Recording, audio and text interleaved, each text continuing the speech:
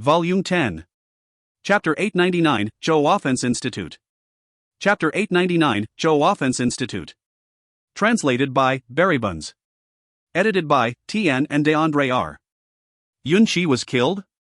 Bei Feng was injured and his personal unit was destroyed? His whereabouts are currently unknown? An angered roar exploded inside a courtyard in intermittent Cloud City within the same continent. Zhou Tianqing roared at the top of his lungs. His anger had reached the threshold, causing transparent ripples to surface layer after layer around him. The air in the hall became unstable as his killing intent pervaded outwards.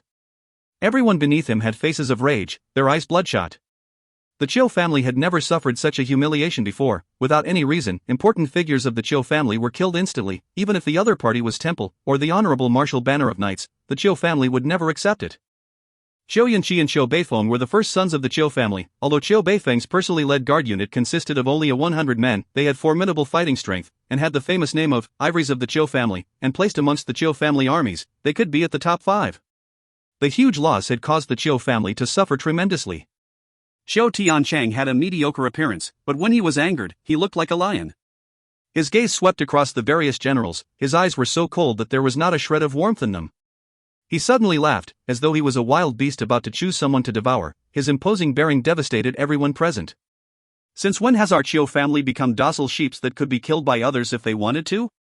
The generals all sat in their seats, not daring to make a sound. Zhou Tiancheng was clear on why Sophie took action, and also knew of the movements and actions that the Qiu family had done in the shadows, but so what? Even Temple did not dare to publicly announce any relation between the Qiu family with the assassination of the sacred son.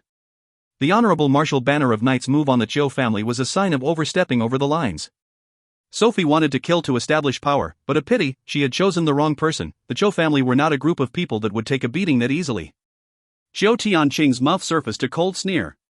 Right at that moment, an alarm erupted suddenly, with unknown personnel rushing over.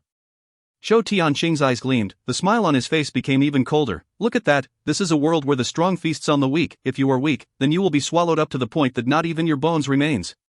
With that, he walked out. The general stood up and followed behind Zhou Tianqing.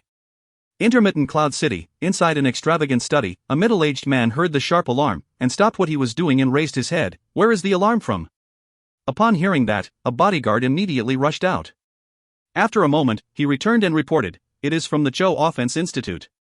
Zhou Offense Institute, the middle-aged man's eyes contracted. That was the Qiu family's, had Zhou's army's encampment. Upon thinking about the latest report that he had read, the middle-aged man's heart felt uneasy. Could it be that they have estimated Temple's reaction wrongly? In the night before, the Qiu family's base in Snow City was cleansed. Qiu Yunqi was dead, his ivories of the Qiu family, Tian was destroyed, and Qiu Beifeng was severely injured and escaped, with his current whereabouts unknown. The people responsible were the Honorable Martial Banner of Knights. There was no reason, no notification, a sudden ambush through the night, directly killing the Qiu family off. If not for the confirmation that the culprit were the Honorable Martial Banner of Knights, the middle-aged man's first reaction would be suspecting that someone was intentionally causing trouble, because it was definitely not the style of Temple. They had cleansed the Qiu family's base in Snow City the previous night, and in the next day, they went for the Zhou Offense Institute. Temple's means are becoming more vicious. He had some worries in his heart, that it was completely different from what he had anticipated. The dissatisfaction of the various prestigious families towards Temple stemmed from a long time, while Temple was like a monster that constantly grew, and constantly devoured the place where everyone could live. The temple that was built in Honorable Martial Continent in the past and the current temple was completely different. In the past, Temple had once formed an agreement with the prestigious families to share and govern Honorable Martial Continent, but Temple grew stronger, causing the prestigious families to retreat throughout the years. Especially when Temple threw out the supposed trump cards that were required to be recognized as prestigious families, a new batch of small families started to pose threats to the first-rate prestigious families. One after another, all the once famed first-rate families started to decline, causing all of them to harbor an intense sense of predicament. They wanted to change everything, but Temple governed extremely well and stably, and did not reveal any weaknesses. Only when the Holy Bell was activated, the first-rate prestigious families immediately realized that the opportunity that they had always been waiting for had appeared. He came back to his senses. He did not believe that Temple had the courage to destroy indiscriminately. The Honorable Martial Continent belonged to Temple. Even if they were able to see some benefits from Temple, it would not change this fact. Furthermore, Temple, you only have your Banner of Knights left. Do you still think you were like before? The Zhou Offense Institute held the Qiu Offense Army, which was the Qiu family's strongest army, which was a unit far stronger than what Qiu Beifeng's personal unit could compare to. Temple wanted to use the Chiu family as an example to scare everyone else, but Chiu Tiancheng was a man with an unyielding character. He would definitely not surrender without a fight. There'll be a good show to watch.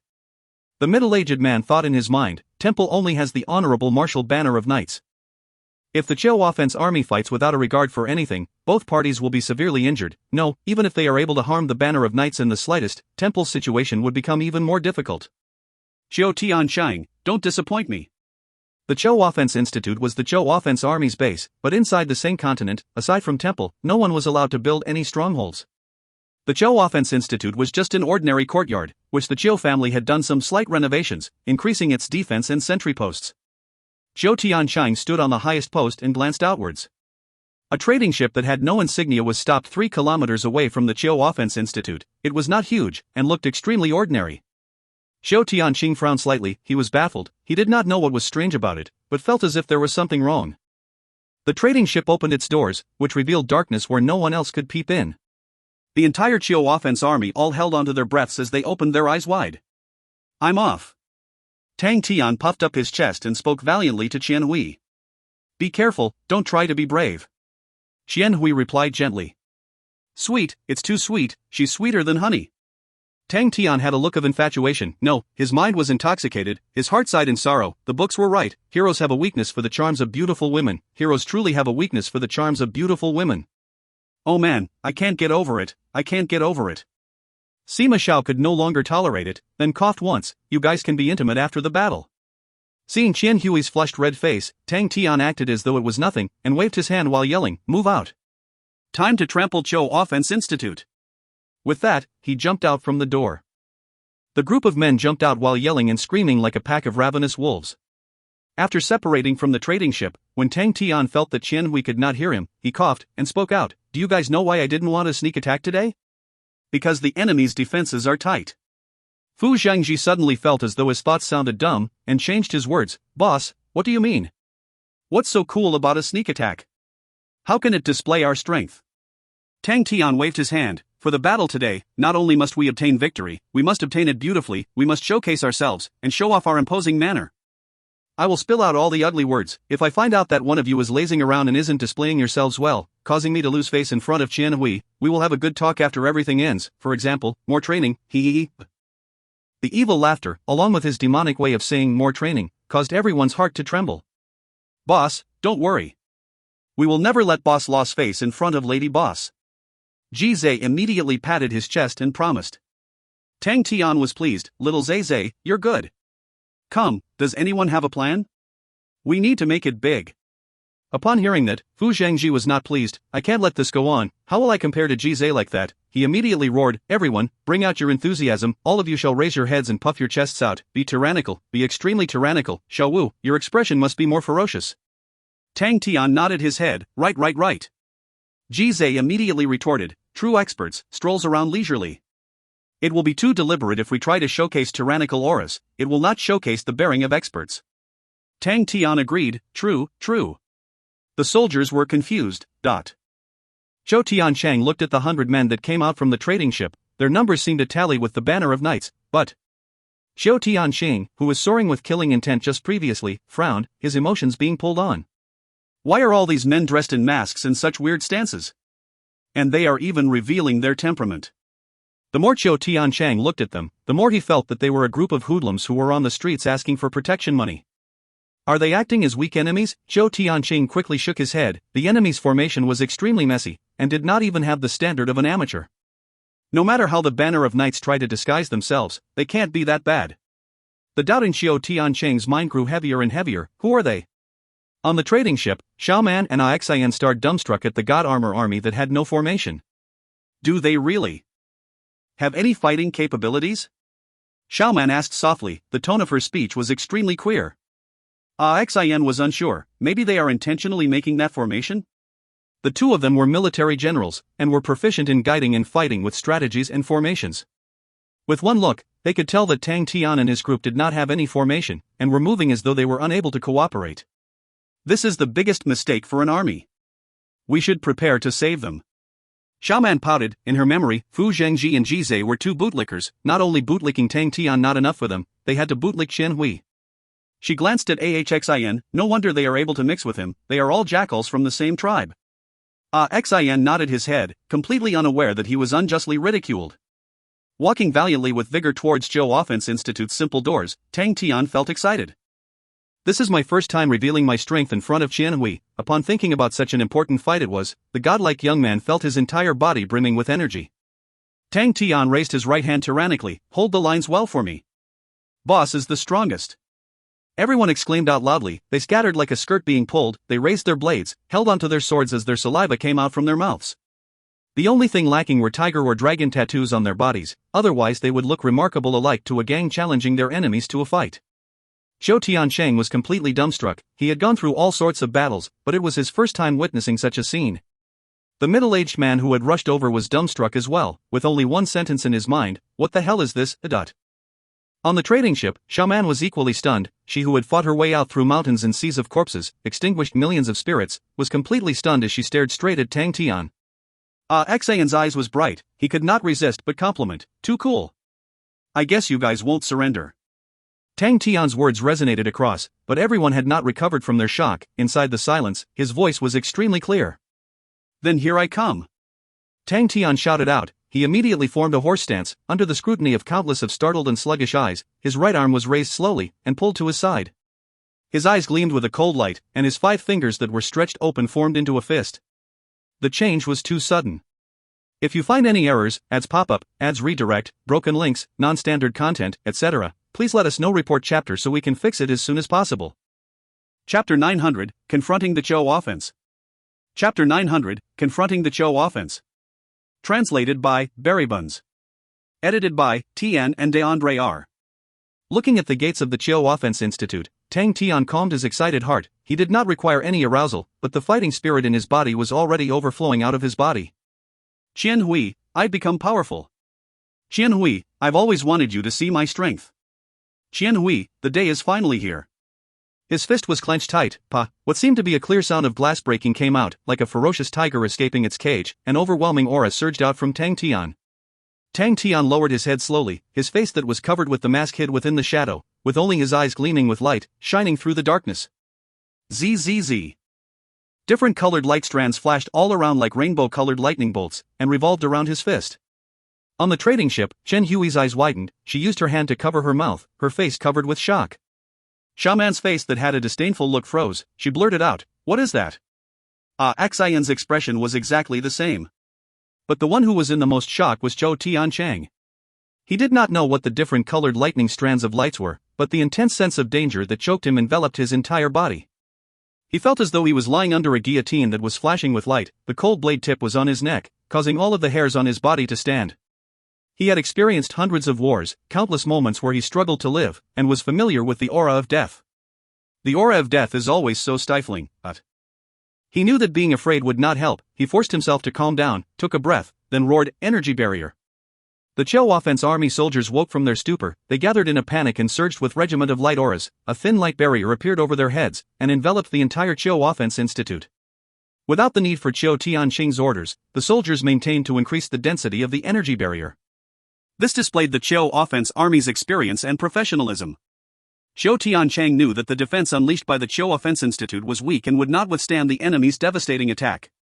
The energy barrier continued to congeal, allowing Zhou Tiansheng to heave a sigh of relief, the unease in his heart decreasing slightly. The Zhou Offense Army's full-force expansion on the energy barrier could withstand an attack from a warship. His attention once again landed on Tang Tian, allowing him to witness a surprising scene. Tang Tian's fist no longer had the rainbow-colored strands of lights that resembled lightning bolts. His fist had become a dazzling sun. Flows of energy, like arrows that shot through the sky at such a fast velocity that the friction produced streaks of lights were converging towards his fist. They gathered from all directions, as though they caught the scent of a prey, and were frantically surging towards Tang Tian's fist. The dazzling light auras caused half of Tang Tian to be bright, while the other side was as dark as an abyss. Zhou Tiansheng had just calmed down from the energy barrier, but the sense of danger came back up. It is shrinking. Flash after flash, the astonishing ball of light caused his heart to jump. Why do I feel that I am facing against a gold-grade warship? How can an individual's strength reach such a terrifying level? Zhou Tiansheng's hand, which was holding onto a cane, was trembling. Truly, our boss deserves to be our boss. Ji Zai's eyes lit up as he praised. When they were still adapting to Sacred Saint Galaxy, Tang Tian was already seeking for new breakthroughs. With one look, Ji Zai could tell that Tang Tian was using Godfist. Godfist was a move derived from the awakened Godamore, and it was something they were familiar with. But the Godfist that had appeared was different from before. The laws were completely destroying the surging ocean of energy, but no one could sense their existence. The astonishing amount of energy could no longer be compressed, and its undulations constantly changed. The undulations became weaker and weaker, but the heart-palpitating feeling became stronger. The energy regiment in Tang Tian's right fist suddenly stopped moving, causing everyone to feel as though a pair of invisible hands had clasped onto their hearts, causing them to tremble. The entire process felt endless when in truth, it was in a millisecond. Just when everyone thought that Tang Tian was about to unleash his fist, an undetectable smile flashed on Tang Tian's face. No one was able to see, the fist inside the light regiment was already extended opened. The law threads that were extremely rigid had already been dyed a dark gold, and appeared within Tang Tian's palm, as though he had donned on a dark gold glove woven by gold threads. The initially bright light regiment suddenly dimmed down, the energy that had been compressed to its maximum flowed like liquid along Tang Tian's palm, and enveloped his palm. Zhou Tiancheng stared at Tang Tian's palm blankly. He had never seen such a strange and bizarre technique. But the more he looked at it, the stronger the unease in his heart became. To a military general, to immediately face an unknown enemy attack like facing a great enemy was normal. The only thing that made Zhou Tiancheng feel a bit of security was the dense energy barrier. Although the enemy's attack looked strange, it required a long time of preparation. This long period was enough for Zhou Offense Army's energy barrier to be strengthened to its maximum. Regardless of how the opponent was about to attack, the energy barrier was extremely strong, and was able to defend against any forms of attack. This was Zhou Tiancheng's experience from the countless of battles he had been through. With his palm extended flat, the light aura released was much weaker as compared to the dazzling sun before. This gave off a completely different aura. The regiment of blazing light before was tyrannical, causing people to acknowledge its destructive might without hesitation. But the light from the palm had an indescribable charm, attracting people's attention subconsciously. All of them were unwilling to look away from the light. It was extremely bizarre and attractive. While everyone was fixated to it, the faint light released by the palm that resembled a jade statue palm gently slashed down and cut through the empty air in front of him, without any sign of sparks. Boom! The light aura released in mid-air caused the congealed energy barrier to tremble, and the floor beneath their feet to shake. It felt as though a bass drum beneath the ground had been struck once. The low and terrifying sound caused everyone to be overwhelmed by shock while their ears buzzed. No one would have expected that the gentle slash would be able to produce such a terrifying effect. Zhou Tianqing's body trembled, the expression on his face took a huge change, his eyes filled with shock. How is that possible? The energy barrier formed by Chiu Offense Institute actually had signs of being destroyed just from one attack. Without even looking, Tang Tian raised his palm once more, and unleashed another slash. Boom, dot. The low-pitched sound that caused people to tremble came out once more. Stabilize the energy barrier. Zhou Tianqing could not stand uprightly, he roared, his voice containing an almost undetectable tremble. Tang Tian's eyes flashed with a cold light. He raised his palm again, and slashed multiple times. Boom boom boom boom. The sound waves that sounded like bass drums caused everyone to sway, as shattered auras flew all over like pieces of wood, causing everyone to feel a chill in their hearst. The dense energy barrier trembled incessantly, like a big bubble being blown by the wind that could break at any moment. Under the emotionless black mask, Tang Tian's indifferent gaze could be seen. Boom! This low and loud sound was even more impactful than all the previous sounds, caused everyone to tremble. The visible ripples in the air and the pieces of shattered auras in the sky made it look as though a powerful tornado had descended on Chiu Offense Institute. The Chiu Offense Institute's large doors were transformed into pieces of wood, and were scattered by the gales. The sentry post beneath Zhou Tianqing's feet was blown apart like paper. He reacted quickly, jumping out of the sentry post in time and landing steadily, yet blood was visible at the corners of his mouth. What was left in his eyes was shock. How is this possible? How can one person's strength be at such a level? Zhou Tiancheng knew that even in the mysterious Heaven's Road, where they valued individual strength, the strongest martial artist could not go against an army. To rely on an individual strength to destroy the Chiu Offense Army's full-force energy barrier meant that the attack previously had a power that exceeded that of an ordinary warship. How on earth is there a person that can be so powerful? He isn't from the Honorable Martial Banner of Knights. Zhou Tiancheng had interacted with the Banner of Knights before, although they were extremely powerful, but they were not at such a terrifying level. Sophie? Could it be Sophie? The only person that could be so powerful was only one person in the Banner of Knights, Sophie. But Tian knew it was not her, although the other party was wearing a mask, but he could tell from one look that the opponent was a man. Who exactly are you? Tian roared as he stared straight at the other party. He had countless of thoughts in his mind. He had never heard of such a powerful man before, as though this man had crawled out from a rock. Tian knew that it was impossible, that such an expert could not be groomed in a day. He had to go through countless of brutal battles and grow and improve. Powerful martial artists never appeared as a fluke. Could he be a secret weapon from Temple? His heart suddenly froze. You don't need to know. Tang Tian's reply was emotionless and indifferent. His move was truly a transformation from the God Armor Army, but his emotions had unknowingly been influenced by the God Armor Army. He raised his leg and walked leisurely towards the Zhou Offense Institute. His right palm slashed effortlessly at the institute once again. There were no dazzling light auras, no sharp shriek sounds. Tian's heart jumped. He immediately shouted, "Be careful!" Che! The Zhou Offense Institute used black steel for their walls, but they were cut apart horizontally with ease, and its upper half disappeared. A few of the soldiers closer to the walls were unable to react, and were sliced at their waist. Tian roared once. He finally threw away the fear in his head and shouted, "Autumn wind slaughter!" The soldiers roared in unison. The light auras around their bodies expanded out, the white energy around them flew up into the sky like fireflies. They continued to grow larger and stronger, transforming into many light leaves. The unique thing was that although these light leaves were formed by radiant energy, and did not have life, they actually had signs of decaying. The wind brought about a bleak killing intent. The wind suddenly became stronger, and caused the light leaves to dance. It became like late autumn. The leaves that were scattered all about were flung into the air as well, making it feel as though there were countless of leaves flying all about. Tang Tian did not stop walking forward, and slashed down. Multiple flying leaves suddenly lit up, and disappeared. Suddenly, a blade aura appeared in mid-air in front of Tang Tian, its body covered with leaves. The blade's body suddenly unleashed light aura, which quickly dimmed down. It was as though the leaves in the air had corroded the blade. Tang Tian's eyes lit up with a strange light aura. If you find any errors, ads pop up, ads redirect, broken links, non-standard content, etc., please let us know. Report chapter so we can fix it as soon as possible. Chapter 901, Why? Chapter 901, Why? Translated by Buns. Edited by Tian and DeAndre R. What a powerful autumn wind offense! Tang Tian's eyes lit up.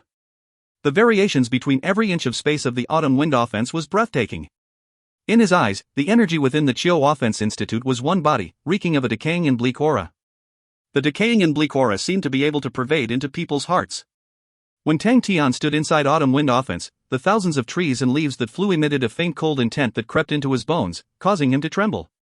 It was Tang Tian's first experience of such an attack. Furthermore, it was an army killing technique. But for some reason, he had a faint sense of familiarity with it, as though he had seen it somewhere. He knew that he had not seen it before. If he had seen such a breathtaking army killing technique before, he would definitely not forget about it. Gold Grade Army Killing Technique. Furthermore, it was an extremely unique Gold Grade Army Killing Technique. Compared to the Light Sword Whale Song that Tang Tian had experienced before, the Autumn Wind Offense was much stronger. His pupils suddenly contracted. Laws.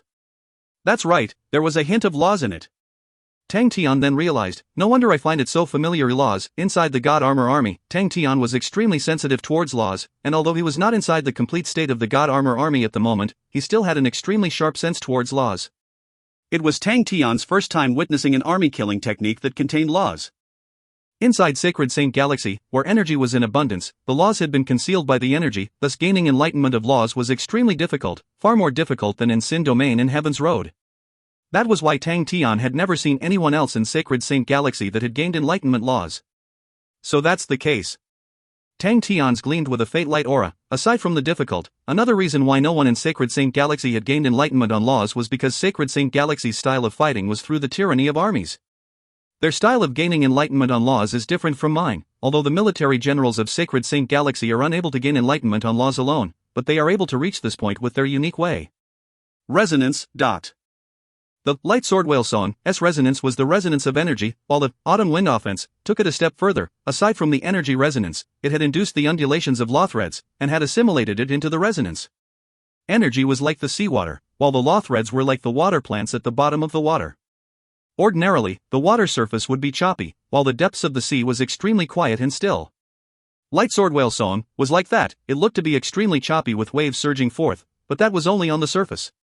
Autumn Wind Offense's resonance looked as though it could not compare to Light Sword Whale Song's imposing power, but the undulations had spread to its depths, and had stirred the law threads at the floor of the ocean. What an accidental find! Tang Tian's initial high-spirited of fighting intent had transformed into passion after encountering the powerful army-killing technique.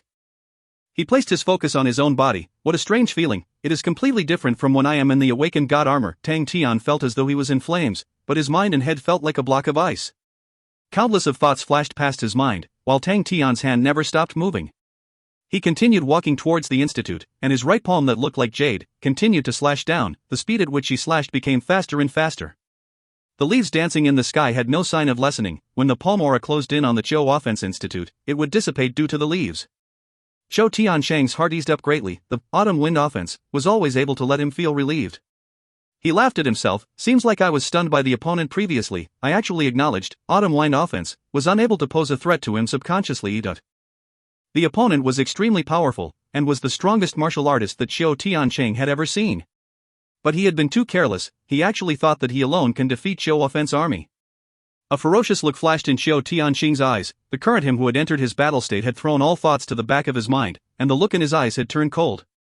How can there not be autumn rain when there is the autumn wind?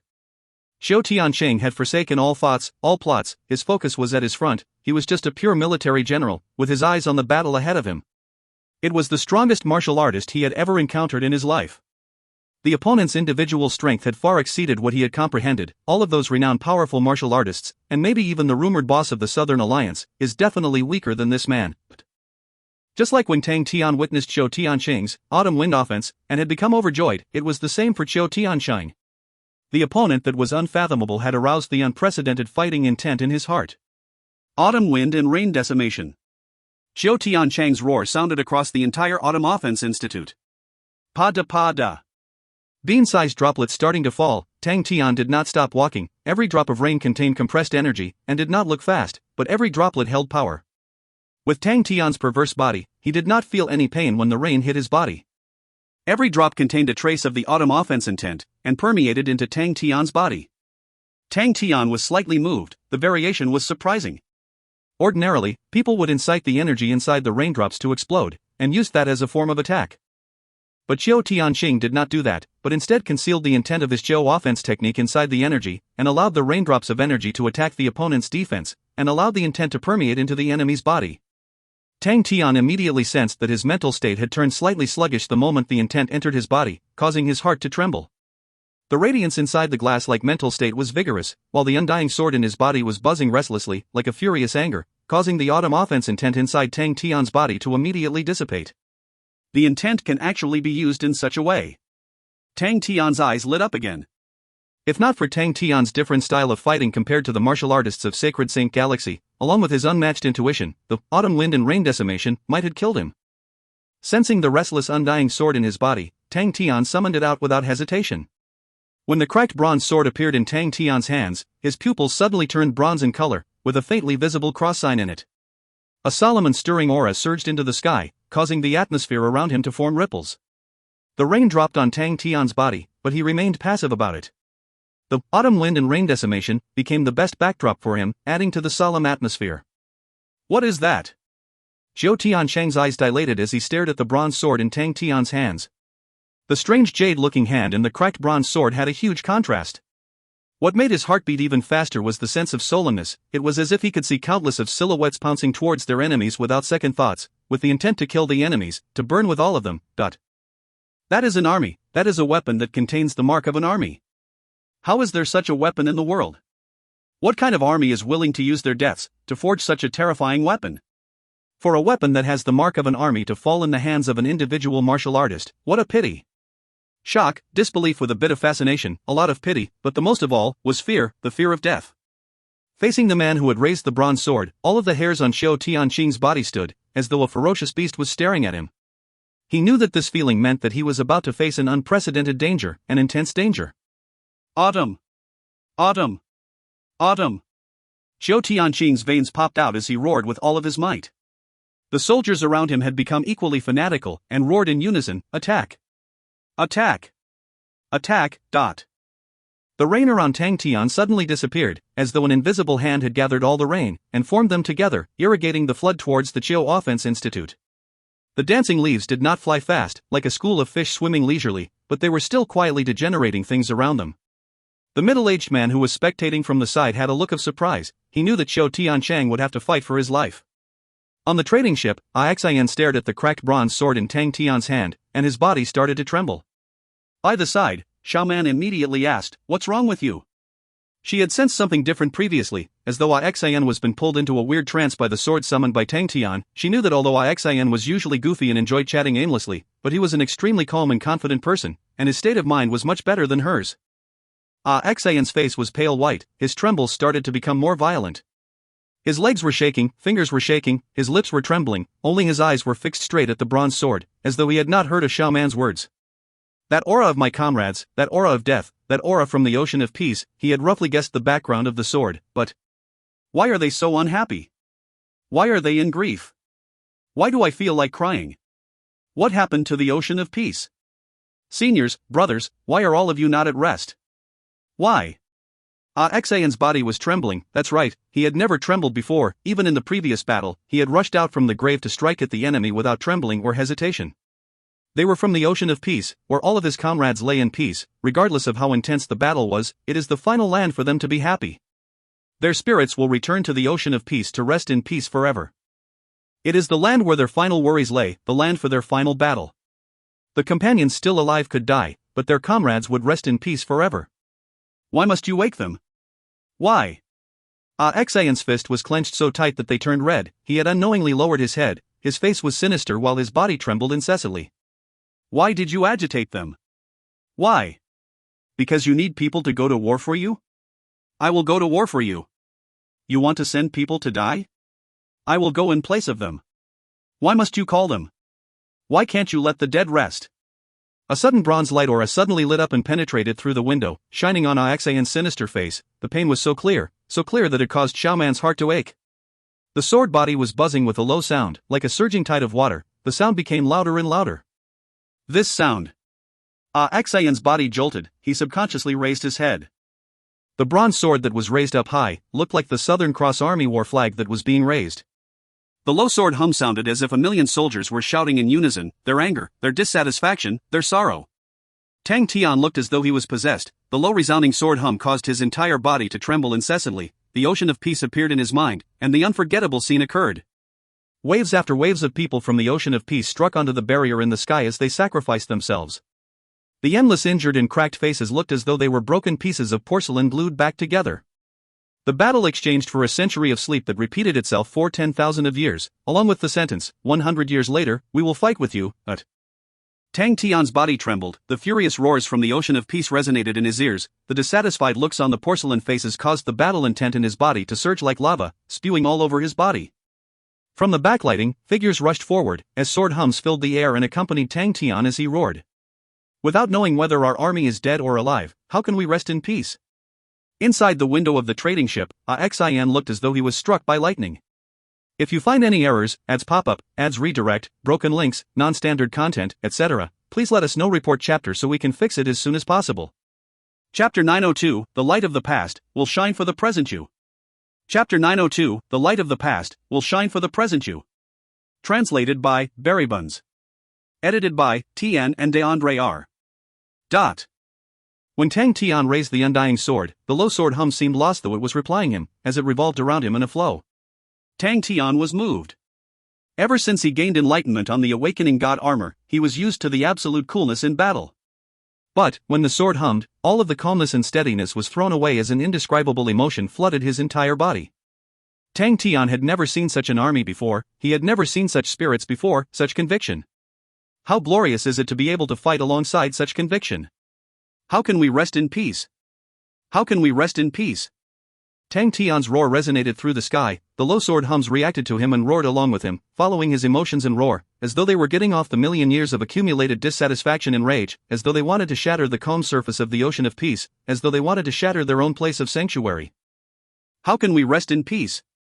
How can we rest in peace? These were the spirits that had shattered themselves over 100 times through the thousands of years, just for the almost bleak and dark hope. They had given up on resting in peace, they endured through the century of silence, just for one opportunity that did not even seem to have the optimism for victory. They ignited all of their light to the point of destroying themselves, covered with all sorts of wounds. They slept in the darkness, waiting for the chance to be awakened 100 years later. The 10,000 years of darkness, despair, and bitter struggles was the smoke that they could not penetrate through. All of the solemn cries were not because of victory, but because they cared about the Southern Cross Army flag that had always been in their hearts. When Tang Tian raised the sword up high and shouted, "Without knowing whether our army is dead or alive, how can we rest in peace?" the undying sword resonated through the entire sky. The clouds were dispersed, the energy between the sky and earth were stirred as they surged towards Tang Tian. Tang Tian was like a huge vortex, as streaks of light shot towards him from all directions, bringing forth heart-palpitating shrieks. The ear-piercing sounds of the energy beams cutting through the air increased, the undying sword's resonance became even more low and tragic. All of these mixed together caused Tang Tian's body to tremble uncontrollably. He heard the resentment from the millions of officers and soldiers, he heard their brave attacks on the barrier in the sky, like moths attracted to the flame, he heard the emotions of a general who had cracks all over his face, the disappointment and defeat in his heart, the endless silence amongst the shattered porcelain soldiers, the darkness and silence of the ocean of peace, the endless defeats and the centuries of slumber, the deep love towards the army in which he did not know whether it still existed. The general roared with all of his might, garnering the morale of the soldiers, telling them to meet after a century, telling them to fight alongside each other after a century. The flow of time always washed away the passion in the blood. The old general was no longer staunch and brave, he did not proclaim victory or success, but only said to fight alongside each other after the century.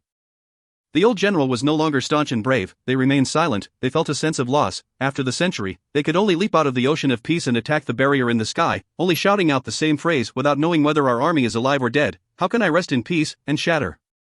The solitude and grief inside the vast ocean of peace flooded Tang Tian's heart, but there was also the determination and fiery passion that was as vast, that combusted in Tang Tian's heart. The sky seemed to have suddenly dimmed down, desolation pervaded through the air. Beneath Tang Tian's feet, a clear and crystalline gleaming reflection appeared. The black ocean stretched out as far as anyone could see, it was the ocean of peace. Tang Tian stood on the ocean of peace, his body seemed to be burning, but his pupils held a complicated look. The undying sword that was raised up high, was placed in front of his chest, the words on the sword reflected into his eyes. No need for protection, rest in peace. He muttered gently, he then lowered the sword down and waved the sword.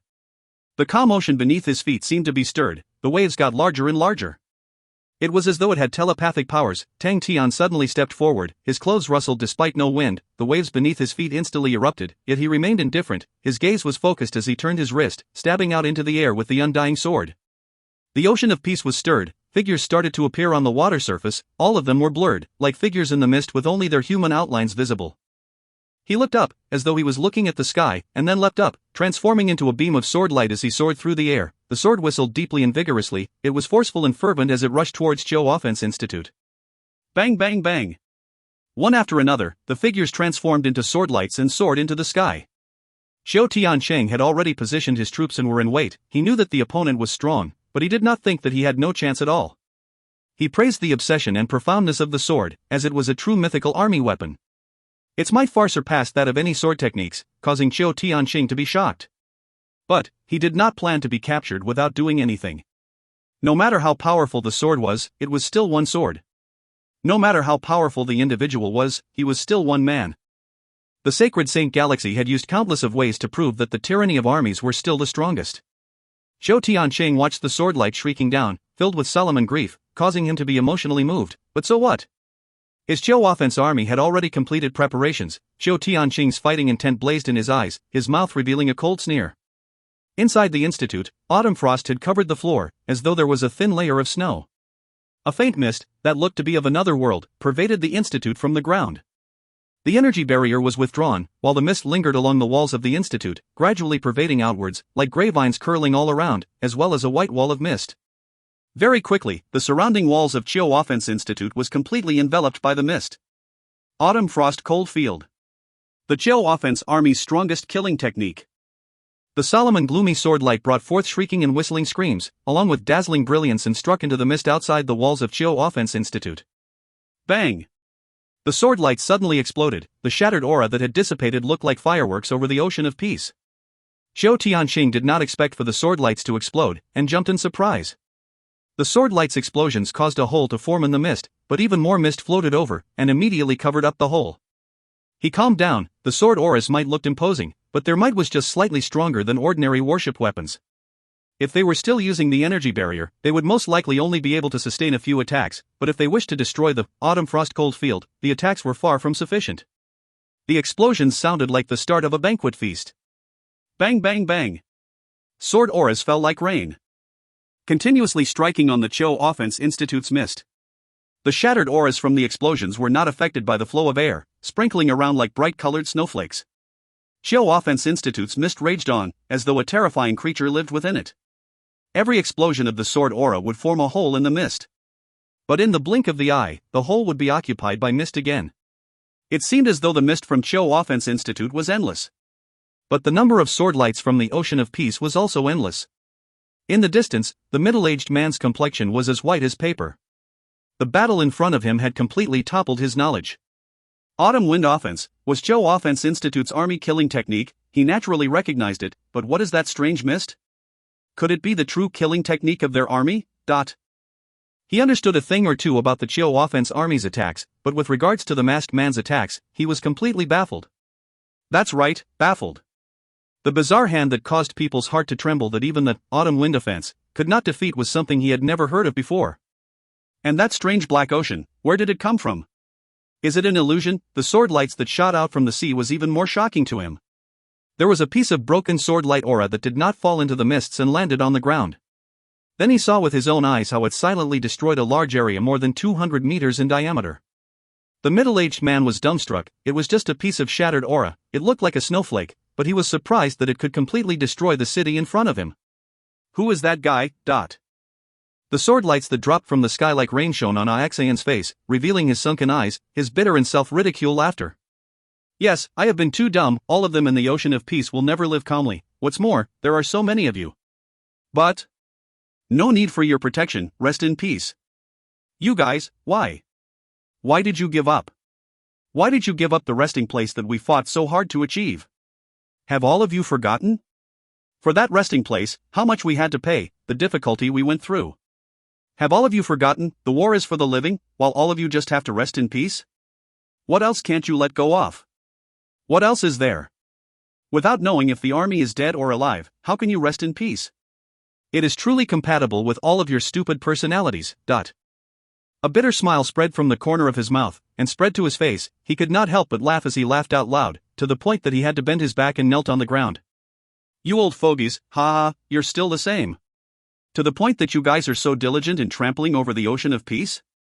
After being dead for so long, you guys can still talk about having nothing to do and worrying about us? I am equally stupid. I have died for a long time too. He laughed while kneeling on the ground, to the point that tears started falling. Xian felt that he had been too dumb, crying over the fact that they gave up on their final resting place. Ocean of Peace is such a good place, and we took great effort to be successful in it. All of you don't know how to cherish it at all. Do you know how much you have all wasted? Do you know how much effort have gone down the drain? All of you are so stupid, and here I was, worrying about all of you. Seems like I am even dumber. Sob. He laughed and laughed, until he started crying. His crying got louder, as he knelt on the ground and wailed to the point that mucus and tears started to fall. How can you rest in peace? Just rest in peace. All of you idiots don't know how to rest in peace. Isn't it because you just want to gamble daily? Those that have lost to me before on the gambling table, come out and show yourselves. Don't think I have forgotten all of you. It is because there isn't an expert like me to monopolize the table that all of you are able to hold on to your dignity and completely neglect on food and rest. That's why all of you are unable to rest in peace, am I right? But do you know how lonely and unbearable is it for one person to spend thousands of years by himself? Do you know how boring it is to bring skeletons along to go about fighting? I was bored to the point of talking to myself, to the point that I recalled every single stale gossip that all of us talked about. Do you know that I can even remember which hands you guys used to wipe your butts with tissue paper? Don't let me meet you guys, otherwise, I will make sure every single one of you recall all the gossip in the past. Sob. Do you know how terrified I have been for the past thousands of years? Afraid that I would forget who I am, forget about the army, forget about all of you, afraid that if I met all of you, I wouldn't remember who all of you are? But I still remember all of you, I still do. It is not that I don't miss you guys, it is not that I don't want to join you, it is just that I was afraid of being ashamed, being awkward. That's true. In any case, all of you can't beat me in card games. All of you should remember how good my memory is. sob sob sob, I miss all of you. From his kneeling position, he laid on the ground, crying and laughing like a maniac.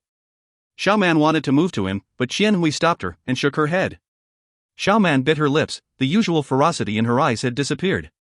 The sword lights that resembled rain outside the winder were like the lights of memories of the past that shone on Xian, who had survived till 10,000 years later. If you find any errors, ads pop up, ads redirect, broken links, non-standard content, etc., please let us know. Report chapter so we can fix it as soon as possible. Chapter 903, Sophie's Return. Chapter 903, Sophie's Return. Translated by Berrybuns. Edited by Tian and DeAndre R. Xiao Tiancheng was calm from the start, although the opponent's attack was extremely fierce. Their Autumn Frost Cold Field was no simple technique either. He was extremely confident of Autumn Frost Cold Field, despite the fact that it was their first time utilizing it since its creation. Because Autumn Frost Cold Field was completely different from all other army killing techniques. Laws. The sole reason of why it was completely different from other army killing techniques was because Autumn Frost Cold Field contained the laws of autumn.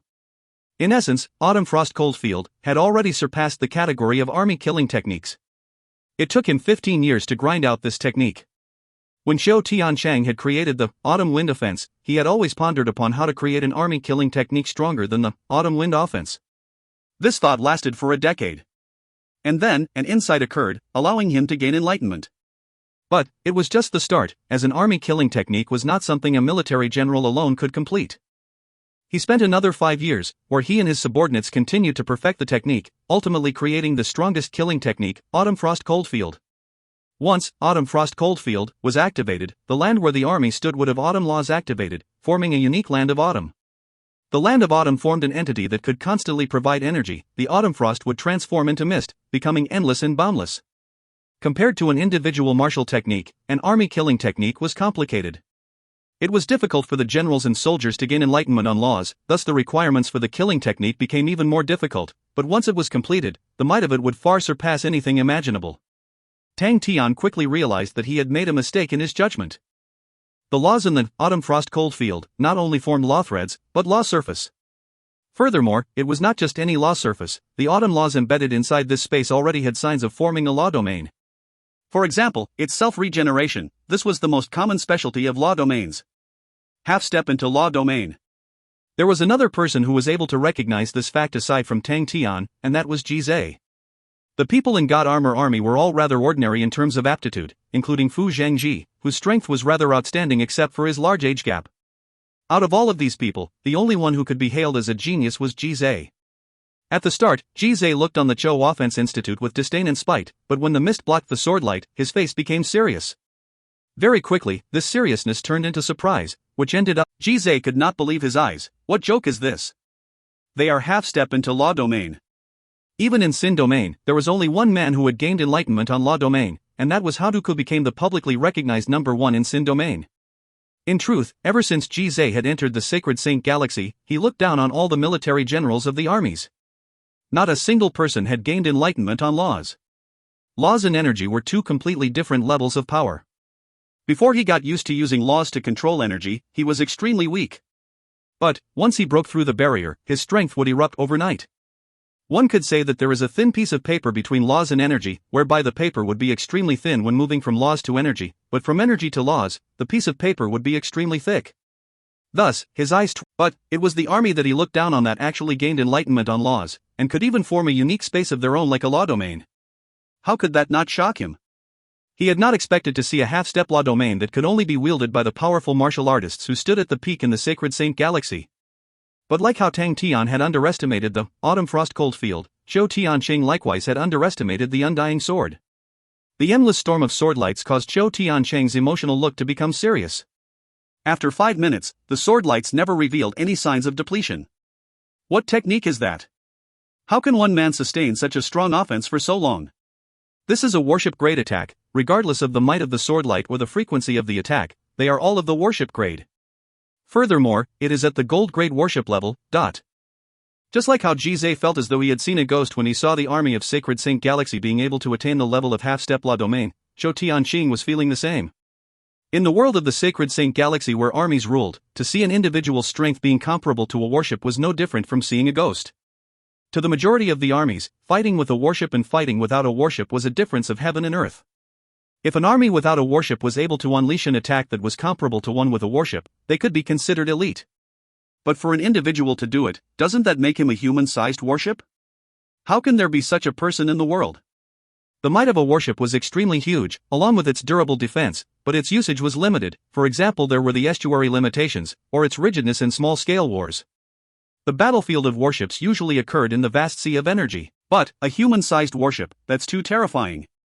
It will be unimpeded by terrain, it would be extremely agile, able to launch ambush attacks that had the power comparable to warships. This is the ultimate weapon.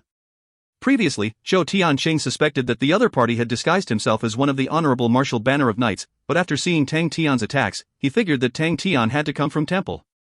Tian firmly believed that only Temple had the means to be able to groom such a beast. Luckily, the autumn frost cold field remained unharmed, allowing him to heave a sigh of relief.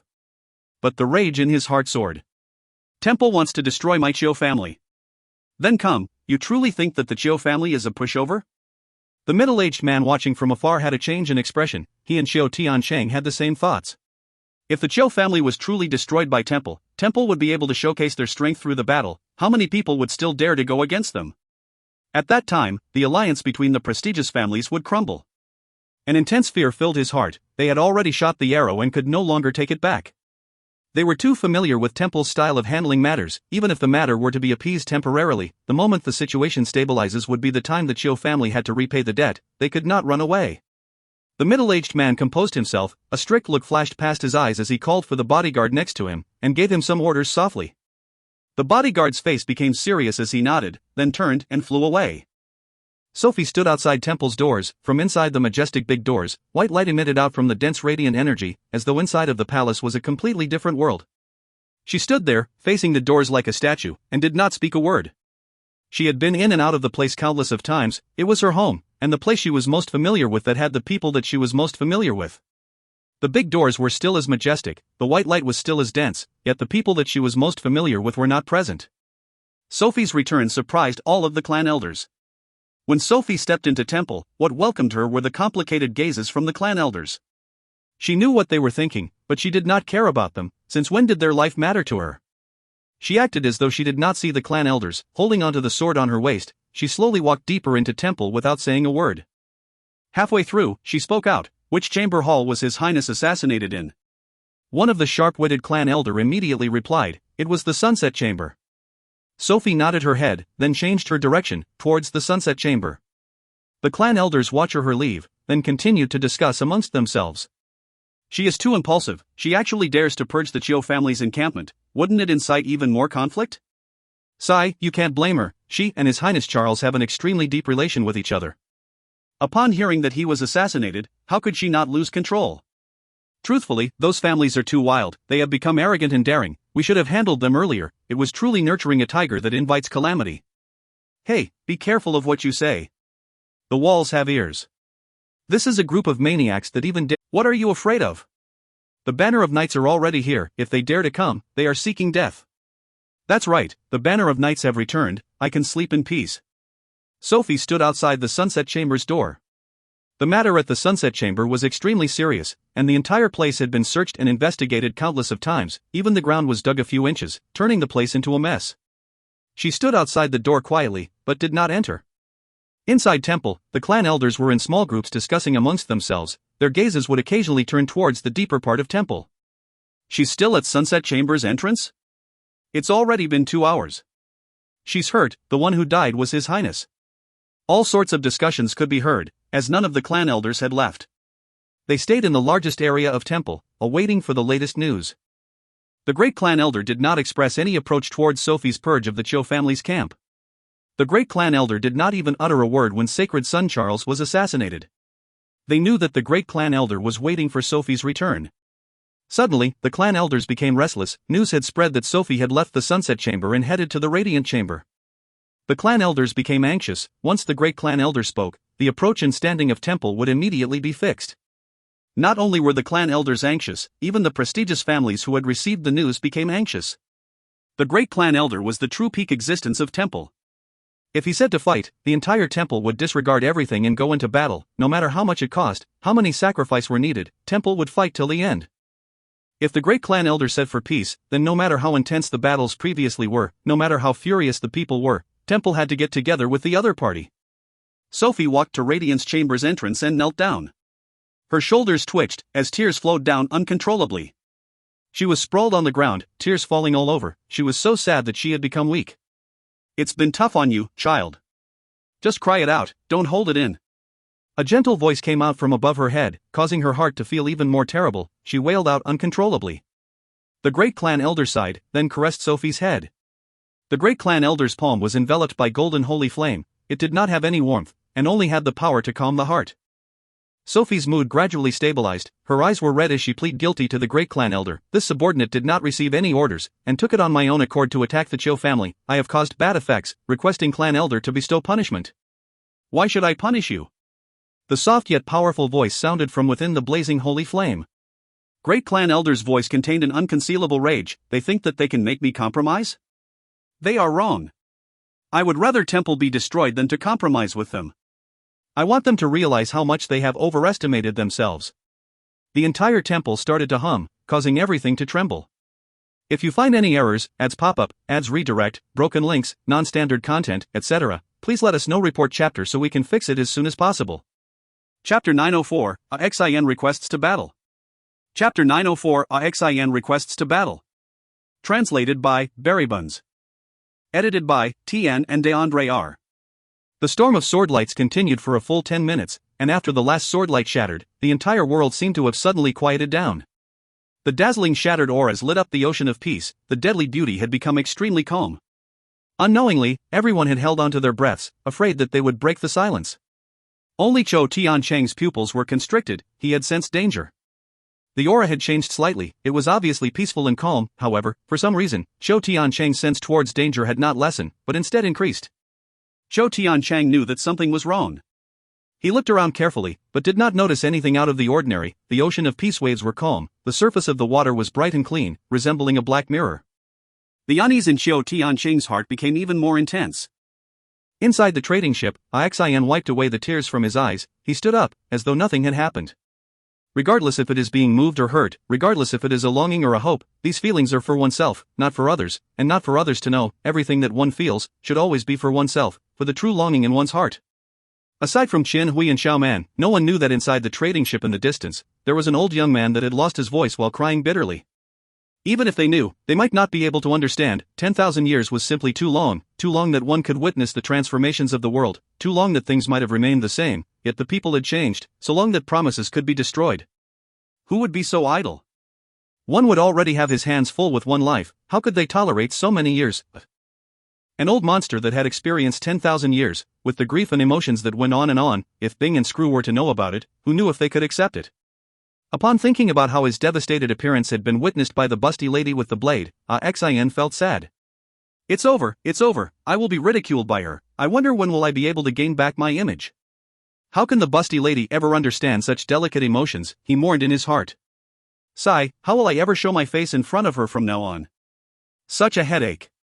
All of these thoughts went through his mind, but his heart calmed down. He suddenly bowed respectfully to Qian Hui. This subordinate requests to go to battle. The obsession of his former comrades were present in front of him. All of them had wasted the precious ocean of peace, causing him to have the urge to beat them up. Qian Hui did not say anything, but looked straight at Xin earnestly. Xin had a bright smile that resembled the sun, with a slightly frivolous and anticipated look, without a trace of sorrow. Although the Xin in front of her looked not much different from how he was ordinarily, Qian Hui could feel that he was serious and longing to go to battle. Xin and Xiao Man were Qian Hui's right hand and left hands, and she understood them very well. Xiao Man loved to fight, but Xin did not have any passion or excitement towards battle. If he did not have to fight, he would not fight. If he could spend 10 minutes to resolve a battle, he would never spend 20. It was the first time he had initiated to go to battle. After thinking about how Xin had cried and wailed previously, Qian Hui did not hesitate. All right. Thank you, young miss. Xin bowed respectfully to Qian Hui. When they had first met, he was defeated and held hostage by Qian Hui, before choosing to join her as a subordinate, but willingness was out of the question. Qian Hui's standard in controlling a battle earned his respect, but it was not enough for him to surrender his loyalty, it was just that he did not want to disappear from the world. I have already lived for so long, before finding the answer, dying is not worth it. That led to a common occurrence where he would do his job, but would not put effort, and compared to Xiao Man, he was not qualified at all. But what surprised him was that Qianhui was never unhappy with him because of it. Qianhui was firm and independent, she had her own viewpoint, and practically ignored his irresponsibility. Xiao Man frequently found trouble with him was most probably because of that. The difference between them was that Xiao Man was loyal to Qianhui. When he thought about that, he felt embarrassed. He never thought that when he requested to go to battle, Qianhui would actually agree instantly. Xian understood that regardless of what reason it was, the understanding itself was something rare to see. His gratitude to her was from the bottom of his heart. Xiao Man's face turned cold, she snorted, if you throw our face in front of our in-law, you can just slit your own throat. Qianhui, who stood there coldly like a goddess of war right from the start, had her face flush red upon hearing what Xiao Man said. She glanced at Xiao Man, but did not say a word. Xian laughed out loud. Upon thinking about showing off his noble aspirations, he was interrupted by Xiao Man. If you want to go, then go, stop dawdling. Xian's laugh was cut short, he then cleared his throat. Suddenly, a thunderous roar exploded out from the distance. To actually dare go against the rules of the Holy Bell Insane Continent, and to attack the prestigious Zhou family. Still trying to act sneakily, why are you not surrendering yourselves? An army that looked like fiery clouds flew over. The generals and soldiers of the army were donned in furious red capes, all of their expressions were cold and indifferent, and anyone could tell from one look that they were warriors that had gone through hundreds of battles. The military general in the lead had a robust and domineering body, with a squarish face and thick eyebrows. The most prominent part about him was his fiery red hair. Red light flashed in the sky, as though meteors were soaring down from space. Bang! The sky about 300 m away from Tang Tian suddenly exploded, with fiery serpents dancing all around.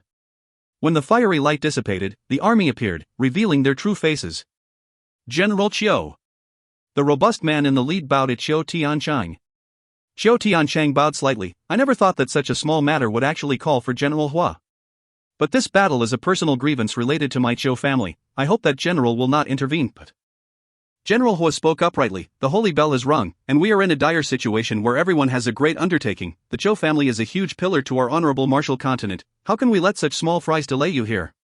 Qiu Tiancheng hesitated for a moment. He understood what the other party was saying. The other party had made his intentions clear. At such a crucial moment, no one should be causing other issues, and if there were any struggles, they should be dealt with quickly. Qiu Tiancheng knew that their conspiracy was extremely huge. Furthermore, he glanced at Tang Tian, and a sneer appeared on his face. He nodded his head. General, be careful, they are not the honorable martial banner of knights. Right from the start, he suspected that they were the banner of knights. Both parties had resentment towards each other. Sophie had been abundantly clear when she raised her blade at the Zhou family, which also led to his mistake. But upon crossing hands, he understood that the other party were not the banner of knights. Holy Flame, he did not sense any traces of the Holy Flame. If the opponents were the banner of knights, it was impossible. Holy Flame was the source of power for any knight, and in such an intense battle, it was impossible to disguise it. Tang Tian was startled. He never expected that Qiu Tianchang would realize that they were not the banner of knights. It meant that their plan to disguise as the banner of knights to stir trouble had gone to dust. General Hua stared coldly at him, and spoke indifferently. To dare pass yourselves off as the banner of knights, your guilt has just increased. Today, even Temple can't save you. Right at that moment, a chuckle sounded out from the hostile battlefield, which could be heard from anywhere. Who said that we were pretending to be the banner of knights? A spirit general had unknowingly appeared near Tang Tian. Xian took his time, leisurely walking in mid-air, with a heck-care attitude. We are the Iron Mask army of the Macefield family. The Zhou family and our Macefield family has grievances, that I do not need to say. Or could it be that your distinguished self wants to intervene? Qiu Tianchang and General Hua were both startled. Macefield family? They had thought of all sorts of possibilities, but they never thought that it would be the Macefield family. A low-level prestigious family had ran to a top-rated prestigious family to say that they have grievances. That completely toppled their common sense. It was too absurd. Since when have the small prestigious families dared to go against a top-rate prestigious family? And, since when, has a low-level small prestigious family actually have such a powerful army? On the trading ship, Xiao Man was furious. Isn't he very clever usually? Why did he reveal our identities? Qian Hui's eyes sparkled. She chuckled. I feel that he handled it rather well. Since we can't pass off as the banner of knights, then the name of Macefield family is the next most suitable. Xian's mind is truly working very quickly. Xiao Man's eyes flashed with a look of joy, but she snorted, "Lucky guy." Xian Hui took a glance at Xiao Man and giggled, but did not say a word. Xiao Man instantly felt uncomfortable and whined, "Young miss, what is that expression of yours?" Xian Hui blinked her eyes. "Take a guess." Xiao Man frowned. In the air, General Hua did not believe Xian's words. He sneered, "Truly, if one doesn't see his own coffin, he will not shed tears. You're still not willing to give up at such a time and want to make things even more complicated. You're seeking death." Xian was not afraid at all. He bowed at Tang Tian, "In-law, I wonder if you can hand that sword in this battle over to this subordinate." But Tang Tian thought about Xian and Bing's relationship, and thought about their identities as people from the Southern Cross Army, and realized something. That's right, this sword contains the auras of Xian's comrades. Without saying a word, he threw the undying sword over to Xian. "It's yours from now on." Xian trembled. He caught the undying sword clumsily. Even if Tang Tian had used it for a short moment, everyone could tell that the sword was not ordinary. Tang Tian actually gave the sword to him. Xian looked at Tang Tian, although he could not see Tang Tian's expression, which was hidden behind the mask, but his eyes were as clear as water. Tang Tian truly did not have any hesitation when he gave the sword. It was an instinctive move. Tang Tian's emotions towards the undying sword was mostly shock towards their obsession. He was respectful and felt honored and excited to be able to fight with the seniors, but he knew that the legend was theirs, the conviction was theirs, the emotions belonged to them, to the Southern Cross Army. "I want to create my own legend, I want to write my own convictions." Right from the start, that was how Tang Tian was. Even though he had inherited many things from the Southern Cross Army, but he had never felt that he was living to revive the Southern Cross Army. His legacies were Ursa Major Constellation, Free Spirit City, Southern Alliance, and the godlike young man. His companions were Bing, Crane, Little Su Su, Big Brother Jinghao, Sai Lei, Pai Pa, Bell. I am not alone at all, and I don't have to be envious of others. The emotions invoked by the sword did not belong to him, but to Xian. That was why Tang Tian felt that it was right to hand the sword over to Xian, and the undying sword would be happy as well. Xian bowed respectfully to Tang Tian, and spoke, "I request in law to support my rear." With that said, he held onto undying sword and stepped onto the ocean of peace. If you find any errors, ads pop up, ads redirect, broken links, non-standard content, etc., please let us know. Report chapter so we can fix it as soon as possible. Chapter 905, Powerful Xian. Chapter 905, Powerful Xian. Translated by Berrybuns. Edited by Tian and DeAndre R. With one step, his figure turned blurry. Xian landed on the ocean of peace. He had a complicated look, solemn, excitement, emotional, reminiscent. His heart had 1,000 of emotions, but all of which flashed past his eyes before he regained his tranquility, and he became as calm as water. The anger in Xiao Tiancheng's heart soared. He had fought with an unknown man to a stalemate for too long and did not win, and most of the time, he was the one under pressure. This made the arrogant Xiao Tiancheng extremely furious. And the sudden emergence of the Hua family, who stated they were there to help, added fuel to the fire. Xiao Tiancheng did not want the help from the Hua family at all. He had confidence that he could destroy the enemies. If I can't even handle these unknown people and request help from the Hua family, what will it say about me? If they are truly who they say they are, how much face will I be throwing away? To be unable to handle a small prestigious family, what kind of first-rate prestigious family are we? What is worse is that this will make the others think that our Qiu family is weak. For them to lose confidence in us at such a crucial period, it will undoubtedly be a huge hit for our family. One careless move and the whole game will be lost. But after thinking about it over and over again, for the sake of the grand plan, Xiao Tianqing suppressed the rage in his heart, and accepted the Hua family's help. He had to admit that taking care of Temple was the most important matter. Although he had agreed to the Hua family, Xiao Tianqing still held anger in his heart. In that moment, when he saw how the opponent's main general leave the battlefield and allowed his spirit general subordinate replace him, he could not suppress the anger in his heart. Who did not know of Xiao Tianqing, who had gone through hundreds of battle and was famous all around? Which enemy of his would not tremble in fear when going into battle against his powerful army? Since when had some random person looked down on him? Xiao Tianqing took a deep breath, his facial expression turned sinister. If I do not cut your corpses into pieces today, I am not Xiao Tianqing. All of his subordinates behind him trembled in fear. They knew that the master was truly infuriated. Xiao Tianqing was not joking. The atmosphere instantly changed, and the endless autumn laws inside the Zhou Offense Institute started to revolve. Clang clang clang, chain-like sounds suddenly appeared as the thin layer of frost on the ground suddenly broke apart as though something was dragged through it. The mist in the institute started to shrink, and the institute that was initially shrouded by the mist appeared once more. When everyone looked at the institute, they were surprised. Every soldier of the Qiu Offense army was equipped with gray armor with faint gold lines. All of their faces were pale white and expressionless, with a gray mist churning in their eyes. Every single soldier emitted a faint coldness, and within a radius of 7 inches of their feet, autumn frost could be seen, their bodies emitting extreme killing intent. Jizai's pupils instantly constricted. Law armor. In the Sin domain, law armors were common. In truth, armors produced by laws were the most common occurrence. But, for the most common method to reach into the half-step law domain, that was rarely seen. The gold lines on their armors were casted by laws. Jizai had never seen so many soldiers being able to produce the same armor before. But his eyes were sharper than the rest. He was able to tell that the gray armors were not ordinary, as though there was an invisible connection between them. He thought about the chain-like sounds. Xian acted as though he did not see the transformation within Xiao Offense Institute. He gently caressed the sword blade as he observed the ghastly cracks all over the sword. The ocean of peace beneath his feet remained calm, revealing an oppressive silence.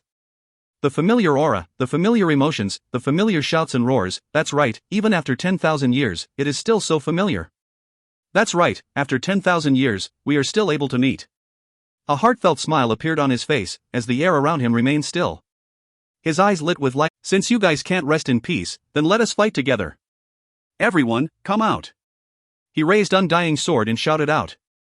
Following his sword movement, figures gradually surfaced out of the surface of the ocean of peace.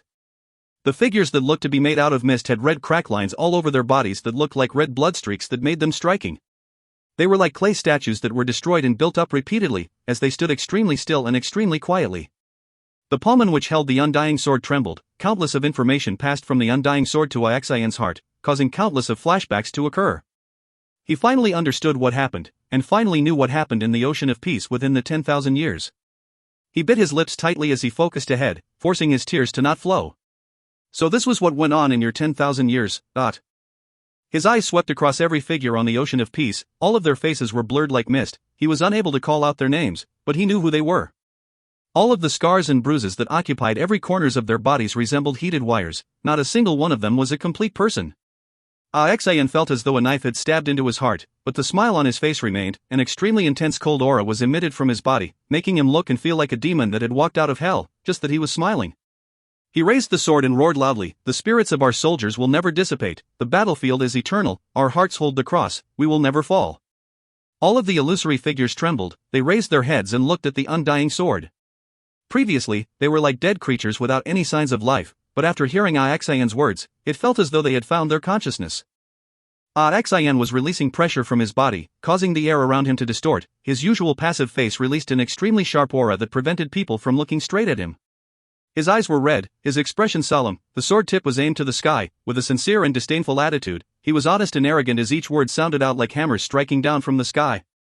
The 9th Ordinance of War, Army General Xian, holds full authority of controlling the army. All units, heed my call. His powerful voice resonated across the entire ocean of peace. All the silent and blank illusory figures suddenly did the same action. All of them stepped onto the surface of the ocean. Bang! They were in sync that only one sound was heard, producing shockwaves into the sea that reached over 10 m. The illusory figures stood as straight as spears as they raised their arms and bowed to Xian. They replied, "Salute." Their voices were as one, like thunder exploding, causing the sky and earth to tremble. Observing from the distance, General Ho revealed a look of shock. What kind of army actually wields such a might? All of the illusory figures seemed to have congealed slightly, and even the red streaks seemed to become brighter. General Ho's face changed. All of the dead illusory figures that stood before him suddenly released a terrifying aura, as though they had suddenly come alive. Tang Tian was dumbstruck. "Good, General. Southern Cross Army's general, Xian is actually a general." Tang Tian was extremely familiar with the ranks of the Southern Cross Army, but, General. Tang Tian was frightened. General was only second to the position marshal in the army ranks, and what was even more frightening was the command a general wielded, a commanding power of 2 million soldiers. A general could incite a campaign. Xian's rank is actually higher than Uncle Bing. That is truly terrifying. On the trading ship, Chen Hui and Xiao Man had shocked looks. General, placed anywhere, in any army, they were the pinnacle of existence. Xiao Man stared blankly at the imposing Xian. She was unable to place the man who looked like a god of war in front of her with the usual sloppy person that she always kicked around. General rank, Xiao Man had a deeper understanding of such a thing, as the Ophiuchus army was Southern Cross Army's mortal enemy in the past. Xiao Man had good talent, but only reached the rank of captain in the Ophiuchus army, with a commanding power of 1,000 men, so how could she not know the concept of a general? It could be said that aside from being the commander's second-hand man, he held even more authority than the deputy regimental command, because the deputy commander was usually responsible for logistics. So this guy is, unknowingly, Xiaoman felt disappointed. She did not know why the past Xin made her feel more relaxed and at ease. Xianhui and Xiaoman were like sisters. Xianhui immediately sensed Xiaoman's downcast emotions, and being intellectual, she immediately guessed the reason, and spoke intentionally. I never thought that Xin used to be quite powerful, I truly couldn't tell. I made him your assistant, and he actually had the capabilities to do things but hid them so well. Humph, you better use your Zanbato and smack him hard. Xiaoman instantly woke up. That's right, no matter how powerful he was in the past, so what if he was a general? If he doesn't listen to me, I can smack him. No matter how big he was, he is still smaller than our master. Come to think of it, no wonder he is usually so efficient. A general is truly different, he has a different touch to things. Zhou Tiancheng had a completely different shock from the rest, as he felt the instant danger. In honorable martial continent, only the 5 great generals could be considered generals, and no one else had the qualifications. But, so what? The killing intent in Zhou Tiancheng's ice sword, the 5 great generals were powerful, but he had never felt that he was inferior to them. He felt that they had the title of great general was the benefit of being under temple. The Zhou family also had a general, the genius Zhou Suhua. From young, Zhou Suhua had always been his most direct competitor. Furthermore, it was because Zhou Suhua had defeated him and earned the opportunity to join temple, therefore he was able to become one of the 5 great generals. Right from the start, he had always been living in Zhou Suhua's shadows. But he had never given up. From autumn wind offense to no one knew that the 5 great generals were his imaginary enemies. It was a pity, the majority of them were placed away from him, thus he never had the chance to prove himself. But, he was finally faced off against a general. Although he did not know which army the enemy hailed from, but anyone with the rank of general were not insignificant, and did not earn it by a fluke. Duties cannot determine strength, but an army rank was enough to say everything. The fighting intent in him soared to an unprecedented level. Having the opportunity to fight against a general was hard to come by. This is the true test. Zhou Tiancheng had a calm expression. He knew that it was his own thoughts gnawing away, as the matter had always revolved around him like a ghost. If he did not destroy it, he could never improve in the future. As long as he defeated this tangle in his heart, his future would be limitless. By his side, 5,000 grey armored figures flew. The sound of chains sounded out in the air, but no one could see the chains. This was the Zhou offense army's first time initiating the attack since the battle started. The intense desire to battle caused Zhou Tiancheng to be unwilling to adopt the defensive position. They were like a pack of grey clouds, as they floated towards Xin. If you find any errors, ads pop up, ads redirect, broken links, non-standard content, etc., please let us know. Report chapter so we can fix it as soon as possible. Chapter 906, Battle Formation, Clear Autumn Chains. Chapter 906, Battle Formation, Clear Autumn Chains. Translated by Berrybuns. Edited by Tian and DeAndre R. Tang Tian looked at General Hua. Upon seeing the hesitation in his eyes, he retracted his gaze. If he were to take action, he had never heard of the Hua family and did not care about them. He reckoned that they were about the same as the Chiu family. He was more interested in seeing how Xin would fight. Tang Tian watched as the illusory figures seemed to become slightly more real and spirited, causing Tang Tian to think that they were not the same. This should be their own power. Tang Tian had heard about Xion's first sentence before. When Tang Yi walked out of the spirit chamber from the first time, he had said the same words. The Southern Cross Army is truly unfathomable. But what Tang Tian felt odd, it was not that, it was the spirit of the Southern Cross Army, their brand and their faith. Tang Tian had seen many strong powerhouses, for example, Temple. But he had never seen the same spirit that the Southern Cross Army had in other places. Ordinarily, such emotions would disappear after a long time, but when the bugle horn of the Southern Cross Army was blown, the countless figures rose up from the dust of history and gathered under the same flag. The merciless time and the cruel world could destroy their bodies and wipe their memories, but the deep marks and conviction left in their spirits were eternal. Even after 10,000 years, they are still as passionate. How can that not obtain the respect from others? The ocean of peace was no longer an ocean of peace, but a battlefield. Xion's robes fluttered in the air while he stood upright. The long sword was placed in front of him, as though he had returned to the flames of war of the past, as though he could see the smokes in battles. Xion, who stood on the ocean of peace, released a dominating aura. Amongst the countless of images, he was extremely striking with his lofty radiance. He looked ahead and roared, "Blow the horn!" 20 illusory figures moved, and a low bugle sound resonated through the entire ocean of peace. Tens of thousands of meters away, Bing, who had his head buried in files, suddenly looked up, his eyes filled with joy and disbelief. Inside the honorable martial roar, Screw, who was resting, suddenly opened his eyes. The eyes that were lost had become clear. Inside the savage continent, one of the commanders fighting against Mu Jixiao's army suddenly trembled. He raised his head. The fatigue that was originally written all over his face had disappeared, his eyes so sharp that it looked as though he could see through the skies. No one knew of these events, everyone's eyes were fixated on the battlefield. More accurately speaking, they were attracted to Xin. Spirit generals were rare in Sacred Saint Galaxy, and inside Saint Continent, where the present families were prestigious families, no one had a spirit general, but naturally knew of them. Ordinary spirit generals were unable to attract their attention, but they knew how powerful top-grade spirit generals were.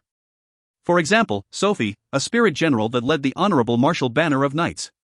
For example, the mysterious Bing of the Southern Alliance, an outstanding commander. To the prestigious families, although a powerful spirit general like Sophie was good, but she was not as attractive to them as a commanding type spirit general. They had never heard of the general rank spirit general in front of them. Even the mysterious Bing of the Southern Alliance was definitely not a general. How could such a matchless spirit general that had appeared in front of them not capture their attention? They were equally curious, how powerful was a general spirit general? When the bugle horn was sounded, the entire ocean of peace surged with black light auras. These black auras slipped into the illusory soldiers. As for the soldiers that had blown the bugle horns, they started to return back to the formation. All of these illusory soldiers moved silently, but everyone could hear their footsteps in their hearts. Pa pa pa. The footsteps were in sync, and in a few seconds, their formation was completed. Sigh, General Hua took a deep breath. To a military general that was skilled with formations, he was clear of what was happening. The orderly formation was extremely tight, their killing intent seemed to congeal into a substance-like flow, the ocean of peace beneath their feet frozen from their killing intent, while the airflow above the ocean of peace seemed to slow down. In the air, Xiao Tianqing's expression changed. Previously, when Xin made his move, he did not feel threatened. But after the illusory soldiers revealed their killing intent, it made his heart jump. They are true elites that had gone through hundreds of battles, even the subordinates in my charge cannot release such killing intent. The more one goes through battles, the more congealed their killing intent. The killing intent emitted by the illusory figures was something Xiao Tianqing had never seen on any other armies before. This is an army that had experienced a chaotic world, only those legendary armies can congeal such killing intent. General Hua was also able to see it, and was trying his best to recall, in which legendary army in history is there a famous general called Xin? Compared to General Hua's surprise, Xiao Tianqing was much calmer. It was not that his psychological state was better than General Hua, but because he was in a state to fight, his attention had become more focused, and he did not have as many complicated thoughts. Although he was surprised, he was not afraid. So what if you were from a legendary army? No matter how powerful you were in your past life, you have died for so long, how much can you do now? I am Xiao Tianqing, the man who dares challenge the 5 great generals. You think I will be afraid of some young man and his legendary army of shattered spirits? In the air, Xiao Tianqing's eyes flashed with a glare. He gave the order, battle formation, clear autumn chains. The Zhou offense army soldiers opened up their arms, the gold lines on their bodies lit up and like snakes, swam along their arms into their palms, causing their palms to light up with grey light auras. Every palm extended out grey chains, and were like growing grey vines that extended out endlessly. Clang clang clang clang. The sound of the chains squirming caused other people's heart to palpitate. 10,000 grey chains descended from the sky like 10,000 growing grey vines. The scene of it was extremely. No one had seen such a majestic and strange sight before, causing their scalps to go numb. General Hua's mouth was wide open as he watched the Zhou offense army in the sky. How powerful is Xiao Tianqing? He could not believe his own eyes. The first-rate prestigious families were all strong and hid their powerful military generals, and that was nothing to be surprised about. But the Qiu family already had Qiu Suhua. The highest quality of a military general could be said to be the 5 great generals, and that was a quality that every family yearned for. The Zhou family was able to live and prosper in the circle was because of Qiu Suhua's existence. Any of the great general existence were powerful assets. So when General Hua saw Xiao Tianqing's strength, which was not inferior to Qiu Suhua, how could he not be dumbstruck? To him, it was completely absurd. Were the Qiu family? Xin did not even look at the densely cluttered grey chains closing in on him but calmly adjusted the formation. The left 3 sections, move ahead 10 steps. Right 2 sections, ascend 21 m. Middle 3 sections, ascend yourselves by 45 m. He was thorough and straightforward, his expression calm, his voice clear and articulate, his orders were straightforward without beating about the bush. What was even more surprising was that his orders flowed on like water without any hesitation or pause, as though he had long formulated the plan and was simply saying it out. But everyone knew that it was impossible for him to make prior preparations to counter the chains. As expected of a general-rank spirit general. No one knew how many times they were moved, but right at that moment, every single person were feeling moved at the same time. Compared to the strange sight of 10,000 chains descending from the sky, but, under his fluid commands, the tight and strict formation quickly transformed. Every order he gave would change the formation. The movement of the illusory soldiers were extremely concise like Xian's commands, straightforward without any hesitation. Instantly, everyone's attention were placed on the formation above the ocean of peace. They were like toy building blocks arranging themselves according to Xian's commands. With the exact rhythm of his commands, the formation kept moving. One side would ascend while the other descended. The formation kept on changing in Xian's hands. The great chains descended onto the army from the sky, but the air above the formation seemed to have an invisible wall that blocked the great chains. Zhou Tiancheng sneered. The great chains wrapped around this invisible wall, forming what looked like a fence with Xian and his formation trapped in the middle, while the other end of the chains entered the ocean of peace. The 10,000 chains erected and became extremely straight like spears. The gold lines on the chains lit up and formed a gigantic prison. It's finally finished. Zhou Tiancheng's eyes flashed with joy as he roared, "Go!" Mist started to diffuse from the chains, along with the decaying aura. Zhou Tiancheng's heart was extremely pleased. With the finale set, the enemy can't survive this. That was the true killing technique. When the great chains descended, Ji Zhe was not able to comprehend anything. But when the great chains formed a prison and when the gold engravings appeared, he quickly realized what was going on, and his face instantly lost color. Law domain. The chain prison had already formed a law domain that was difficult to approach. An autumn law domain. Inside this domain, autumn laws were greatly strengthened, and any life would quickly wither and decay. If it was a live human being inside, he would quickly grow old. It was different from time laws. The aging of autumn laws was not formed by the flow of time, but by directly turning the life into its late age. That was the most terrifying part of the law. Damn it! Ji Zhe was prepared to rush forward, when his eyes coincidentally met Tang Tian's, and he stopped himself. Boss doesn't seem worried at all, he thought. With boss foresight, he should be able to see what I can see. Why isn't he anxious at all? Unless he sees something that I didn't? Ji Zhe, who was secretly looking at Tang Tian, suddenly noticed the excitement in Tang Tian's eyes. He immediately thought that he had missed something. He suppressed himself and turned his eyes back to the ocean of peace. His eyes suddenly lit up as he could not hold back a gasp. Inside the chains, Xian had completed his formation, causing everybody's eyes to tremble. What a strange formation, dot. The entire formation looked like a sword that was pointed to the sky. The illusory soldiers were stacked layer by layer, forming a robust sword body. This. No one could understand it. No one had ever formed such a strange formation before. It is crucial to know that formations required research and analysis. No formation could be easily formulated and casually set up. Xian floated to the highest point, the position of the sword tip. He raised his head up and looked to the sky, his face revealing a smile, and then did something out of everyone's expectations. If you find any errors, ads pop-up, ads redirect, broken links, non-standard content, etc., please let us know. Report chapter so we can fix it as soon as possible. Chapter 907, Sanctuary Palace. Chapter 907, Sanctuary Palace. Translated by Berrybuns. Edited by Tian and DeAndre R. Xian's movements were unexpected and simple, as he released the undying sword in his hand. The undying sword descended down into the ocean of peace, but did not make a splash. What? Everyone had a look of confusion in their eyes. Zhou Tiancheng's clear autumn chains had already locked the area, and everyone were waiting to see what heaven-defying technique Xian would use. The clear autumn chains did not possess an imposing aura, but its deadly mist had completely locked the ocean of peace down, preventing Xian from escaping. In an army battle, it was taboo to be restricted. The lack of space meant that both parties would be forced to duel to the death. The situation was falling to such a state. Zhou Tiancheng's clear autumn chains locked and restricted the area, forcing Xian to be unable to dodge, but at the same time Zhou Tiancheng's army could not move. If Xian could break the clear autumn chains, Zhou Tiancheng and his army would suffer from a severe backfire. And if Xian was unable to get out of clear autumn chains, then there was only one ending for him, which was death inside the formation. General Hua shook his head. Although Zhou Tiancheng's clear autumn chains was not a real law domain, but it was undoubtedly close to it, General Hua could not think of any way to escape from it. If he was the one trapped, he felt that he would have difficulty escaping. His prestige was not inferior to Zhou Tiancheng, but at that moment, he had great respect for Zhou Tiancheng. The Zhou family were truly heaven-defying. Aside from producing Zhou Suhua, they managed to produce a Zhou Tiancheng. Initially, he had some expectations for the spirit general called Xian. The rank of a general gave him a lot of imaginations. But when he saw Xian drop the undying sword into the sword of peace, he was disappointed. He laughed at himself in ridicule. This is normal, Macefield Tradings is just a small prestigious family, how can they truly have a general rank spirit general?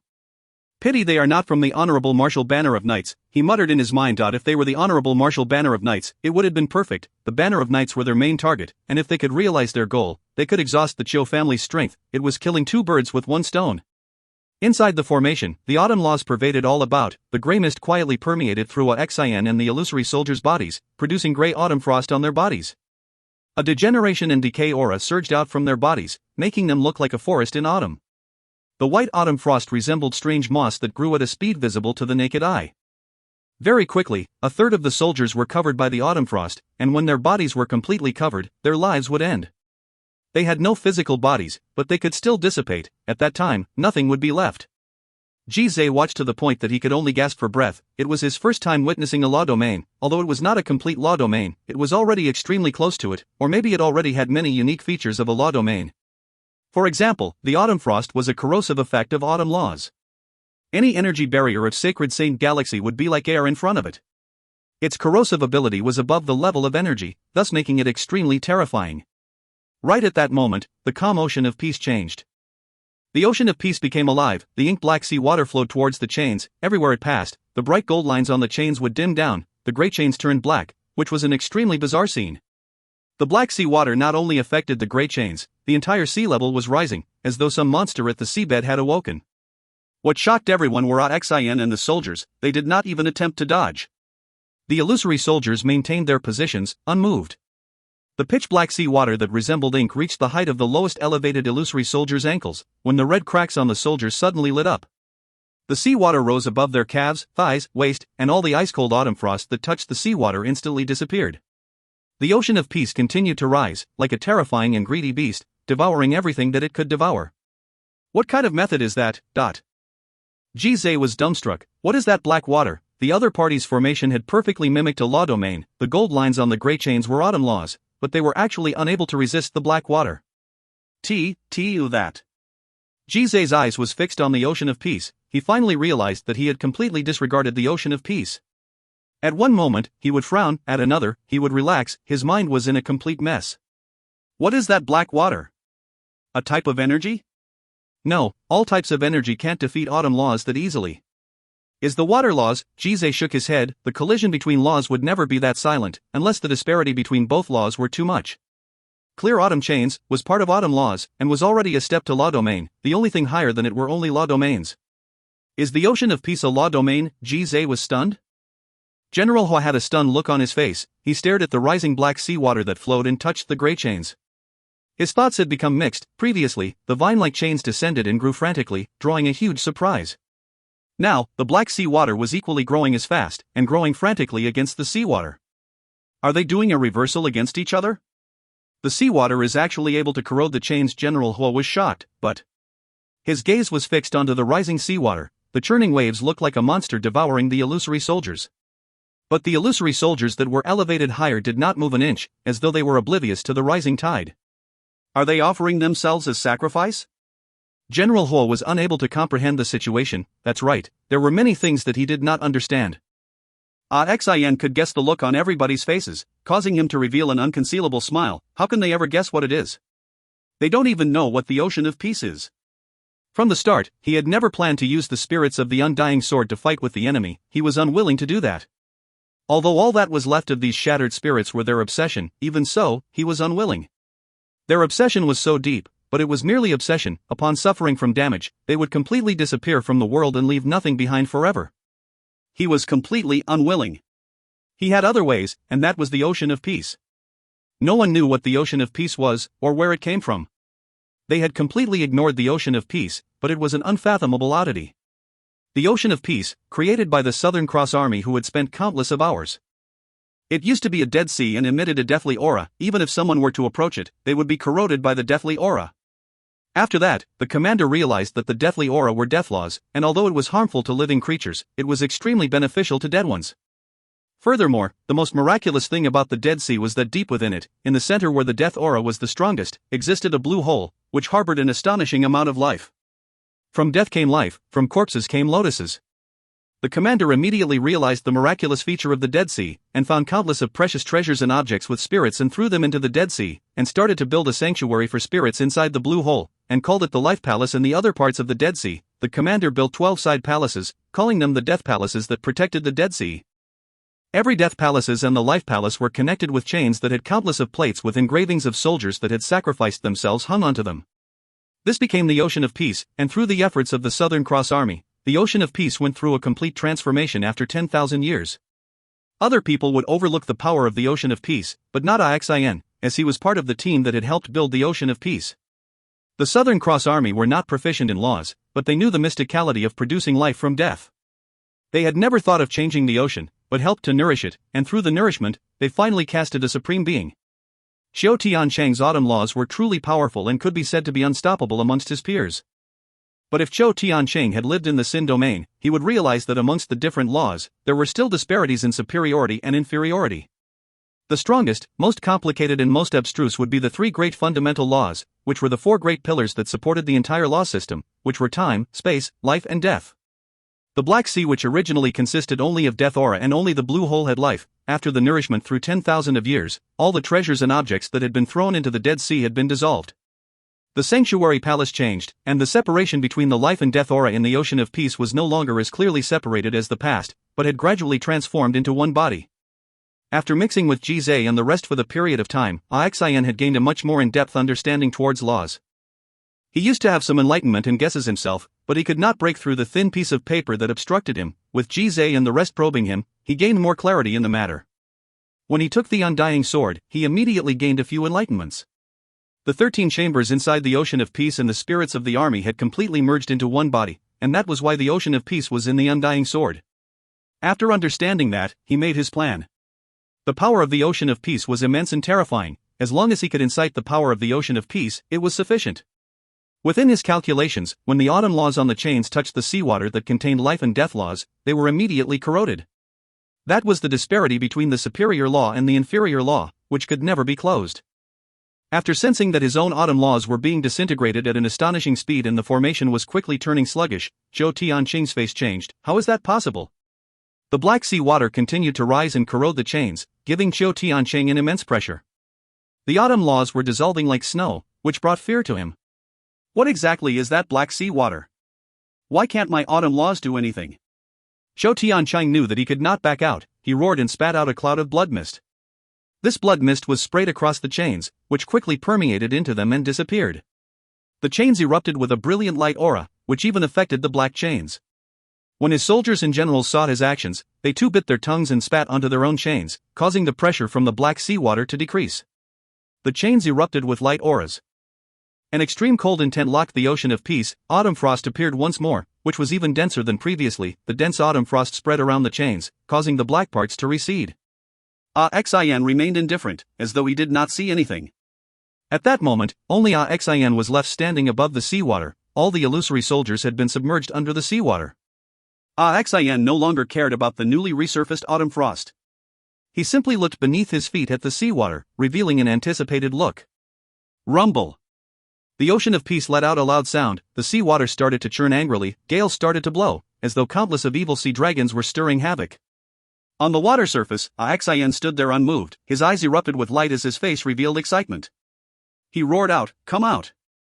The rumblings became incessant, as though the land in the abyss of the water was splitting. The sky suddenly darkened as dark clouds gathered from all places. The originally clear day instantly transformed into darkness as dark clouds covered the dome. Silver lightning bolts danced like silver swords in the sky, as the thunder boomed like heavy bass drums in everybody's hearts. Everyone's faces turned to shock. A natural phenomenon. It was the legendary natural phenomenon. Legends had said that when extraordinary things were birthed or collided, a phenomenon would follow suit. This so-called phenomenon was in truth the resonance of laws. But it was an extremely difficult task to incite the resonance of laws. In Sin domain, it could be considered much easier, as Gu Shui herself had produced rainbows in the sky when she gained enlightenment. But in the sacred Saint Galaxy, where energy was abundant, the difficulty of inciting a natural phenomenon was extremely difficult, many times more difficult than Sin Domain. That was why the natural phenomenon had become a legend. Everyone held onto their breaths as their eyes opened wide, afraid that they might miss a small detail. In the other cities of Saint Continent, countless of people flew into the sky as they looked towards the direction of Chiu Offense Institute in shock. They had sensed the bizarre change in energy around them. Although they did not know what had happened, but the natural phenomenon definitely pointed it to something being very powerful. Even Tang Tian himself was dumbstruck. The ocean of peace which never stirred in his hands was actually able to produce a natural phenomenon in Xian's hands. It was truly an oddity. My eyes are truly sharp. Tang Tian pleased at his own foresight happily. While opening his eyes to view the phenomenon, he was extremely curious about it. Although he was the one to produce the undying sword, he was still shocked by the scene. In his heart, he felt excitement and anticipation. Regardless of what situation it was, the undying sword was able to allow itself to be an equal. They are all a bunch of legends. At that moment, the one under the most pressure was undoubtedly Chou Tianqing. The originally powerful autumn frost had suddenly met with an invisible suppression. His face became ugly. My autumn laws have always been unstoppable, even energy barriers cannot stop its power. What is this invisible suppression? He was filled with suspicion. The phenomenon in the sky had scared his spirits out, causing his face to become pale white. It was his first time harboring defeat in his heart since the start of the battle. What is this ghost in front of me, who can produce a natural phenomenon? The overbearing presence had instantly shattered Chou Tianqing's will to fight. Chou Tianqing suddenly bit his tongue and spat blood out from his mouth, the pain causing him to become instantly awake. Fear appeared in his heart. As a person who had been through hundreds of battles, he knew that in such a situation, he had to be more determined. The slightest hesitation and fear would only cause them to die. That was the situation of a life and death battle. The opportunity to live could only be reclaimed from the battlefield. He flew to the middle of his soldiers. With a sincere expression, he chanted in a low voice, "My Chou family of the sacred Saint Galaxy, through the unbroken thousands of years, fuel the flames of inheritance, pass it on to only people of the name Chiu." Every word that he said would incite a small white mist from every soldier. In the blink of the eye, the white mist enveloped the entire Chiu offense army. Above the black churning ocean, white mists that resembled clouds hung down from the chains. Bang! A loud explosion occurred, exploding countless of black ripples. A majestic yet simple bronze palace gradually surfaced out of the water. Its large doors were sealed shut, and on it were 4 black stars, forming a vague outline. On the 4 walls, the words "No need for protection, rest in peace." 12 red chains could be seen attached to the peak of the palace, with the other ends leading to the depths of the ocean. Tang Tian felt that the bronze palace was extremely familiar, as though he had seen it before. After a moment, he suddenly smacked his own head. Isn't that the spirit chamber of the Southern Cross Army? He was startled. He suddenly had a thought. Could it be? Xian glanced up at the sky without raising his head. His gaze had never left the ocean of peace beneath him. When he saw the bronze palace, he muttered, "Sorry." Sanctuary Palace. When he saw that there were no bronze plates on the red strings, his face revealed a smile. In the air, Chou Tianqing continued to chant. "Windbreakers cannot break the autumn brilliance. The will of autumn fills my heart. Whence does it come from?" The 3 summons, to incite the autumn wind, incite the autumn rain, incite the autumn frost, for all living things will end in loneliness, life cannot be given, it cannot escape time, and has to be returned, : His voice was not loud, but every sentence that he said would increase the whites of the mist, and amplify its imposing aura. Chi chi chi. On the soldiers of the Chiu offense army, their souls, hearts, and glabella exploded 3 regiments of blood mists. Once the blood mist separated from their bodies, they turned white at a speed visible to the naked eye. They did not dissipate, but merged into the white mist in the sky. The white mist permeated into the chains, causing the chains to stir, as the rumbling sounds completely overwhelmed the skies as though a great rampage had blanketed the entire ocean of peace. General Hua's expression changed. He was overwhelmed with shock. He had never expected that the battle would become so desperate. The strength of both parties had surpassed his expectations. All sorts of different level methods had shook him greatly as time passed. Fine, just fight then, at least I will still live from this. He glanced at Chou Tianqing with complicated emotions in his heart. Chou Tianqing's face had turned golden, his aura had become one of a god, but General Hua knew that Hua Tianqing had truly staked everything in the battle. Even if he won, the Chiu offense army would be severely injured by sacrificing their vitality. Damn it! It was not a good omen for their friendlies to suffer at such a crucial moment. But he would never lend a hand at such a time even if someone were to beat him to death. General Hua was unsure if Zhou Tianchang was still in a rational state of mind. The Macefield family had revealed their strange methods, and for some reason, General Hua, who was not afraid of anything, had a strange revere and fear towards the group of men from Macefield family. Right at that moment, the Bronze Palace door suddenly opened. Everyone's eyes were instantly locked onto it. A black figure walked out from the palace. This black figure was actually constructed from the seawater of the Ocean of Peace. This black Aquaman had vague red cracks all over his body that resembled scars. That is the illusory soldier from before. Before anyone could react, another black Aquaman walked out, with the same faint blood scars. One after another, black Aquaman appeared like a tide as countless of them walked out from the Bronze Palace. It was as though the Bronze Palace had an endless number of black Aquamen as they poured out like a school of fish. The black Aquamen never spoke a word, and simply walked to Xian's side and stood extremely still. The number of black Aquamen around Xian grew. They formed a strict formation. When the last black Aquaman walked out from the Bronze Palace, the bronze doors closed silently, and submerged back into the Ocean of Peace. The formation became extremely dense and imposing. If you find any errors, ads pop up, ads redirect, broken links, non-standard content, etc., please let us know. Report chapter so we can fix it as soon as possible. Chapter 908, We will exist together forever in the battlefield, we will always fight together. Chapter 908, We will exist together forever in the battlefield, we will always fight together. Translated by Berrybuns. Edited by Tian and DeAndre R. 10,000 years has been too long, everyone is finally together again. Xian's gaze swept across his comrades, all of them only had their obsession left, and even if the Ocean of Peace had constructed their bodies, they no longer had their memories or consciousness. If not for the Ocean of Peace containing the essence of life and death and their personal auras, it would not have been possible to construct their bodies. Xian was already satisfied. Yes, how fortunate am I to be able to meet everyone again. I know that I am not alone in this war, I know that everyone has not forgotten the oath we swore that year. Actually, there are many times when I myself know that there is no point in the struggle. Like when our Southern Cross Army is already gone, and even if we were to rebuild it today, it will not be the same. But, so what? I will still do it, regardless of how stupid it seems. I am happy that we are able to reunite after 10,000 years.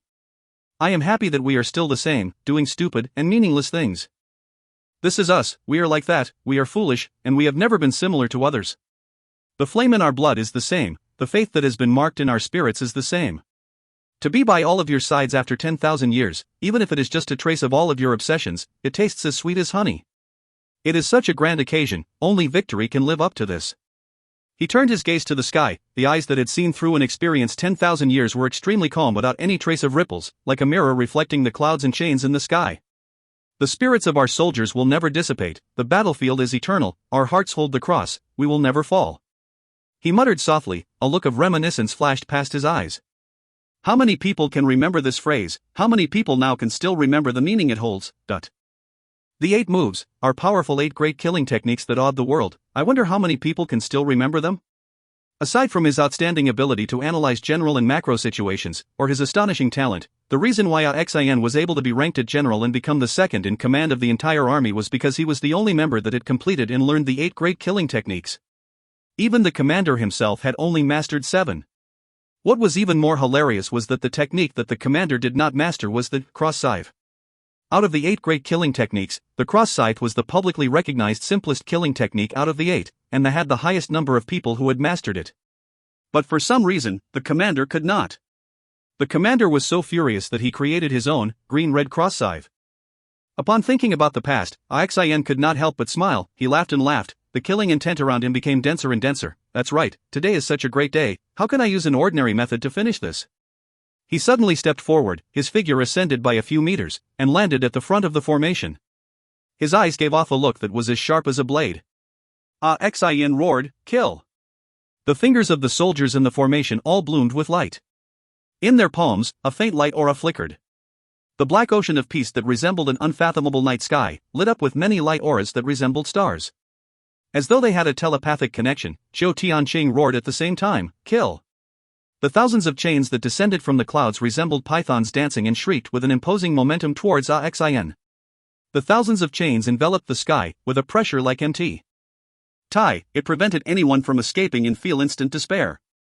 Cloudless of white mist dissipated as autumn frost floated down like snow. Xian looked up, the strong gales of wind blew and caused his hair to become messy. He did not even blink. The stars of light in the formation beneath flew towards Xin. Xin extended his arms out, as though he was welcoming the thousands of chains.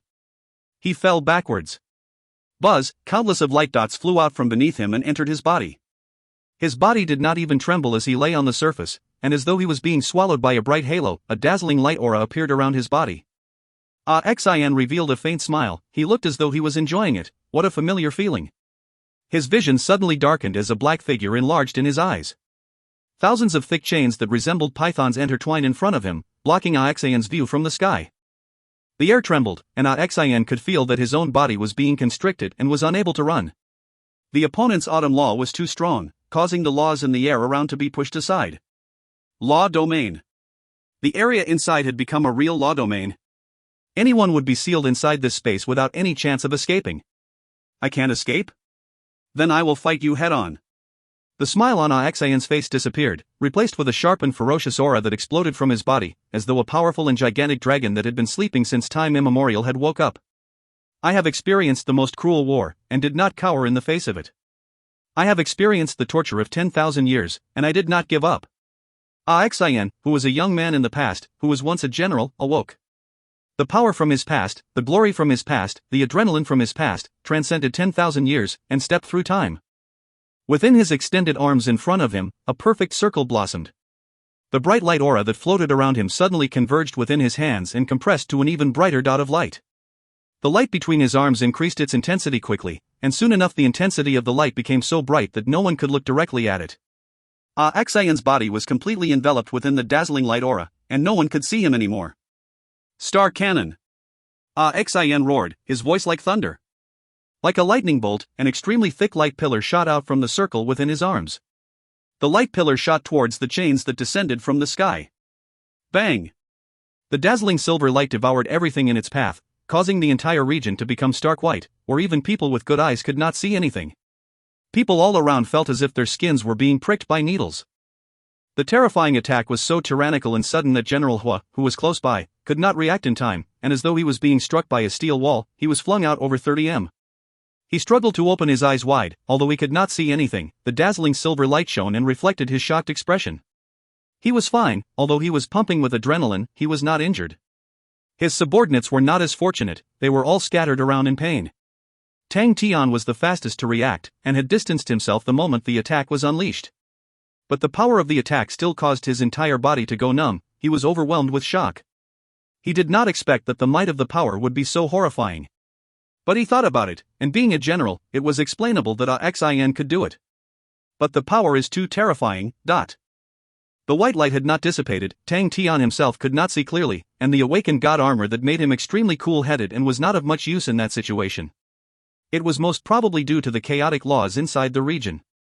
Tian had never witnessed an area where the laws had become so chaotic, it made him worry that the place would crumble. Too scary. As expected from a general, they are all too perverse. Jizai and the rest were not as fortunate as Tian. The impact they received from the explosion was even bigger. They were all in terrible shape, their hair were disheveled. Luckily their individual strengths were above average. Although they looked to be in terrible shape, no one was injured. They could not see anything, but were overwhelmed with fear. They had never witnessed such an intense attack. The dazzling light aura lit Xin's face up. It revealed his calm expression, as though he was reminiscing and feeling emotional. He recalled the past. Star Cannon, I never thought that after so many years, I'm not out of practice. The dazzling light in front of him slowly dimmed down and dissipated. He regained his vision. All the chains that resembled gigantic pythons in the sky had disappeared, the Zhou offense army had disappeared, and what replaced them was a black hole in the sky. The black hole seemed to be a bottomless void. An extremely cold spatial aura could be felt coming out from the black hole, along with the black cracks around the hole that resembled spider webs. Xin shook his head. He felt that the Zhou offense army had benefited from it. If not for them being reunited, he would never have used the technique. In the past, this technique was only used to destroy famous people. General Ho regained his vision. He stared at the black hole in the air in shock. That is a spatial tear when the space is broken. His face distorted as his fingers trembled. Who are they? How can they tear space with one attack? If he did not witness it for himself, he would definitely not believe that such an attack existed. The spatial tear gradually disappeared. All space had self-regenerative abilities, but once a region of space lost its regenerative ability, that meant that the space would gradually lose control and become destructive. The entire battlefield became silent. Everyone was shocked from what happened. Everyone's gaze towards Xian increased with reverberation. Ji Zai's thighs were constantly trembling. He had mixed with Xian for very long, and enjoyed ridiculing him and teasing him. God, why must you play this joke on me? Why is my heart beating so quickly? Why am I trembling so vigorously? Big brother Xian, can we restart our relationship? Ji Zai felt as though his future had become bleak. A mental shadow had shrouded his mind. Xian floated at the front of the formation. He looked at all the expressionless faces that had no features, his heart filled with warmth. They stood extremely still as they faced him. We will exist together forever in the battlefield, we will always fight together. Xian's face was calm as he smiled, as though what he said was an extremely simple matter. Finished with his words, his expression became serious as he bowed towards the soldiers. Pa! The reply he got was a formal salute from the entire formation. Xian maintained his bow and remained unmoved. The black aqua men in front of him gradually submerged into the ocean of peace. The seawater covered all of them as they maintained their stance, until their heads were covered. When the last ripple dissipated, the ocean of peace regained its tranquility. The pitch-black ocean of peace disappeared, and a bronze sword landed in Xian's hand. The bronze sword was dyed a bright black, as though it was dipped in black ink, and the original cracks and flaws on the sword became faintly visible. Xian returned back to the trading ship, and upon seeing Xiaoman's shocked expression, he became pleased. Haha, are you shocked? Are you surprised? Don't you want to bow down to me? He, I told you before, I was that ferocious in the past. Come, let us have a passionate conversation. Xiaoman's initial red face quickly flushed red, followed with flames surging in her eyes. With a swing of her zanbato, bang, the dense blade surface smacked accurately onto Xian's face as though it was swatting a fly. Xian was flung out like a sandbag, and he shot around the trading ship like a ball. Bang, Xian smashed onto the roof of the room ferociously. Countless stars revolved in front of his eyes as he laid spread on the floor. He had a dazed expression. Something is wrong. Shouldn't this cow be pouncing onto me with revere right now? And then I will bury the legendary feeling of being unable to breathe. Xian's legs were lifted off the ground as a hand grabbed onto his neck. Xiaoman spoke ferociously. It seems you have forgotten about pain? Xian looked towards Xiaoman's other hand, which wielded the zanbato, which was drawing circles at the space between his legs. Xian tried to release the hold on his neck as he used all of his strength to speak. We can talk nicely. Want to talk nicely? Xiaoman sneered. When I spare the punishments, you get spoilt. If not for you performing well today, some part of you would have been separated today. Xian's entire body trembled, his face flushed white, and he did not even dare to struggle.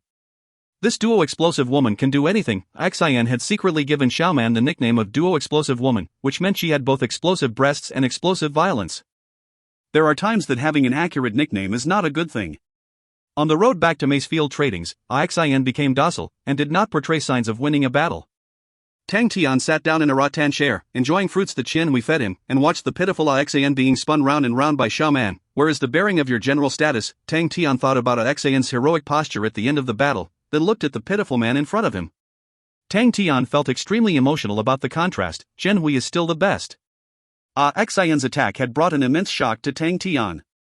Of course, it was shock from the pure power. Tang Tian knew that such a technique was not suitable for him. Star Cannon was in truth a control aura technique, which was a unique method and technique for military generals that no one else could learn. Tang Tian had seen Uncle Bing's control aura, and at that time he was overwhelmed with shock, but after comparing it with Xian, it was like a small-time magician in the face of a warlock. Seems like Xian had oppressed Uncle Bing in the past. Uncle Bing is truly pitiful. Tang Tian was filled with sympathy, and decided that upon going back, he would find the opportunity to ridicule Uncle Bing. When Tang Tian and the rest returned to Macefield Tradings in Snow City, Melissa was shocked. Why are they back so soon? According to Tang Tian's plans, they should be taking a long time to mix and cause a disturbance. Ever since Tang Tian left, Melissa was filled with worry. The entire Macefield family had their lives in Tang Tian's hands. If Tang Tian were to lose, then Macefield family would plunge into a state of no return. Melissa carefully asked, Master, did you encounter any trouble?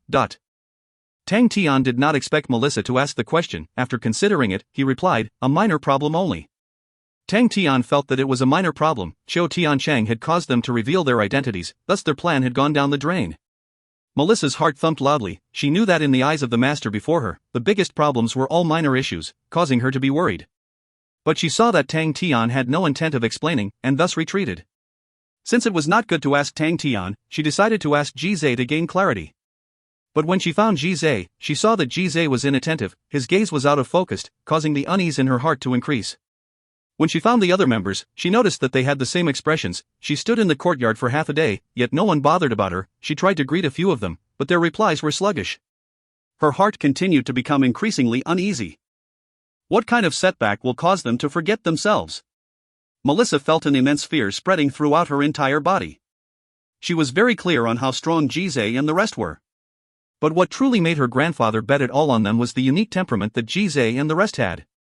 They were diligent and determined, tenacious, brave, and fearless. They were decisive and never did things sloppily. It was these traits that made her grandfather risk everything and bet on the future of his family by joining them.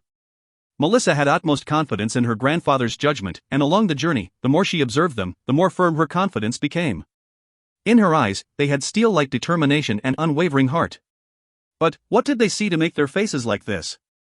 They have completely lost their spirit. Seems like it was a terrible defeat, Melissa thought. The pain from defeat would usually leave a huge mark in a person's heart. But although she was worried, she still believed in their recovery. She encouraged herself to be more determined at such a period and not waver. After thinking about it, it was nothing strange.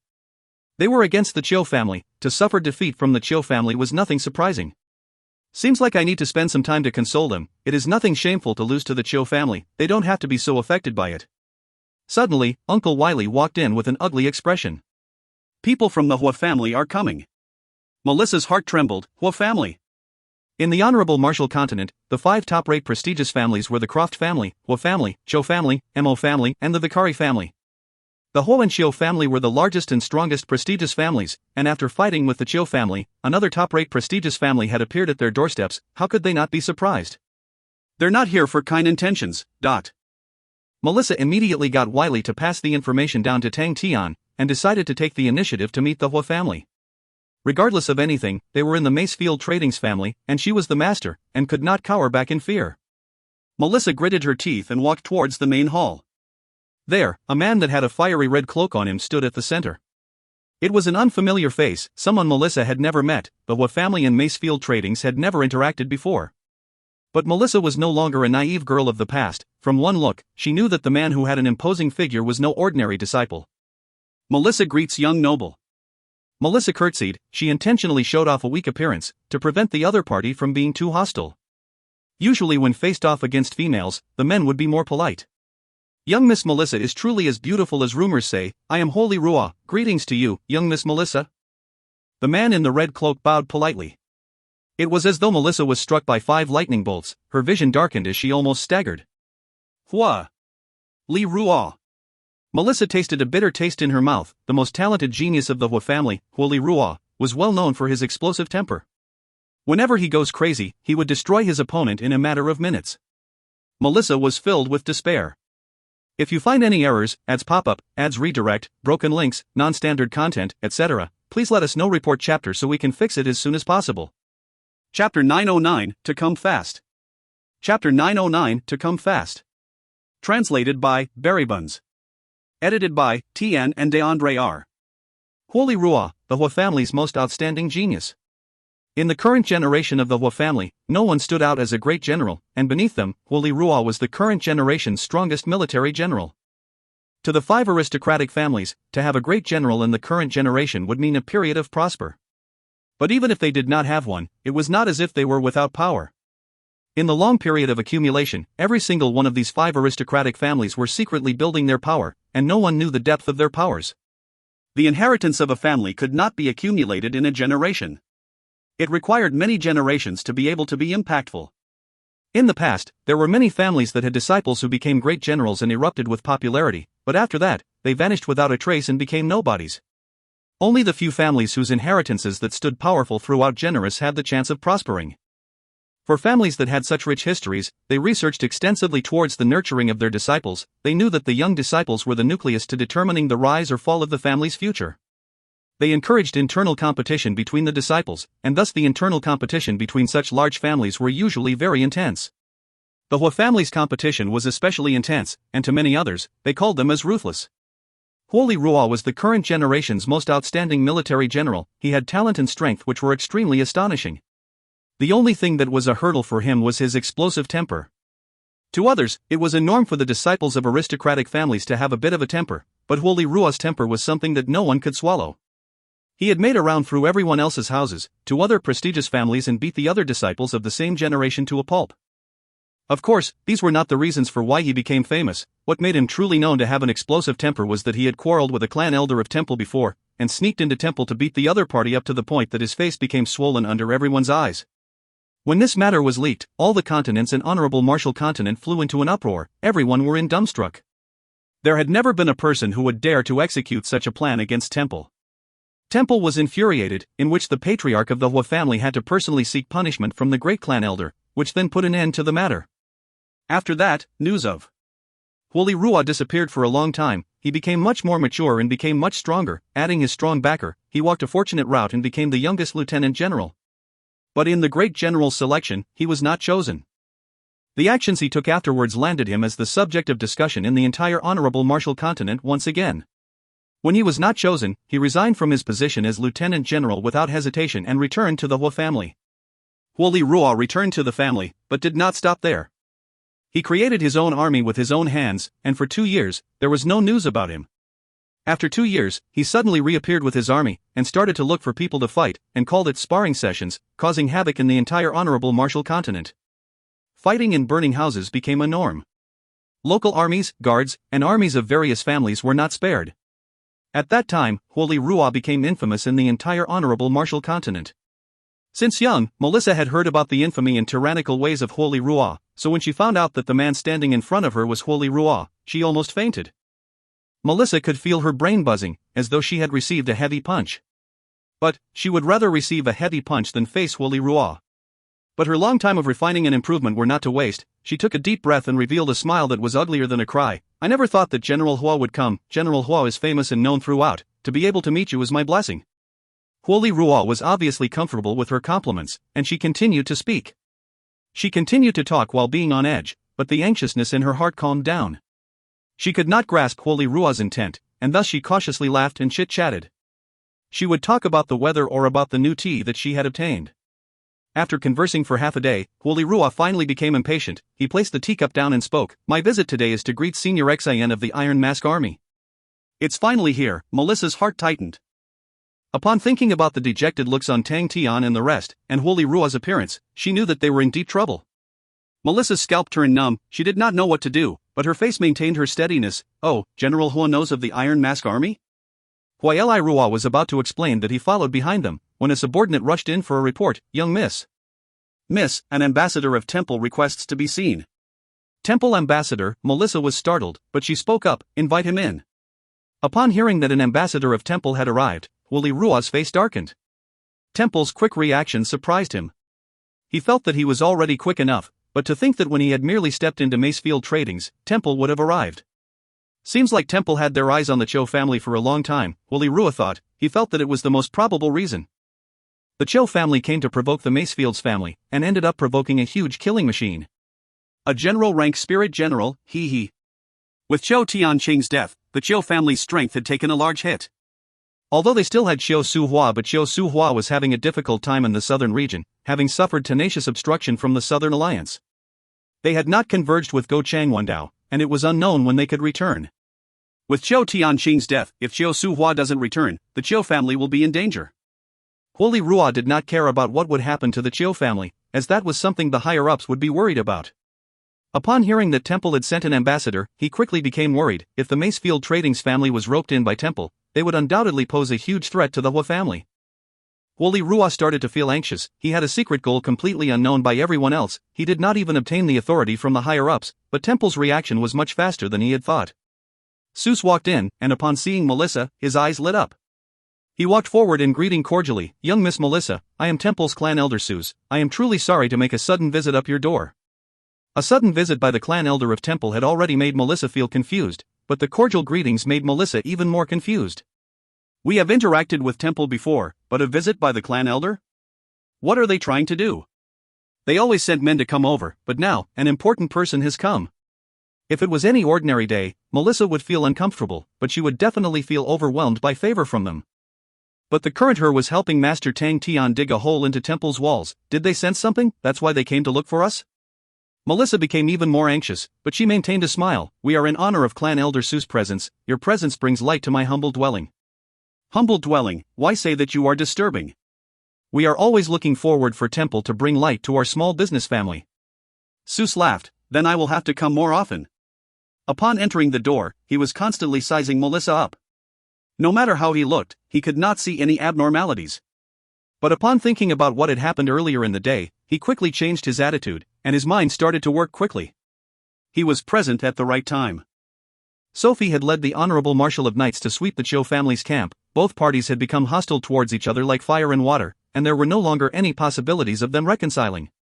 As for the 5 aristocratic prestigious families that had plotted for power, it had completely infuriated Temple.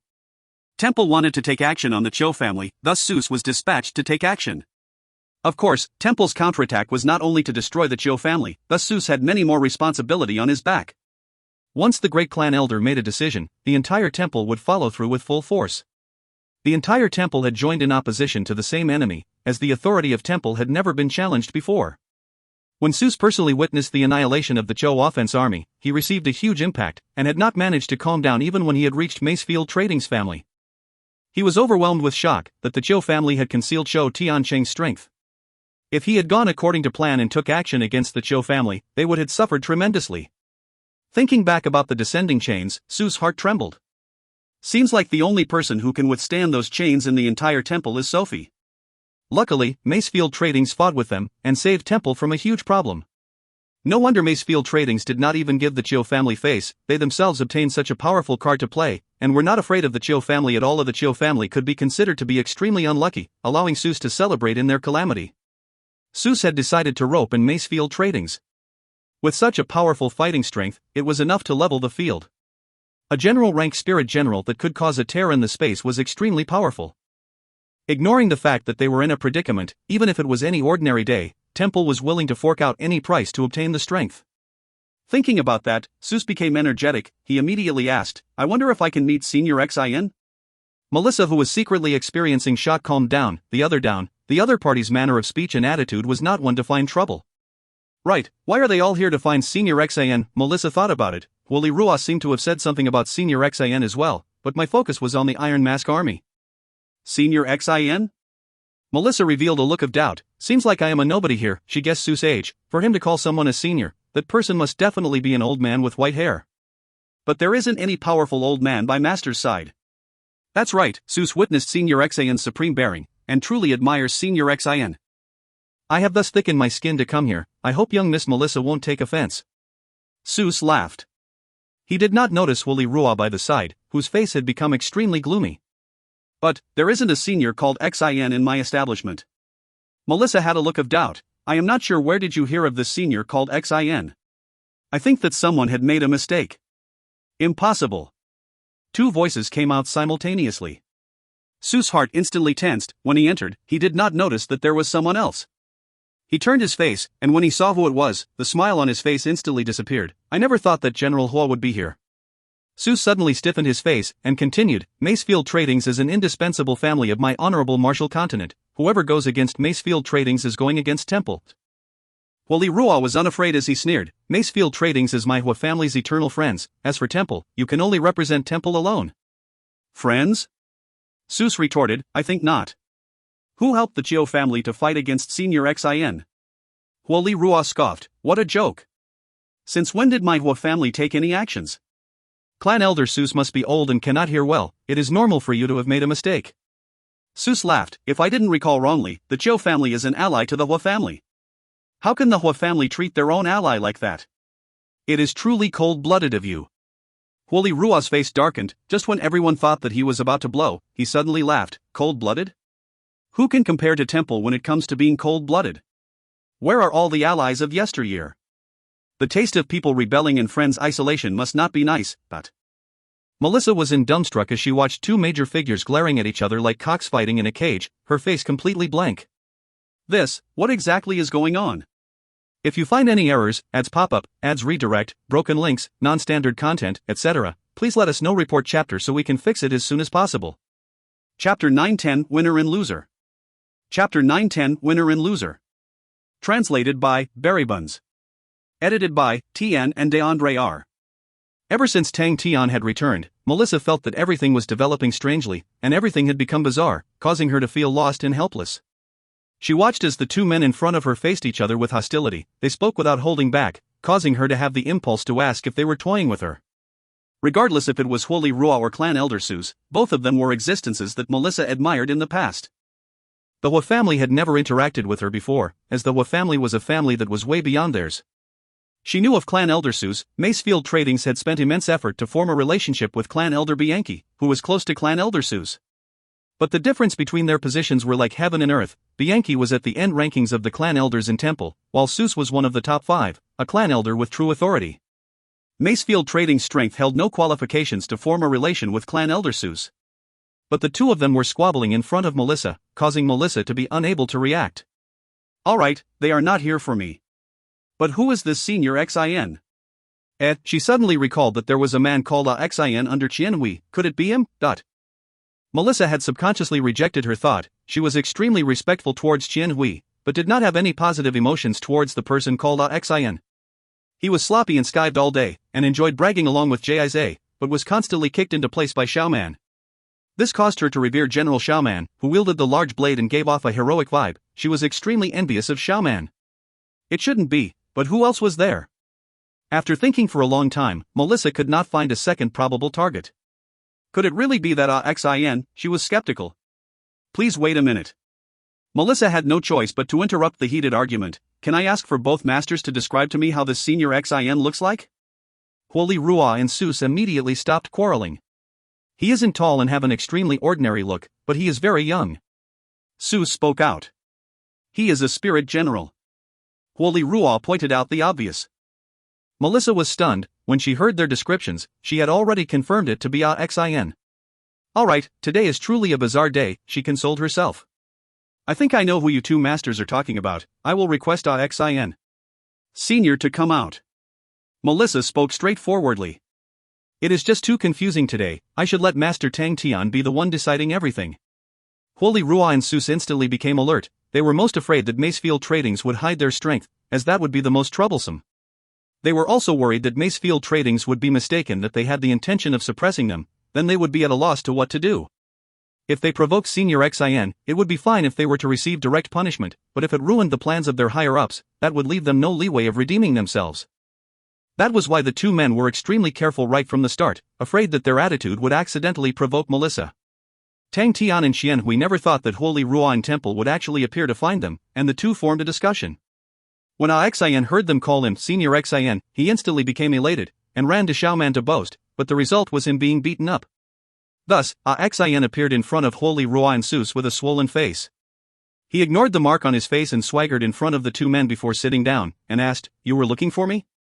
Senior Xin. The two of them greeted at the same time, but instantly reacted and glared at each other.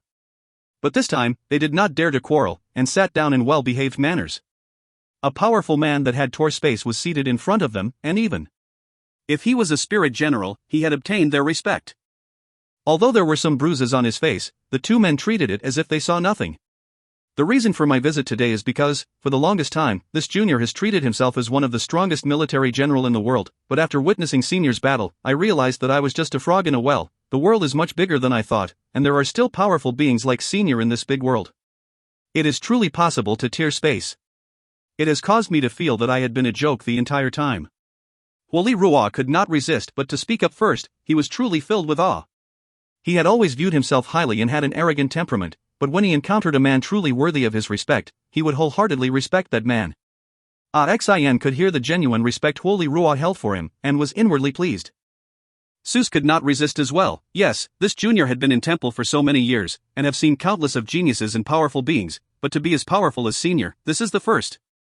Senior's life must have shook the world and is invincible. Senior's troops must also be as powerful. I wonder what is the name of your troops? To have such an invincible army, how can it be that no one has heard of you all before? Sus was an elder with experience. He looked as if he was flattering Xin, but in truth was trying to dig up Xin's background. How could it be that history had ignored the existence of such an invincible being? But no matter how he racked his brains, he could not find any trace of information that linked to the man called Senior Xian and his army. The sacred Saint Galaxy's energy concentration was too high, and it was extremely difficult to produce a spirit general. The stronger the martial artist, the higher the probability of producing a spirit general upon death. All of the peak-grade martial artists had gone through countless of improvements and tempering of their willpower when they were alive. Their willpower had long become as tough as steel, as long as they had the obsession, and when the obsession was strong enough, even the energy could not corrode them. Such spirit generals would usually be extremely powerful, and out of these few martial artists of the apex, some would gradually regain the memories of their past life, and they would gain consciousness to train, and become even stronger. In Temple's history, they had such spirit generals. But it was extremely difficult to force these spirit generals to yield, and although they would not be corroded by the energy, they would be corroded by time. After becoming a spirit general, the amount of memories they could have would decrease sharply, because the memories would merge into their bodies. As time passes, it would give these spirit generals new memories, and once it exceeds the space they have, the spirit general's body would slowly melt. This process was defined as the corrosion by time. To withstand the corrosion of time, the majority of spirit generals would choose to wipe out the majority of their past memories, and leave only the one obsession deep within their hearts, as it was the one memory they were never willing to forego. Seuss believed that he would be able to trace Senior Xian's history and background as long as Senior Xian revealed a bit of information. Temple viewed history extremely heavily. In Temple's eyes, loyalty was far more important than ability. Of course, Seuss did not hold any hopes that Senior Xian would be loyal to Temple, but to know his background would put others at ease. Xian was an extremely cunning man himself. Upon hearing Seuss' words, he immediately understood, and sneered, "Are you probing into my life? He, we are not familiar with each other, why should I tell you?" He had never planned to give Seuss face. Temple was their main target. Although he had a restraining fear towards them, he was not afraid of them. Even that bit of fear was just because he did not want to undermine the entire situation. Holy Rua was extremely eager for Seuss to offend Senior Xian. He immediately added fuel to the flames. Senior Xian, calm yourself. You cannot blame Clan Elder Seuss. You can only blame that it is the style of Temple. They are used to controlling other people's lives. It is difficult for them to remove it from their tone of speech. Clan Elder Seuss did not mean it. Upon hearing Holy Rua's words, Seuss wanted to strangle him to death, but he knew he could not act up, and maintained a smile on his face. Senior has misunderstood. It is a misunderstanding. This junior has an inquisitive heart, that's all. I didn't mean it that way. To Senior, this junior is full of revere, and will never dare to hold any other thoughts. Melissa stood by the side and watched the bizarre change of events occur in front of her, her mind still at a loss. What is exactly going on here? Previously, when Clan Elder Seuss was being cordial with her, she felt that it was already strange. But when she saw Clan Elder Seuss' warm smile, she felt that she was no longer blind. It was truly him bowing and bending his knee, as though he so badly wanted to pounce onto Xian's feet to lick his toes. Is he truly a clan elder from Temple? Even more, one of the top 5 clan elders that holds real power. Holy Rua as well. From the start, ever since he saw Xian, he keeps on bootlicking him. Hey, you are Holy Rua, you have prestige and reputation to keep. Where is the unbridled and arrogance that everyone says that you have? Where is the disdain that you have when you look at others? Where is the unfriendliness and unwillingness to come to terms with others that you have? She then looked at Xian, who had a bruised face and the appearance of a person with low status that had his dreams come true. He was not even seated properly. What has the world come to? Didn't the plan fail? If it failed, then why do they look even more victorious than the victors? Is Master Tang Tian so strong to this extent? That they can even portray themselves like this even after they lost? Melissa's view on Master Tang Tian became even more unfathomable. Upon hearing the bootlicks, Xian satisfied his small ego, then started to become impatient. At such a time, if the duo explosive woman is here, she can give them a good spanking. He interrupted the two men, and said, "Alright, stop with all the nonsense, speak, what you want to tell me, don't waste my time chasing my time to chase my thoughts." Holy Rua had been waiting for that. He was not someone who could bootlick others like Seuss. The longer they bootlick, the harder it became for him. When he heard Xian's words, he became straightforward. "I wish to pay my respects to Senior, and hope that Senior will take me in as your student." Xian did not express anything. His gaze turned to Seuss. Seuss became solemn. "I represent Temple, and humbly invite Senior Xian and Mace Field Tradings to join Temple." Holy Rua became anxious. It was not that he did not want to invite Xian, but he rushed over in a hurry, and did not gain the approval of the higher-ups, and thus did not dare to make empty promises. He wanted to speak, but Xian waved his hand and interrupted him and spoke. "I understand your intentions. But I am a person who values benefits. I too know that both of you have limited authorities. You can go back first to settle on the conditions, then come and find me again." It all boils down to who can provide me the better advantages. Alright, we will leave it as that, I am very busy. When Melissa heard Xian's last sentence, she instantly rolled her eyes. He doesn't do anything all day and always skive around, since when is he busy? Huoli Rua and Seuss were completely stunned by Xian's blatant words. They were all aristocratic families and the people they interacted with were the upper-class society, so when had they ever heard of such blatant words asking for benefits? Xian did not even care about the two men who were in shock, and walked off. This was just the first ripple that dissipated from the first battle. The armies in the same continent that had gathered like clouds included the famous armies of Honorable Marshal Continent. The stir from Chiu Offense Institute was unconcealable. Xiu Tiancheng's exceptional killing technique, Senior Xian's ability to tear through space, spread through the entire same continent. Everyone started to take turns guessing the invincible Senior Xian's background. They were even more envious of the Macefield Trading's family, guessing that their ancestors had done some virtuous deeds to be able to gain the good graces of such an exceptional spirit general. People started to guess the relationship between Senior Xian and the Macefield Trading's ancestors, and aside from that, no one could think of any other logical reasons as to why Macefield Trading's was so fortunate. Even more families were jealous. They believed that Macefield Trading's wanted to bring about a change in their own fortunes by relying on the battle to reveal themselves as something new. No one saw Macefield Trading's as a low-tier prestigious family anymore.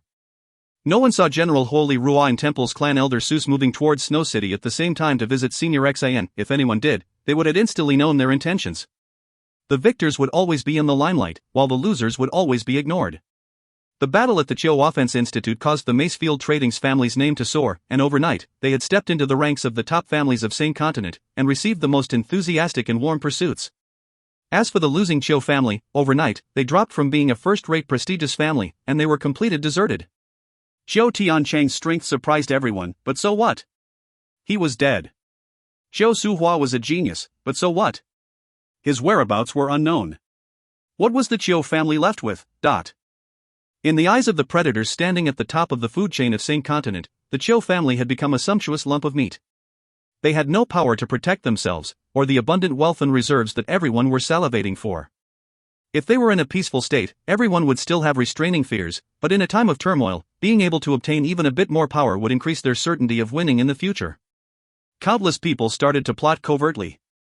As an old tyrant family, the Chiu family knew what they were in for, and were not willing to stretch their necks out to be cut. The massacre at the Chiu Offense Institute was a tragic loss for the Chiu family. They knew that if they did not retaliate with power immediately, they would soon be combed by the hungry jackals and hyenas who would bare their fangs at them.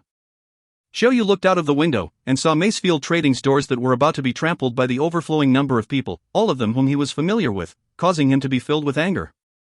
Those ingrates. They usually come to our Chiu family with their tails wagging for food, now they have all ran over to Macefield Trading's, a group of spiteful men. The Chiu family were abandoned by their allies, and no other families were willing to speak up for the Chiu family.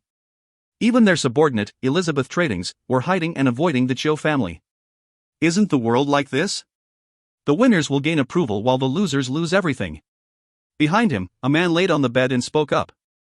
We have not lost. Xiu spoke solemnly. We have lost since the Battle of Chiu Offense Institute. The man on the bed said lazily. Our Chiu family has not lost. Xiu spoke, then continued excitedly, we still have Su Hua, and we still have you, but you shouldn't have such high expectations for me. The man on the bed sat upright and spoke with a look of helplessness. If you're like that, I will feel pressured. We still have Su Hua, he isn't dead, no one will dare to lay their hands on the Chiu family. We are already in this state, but Ning, you still talk like this. Xiu was extremely unhappy. Xiu Su Hua's whereabouts were unknown, and the Chiu family was in their most difficult times. Alright, I will do my best. Xiu. My best. Xiu Ning sighed, but his eyes revealed a trace of light which quickly disappeared. You should start planning, your brains are better than mine. When Xiu heard Ning's assurance, he calmed down. He was extremely confident in Xiu Ning, but he was worried that Xiu Ning would not be earnest, as most of the time, the Chiu family never paid much attention to Xiu Ning. They could not be blamed. Xiu Ning walked on a completely different path. In the past, the Chiu family and Temple had a good relationship, and when Xiu Suhua became one of the great generals, they obtained a few unique goods from Temple, for example martial techniques and spirit techniques. Temple's martial and spirit techniques came from the temple in Heaven's Road. As martial techniques were of a lower grade, Temple released more of them, but as for spirit techniques, Temple had always kept them a secret. But all of the martial techniques from Heaven's Road did not form a huge wave or influence in the honorable martial continent. Occasionally, there would be people who learned a thing or two of martial techniques and used them to aid in their everyday lives. The Heaven's Road martial techniques were an extremely large system with its high and low levels with differing grades. To truly choose martial techniques meant parting ways with the Sacred Saint Galaxy's army system, and it was something the majority was unwilling to accept. The power of martial techniques had its limitations, and was not attractive towards the citizens of the honorable martial continent. Compared to martial techniques, the power of spirit techniques were much larger. In Heaven's Road, it was a system that only saints could utilize. But spirit techniques were not spread much in the Sacred Saint Galaxy. The main reason as to why Temple withheld it was because spirit techniques were extremely complicated. Spirit techniques originated from martial techniques. It was a result from Heaven's Road martial artists that had stepped into the realm of saints, and became even more powerful. Heaven's Road saints and the Sacred Saint Galaxy saints, aside from having the power of directly mobilizing energy, they had too many differences. For example, spirit domain, spirit values, or even products such as spirit technique cards etc. that Sacred Saint Galaxy had difficult understanding. That was the reason why spirit techniques never became a big thing in Sacred Saint Galaxy, although there were more saints in Sacred Saint Galaxy. Xiao Ning was an exception. From young, he had always been extremely interested in martial techniques. He ignored the advice of his seniors and immersed himself in martial techniques. That was the reason why he was never viewed importantly by the family, but he did not care much and was extremely solitary. Xiao Suhua and him were similar in age and grew up together, and after becoming a great general, he specially obtained countless of spirit techniques from Temple for Xiao Ning. All of these spirit techniques was confidential information, but as a great general, he had extremely high authority and was completely given free rein. In truth, Temple did not care much about the spirit techniques, aside from being information piled up on bookshelves. These things that could not be trained in did not serve any purpose. No one expected for Xiao Ning to walk this path, and became the strongest martial artist of the Qiu family. But it did not change his situation. In a generation where armies held dominance, the Qiu family was an old-school family. Xiao Suhua and Xiao Tianqing, who were both peak military generals whose talents intimidated everyone, held the most influence in the Qiu family. No matter how strong a person was individually, the most he could be used for was being an assassin. But did the Qiu family need an assassin? In the entire Qiu family, no one would have thought that there would be a day that the Qiu family would need an assassin to reclaim their honor. Even Xiao Ning himself never thought that the fate of the Qiu family would fall into his hands. He was in a daze, and completely disregarded Xiao Yu's words. We shall wait. Isn't Temple and its alliance trying to rope Macefield Tradings in? They will definitely appear, and in their faces, we will kill the spirit general that they so badly want to rope in. I can imagine how wonderful their expressions would be. If you find any errors, ads pop up, ads redirect, broken links, non-standard content, etc., please let us know. Report chapter so we can fix it as soon as possible. Chapter 911 Respective Bargaining Chips. Chapter 911 Respective Bargaining Chips. Translated by Berrybuns. Edited by Tian and DeAndre R. Honorable Martial Palace. Clan Elder Seuss report isn't exaggerated. It was extremely difficult to seek confirmation of the battle at the Qiu Offense Institute, but at the later stages of the battle, especially for Xian's final attack, it was witnessed by many people. We have surveyed over 60 witnesses, and all of them gave the same result. We have arranged 70 clan elders to access over 3,000 old records through the night, and finally obtain 9 possible targets, but we are still unable to confirm his identity. Considering that Xian's background is most likely related to Macefield Tradings family, we have also investigated on Macefield Tradings family. We went to read up on their history, but we have very limited information. Macefield Tradings family's history is extremely long. Their ancestors were a branch of family from the north, and the north families could be traced back to 200,000 years. It is a pity that Macefield Tradings family's successive generations did not live in good conditions. The information was not preserved well at all, and thus there are no useful information for us. Clan Elder Tafei's reports were always detailed. His face was covered with wrinkles, but he was still vigorous and hardy. His gray eyes remained extremely sharp, his hair was combed to perfection, and his pure white robes were a perfect fit for him. He was unlike other clan elders that enjoyed material possessions like brilliant and bright gemstones, or enjoyed delicate brooches and such. There were no ornaments on him. He was extremely simple, like a veteran that only awaited for commands. If it was anybody's first time meeting him, very few would know that this extremely simple old man was actually the second man of Temple. After listening to Clan Elder Tafei's report, the great clan elder spoke up. You said so much, but what you mean is that there was no results? Clan Elder Tafei trembled, cold perspiration trickled down his back, he lowered his head and gritted his teeth and spoke, yes. We did not find any useful information. When the great clan elder was a nobody, Ta Fei had been his adjutant. He had followed the great clan elder from the beginning, and in the span of over 40 years, they gained prestige and reputation, while he gained the trust of the great clan elder. When the great clan elder became the master of the honorable martial palace, he too got promoted rank after rank, and became the second most important figure in temple. After following him for many years, he understood the great clan elder's temper extremely well, and did not conceal anything despite being fearful of angering the great clan elder. But the growing pressure from the great clan elder made him extremely nervous, which did not come from habit but an instinctive reaction from his body. The great clan elder remained quiet for a moment, then spoke up, "Tell Seuss that I will give him the largest authority. I want to see this spirit general." "Yes." Ta Fei complied while trembling. He hesitated for a moment. "Do you think he is from Heaven's Road?" "I am worried that this spirit general has something to do with the Southern Alliance. Southern Alliance's Tang Tian also has an extremely powerful spirit general." The great clan elder's voice came out from the golden holy flames, which was extremely calm and filled with confidence. "As long as he is a spirit general, it doesn't matter." Ta Fei nodded his head. "I understand. Macefield Trading is just a small family, they will definitely agree to us." "That's right. They think that just by allying up, they can go against us. They think that by taking action at such a time, we will not act against them. They think that I will cooperate with them for the sake of the entire situation." The great clan elder's voice contained a strong taste of ridicule. "Such foolishness, Ta Fei knew that the great clan elder was genuinely angry. He too felt that the families had gone overboard. For their self-interests, they would sacrifice the interest of the honorable martial continent. Do these ingrates not know that if the honorable martial continent loses, they will lose as well? That's right, they believed that the great clan elder would not allow the honorable martial continent to lose, thus they believed that he would cooperate. But, they never thought that the great clan elder had his own plans. He spoke respectfully. "They are seeking their own deaths. They are all rotten, Ta Fei."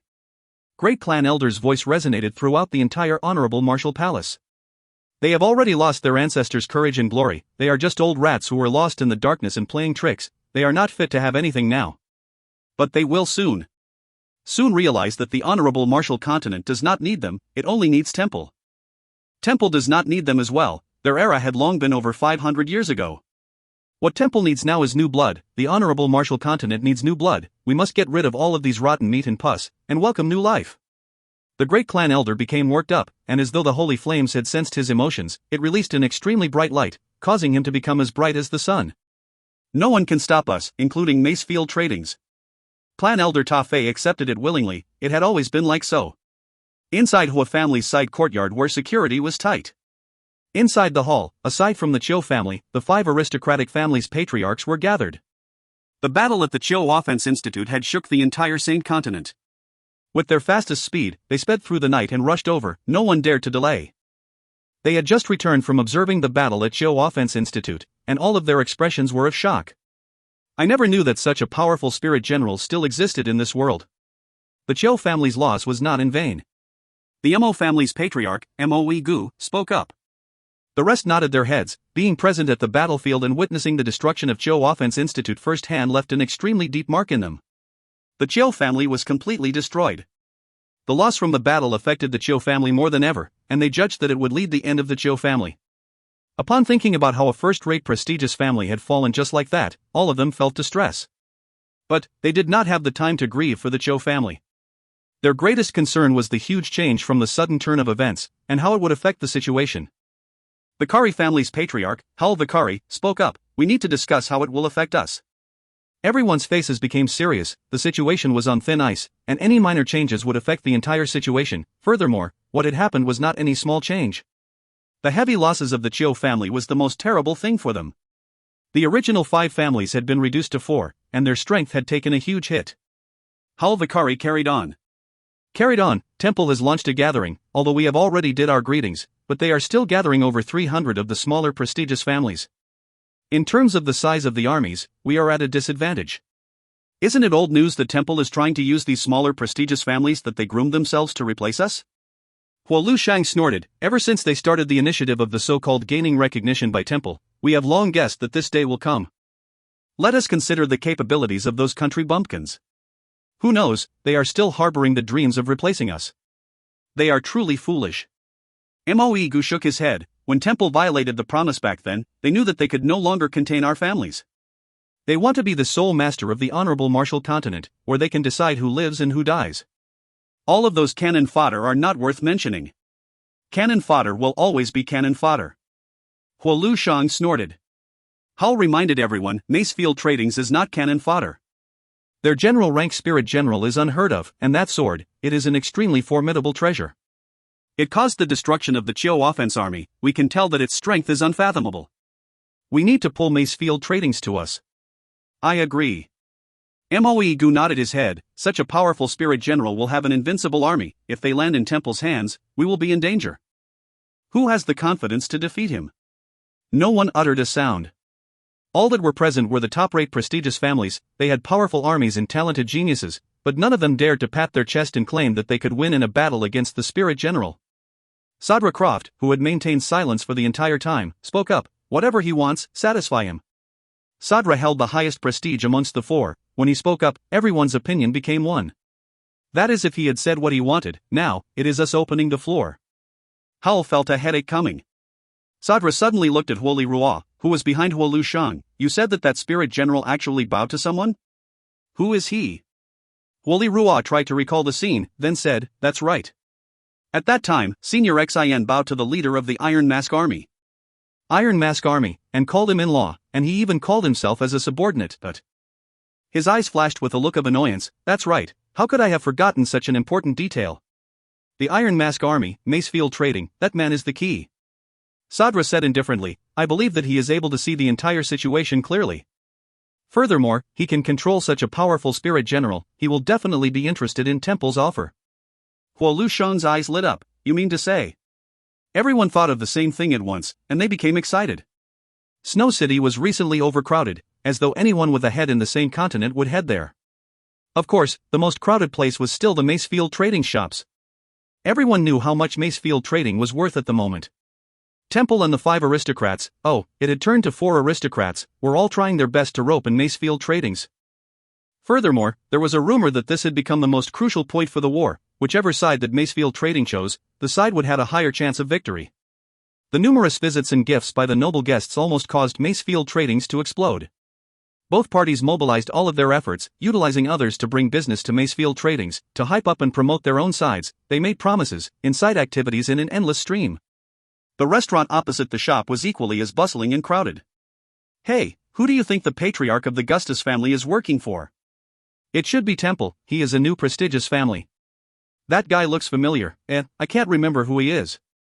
I think he is the patriarch of Constantine family. Right. Everyone watched the bustling activities, and were basking in the joy. Snow City was not a country, but they had never witnessed so many major figures appearing. Occasionally, gasps would be heard from the crowd, and all the famous people would appear before them. The people were moved by the fickle world. All the small-time prestigious families had become the key pawns to decide the future of honorable martial continent. Who would Macefield Tradings choose to join? Everyone was curious and worried. Apart from the families that had already made their stand, everyone else longed for the situation to be clarified sooner. If you find any errors, ads pop up, ads redirect, broken links, non-standard content, etc., please let us know. Report chapter so we can fix it as soon as possible. Chapter 912, Temple in Apparent Decline. Chapter 912, Temple in Apparent Decline. Translated by Berrybuns. Edited by Tian and DeAndre R. It is time to lay our cards on the table. Huo Lushan looked at the distant Snow City, his face revealing a look of seriousness. If Macefield Tradings choose to join Temple, what measures should we take? Everyone's eyes turned to Sadra. He was the true leader of the alliance. Then we destroy them. Sadra said without hesitation. He spoke calmly. We give it our all to destroy them. Everyone nodded their heads. If Macefield Tradings chose Temple, the threat they posed to the 4 aristocrats would be too huge, and regardless of the price they had to pay, they had to destroy Macefield Tradings family. Thus, they brought their armies, the strongest armies of the 4 families, to control Snow City. Snow City was placed in an indescribable and imposing oppression. The power of the 4 aristocrats loomed over the skies of Sane Continent. Compared to the aristocrat alliance's forceful behavior, Temple's actions looked much weaker. Sophie's actions on wiping out the Chiu family's camp with her banner of knights was not just a matter of venting her anger. Almost all of the clan elders of Temple were mobilized. They were sent to various places of Sane Continent, to establish a connection with the various armies and prepare for their final efforts. But what everyone else saw was a beast at its last struggle. All of the new prestigious families who were sought all complied in word, but in truth, lacked the actions.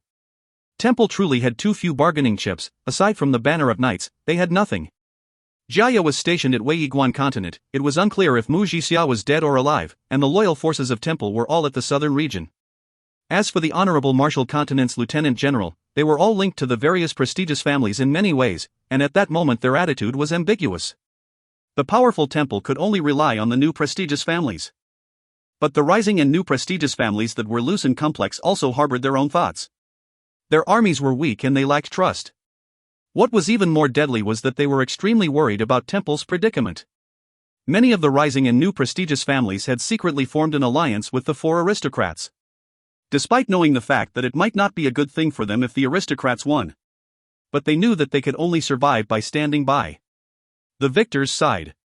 The conflicts between the rising prestigious families and their outward devotion and inner opposition towards Temple was no longer a secret. Temple was in a dangerous situation, as they declined further and further. How could Temple alone, which was declining, hold an advantage against the allied aristocrats to win over the Macefield Trading's family? This decline reached its peak when Clan Elder Seuss appeared alone at Snow City. On the empty street, Clan Elder Seuss' lone figure looked extremely bleak. There were no tight security around him, no grand ceremonies in place, no figures bowing to him or even the sun that shone its light down on him. Everyone who witnessed the scene all harbored a feeling of distress. It was Temple, the ones who created the Honorable Marshal Continent, the Temple that held the ruling position and was unbreakable for so many years, seemed to have collapsed like a building overnight. In the sky, Hal could not help but reveal a happy smile. Temple knows that they can't snatch from us, and sent Seuss alone. Huo Lu Shang and Mo Gu smiled. Macefield Trading's family's strength was unfathomable, and unless they were forced, they would never wage a war against them. And if Macefield Trading's family were to join their alliance, Temple's fall would only be a matter of when. Sadra's eyes flashed with a look of seriousness. Don't be careless, but Mo Gu became arrogant. You still think that Temple can play any more tricks? Ha! Huo Lu Shang had a look of disdain on his face. Temple is finished, their time has come. Look how secretive Seuss is acting. I am extremely joyful in my heart right now. He is usually extremely arrogant. He and Temple are exactly the same. Sadra shook his head. All of you forgot one person. Hal was startled for a second, then asked, Great Clan Elder? Huo Lu Shang's smile turned sluggish. He forced an unnatural smile. You guys are overthinking it. Great Clan Elder is powerful, I can admit to that. But I do not believe that just by himself, the Great Clan Elder can turn the entire situation around. Mo Gu nodded his head. That's right, the cleverest housewife can't cook without rice. He has no more cards to play, how can he fight? Sadra replied indifferently, I wish that I am overthinking it, but his worry not only lessened, but increased. He was different from the rest, as he had interacted with the Great Clan Elder before, and had a deeper understanding towards the Great Clan Elder. He knew how powerful the Great Clan Elder was, despite him not appearing often. Right from the start, Sadra was most worried about the Great Clan Elder, the person who never had a sense of existence, and not Sophie, or the Banner of Knights. But he knew that it was futile to speak too much, and he could only be careful. Analyzing the situation before him, despite being astute with deep foresight, he was unable to think of how Temple would make a comeback. But he knew that the Great Clan Elder was not one to surrender or one to admit defeat. Hal removed the happiness in his mind and said, I will go and test him. None of them were ordinary men, and they knew that they could not be careless until everything was over. The battle would determine whether their family would live or die. If they won, they would become the true masters of Honorable Marshal Continent, and if they lost, their families would accompany them into the abyss of eternal damnation. Seuss walked along the street. He was afraid. Snow City had been occupied by the enemies, and he felt that he was a lamb that had entered the tiger's den. But he had to comply, for it was the Great Clan Elder's order. He continued to rack his brains, but could not understand the Great Clan Elder's meaning. Even if he managed to convince Macefield Tradings to join Temple, the enemy would not let them leave. Furthermore, Seuss had no confidence in the conditions that they could offer. He could not understand the Great Clan Elder's order at all. All of Temple had been mobilized to various places of the same continent by the Great Clan Elder. Seuss saw it as a futile effort, which would only let others see how Temple was losing control of the situation. Especially by doing such a thing, that resembled casting a huge net. Seuss thought that they had might as well consolidate all of their forces to attack and destroy Macefield Trading's family. Macefield Tradings is the last bargaining chip we can get. But the Great Clan Elder ignored his suggestion, and remained stubborn. Seuss was filled with mourn. He felt that Temple was truly in danger. Maybe this time, I will die in Snow City. He was filled with negative emotions. Suddenly, his eyes dazzled. A figure had appeared and blocked his path. He raised his head, and recognized Howl. Howl. Slash. Hao laughed. Why is Clan Elder here alone? Could it be that Temple isn't worried about Clan Elder Su's safety? Or do you think that the blades in our hands are not sharp enough? And we can't cut through Clan Elder's head, Sus threw out all of the negative emotions in his mind, and spoke calmly. Whether or not you can cut me down, wait till I've met Senior Xian. I believe Senior Xian will make the right decision. Hao sneered. With the way you look, you have no need to meet Senior Xian. Sus laughed. Could it be that you are making the decision for Senior Xian? I wonder if Senior Xian has agreed to it. Hao choked. He was extremely fearful of the unfathomable Senior Xian. He did not dare to block Sus and stop Sus from meeting Senior Xian. Senior Xian's words were clear and his intent was obvious. He wanted them to set their price at the same time. In the situation where he held the upper hand, it was extremely illogical to provoke Senior Xian in Macefield Trading's family. Furthermore, there was no need for it. Hao did not believe that Temple could offer anything better than them. Sus' lone visit was the best proof. Hao opened the path, and did a polite gesture. Let us go together, but... Sus took a deep breath, then continued walking. Macefield Tradings. Jizai looked at Xian with a look of disbelief. Can you stop acting? You better not screw up at such a crucial moment. Young Miss Ran will never let you go. At the corner, Xiao Ran snorted, but she had obviously bought Jizai's salutation for her as young Miss Ran. Tian, I think the author has mistakenly spelled Xiao Ran to Xiao Man in all the previous chapters, and came back to Xiao Ran again. Xiao Man and Xiao Ran are the same person. It is my mistake as well. My apologies. Xian looked at Jizai with disdain. Do you think I'm you? Come, and call me Senior Xian obediently. Jizai sneered, then turned his head. Young Miss Ran, he says that he is your senior. Xiao Ran stared at Xian with an unkind expression. Xian was dumbstruck. He was stunned by Jizai's shamelessness, to be able to turn his words. Tang, Tian and Xianhui sat at a corner, watching the trio and feeling happy. Xianhui chuckled, but her smile quickly disappeared as she spoke with worry. Big brother Tian, I feel that something is wrong. Something's wrong? Tang Tian was instantly focused on her. He asked, what's wrong?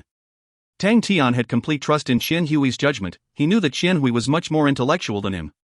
The rest stopped playing and looked at Xianhui. Xianhui did not answer Tang Tian, but turned to ask Melissa. Young Miss Melissa, the guests of the past few days, are they more towards Temple or for those aristocrats? Melissa was startled. She quickly reacted. I will go and count the statistics now. There were many customers for the past few days, causing the business to become weary from coping with it.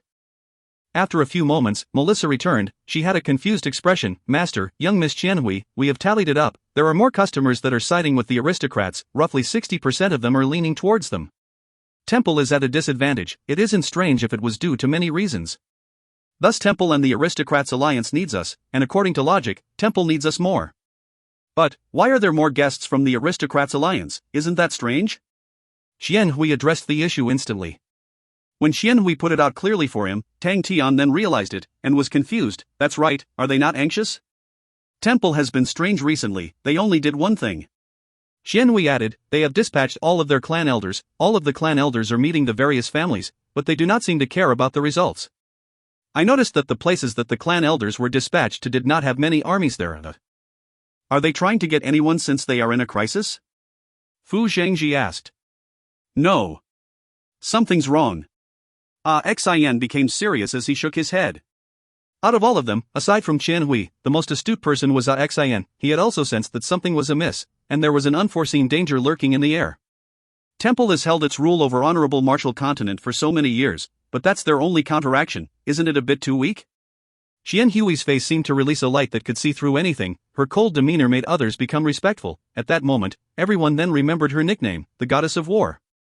Seems like we need to unravel this mystery today. Tang Tian muttered, the blaze in his eyes churned. If you find any errors, ads pop-up, ads redirect, broken links, non-standard content, etc., please let us know. Report chapter so we can fix it as soon as possible. Chapter 913, Respective Conspiracies.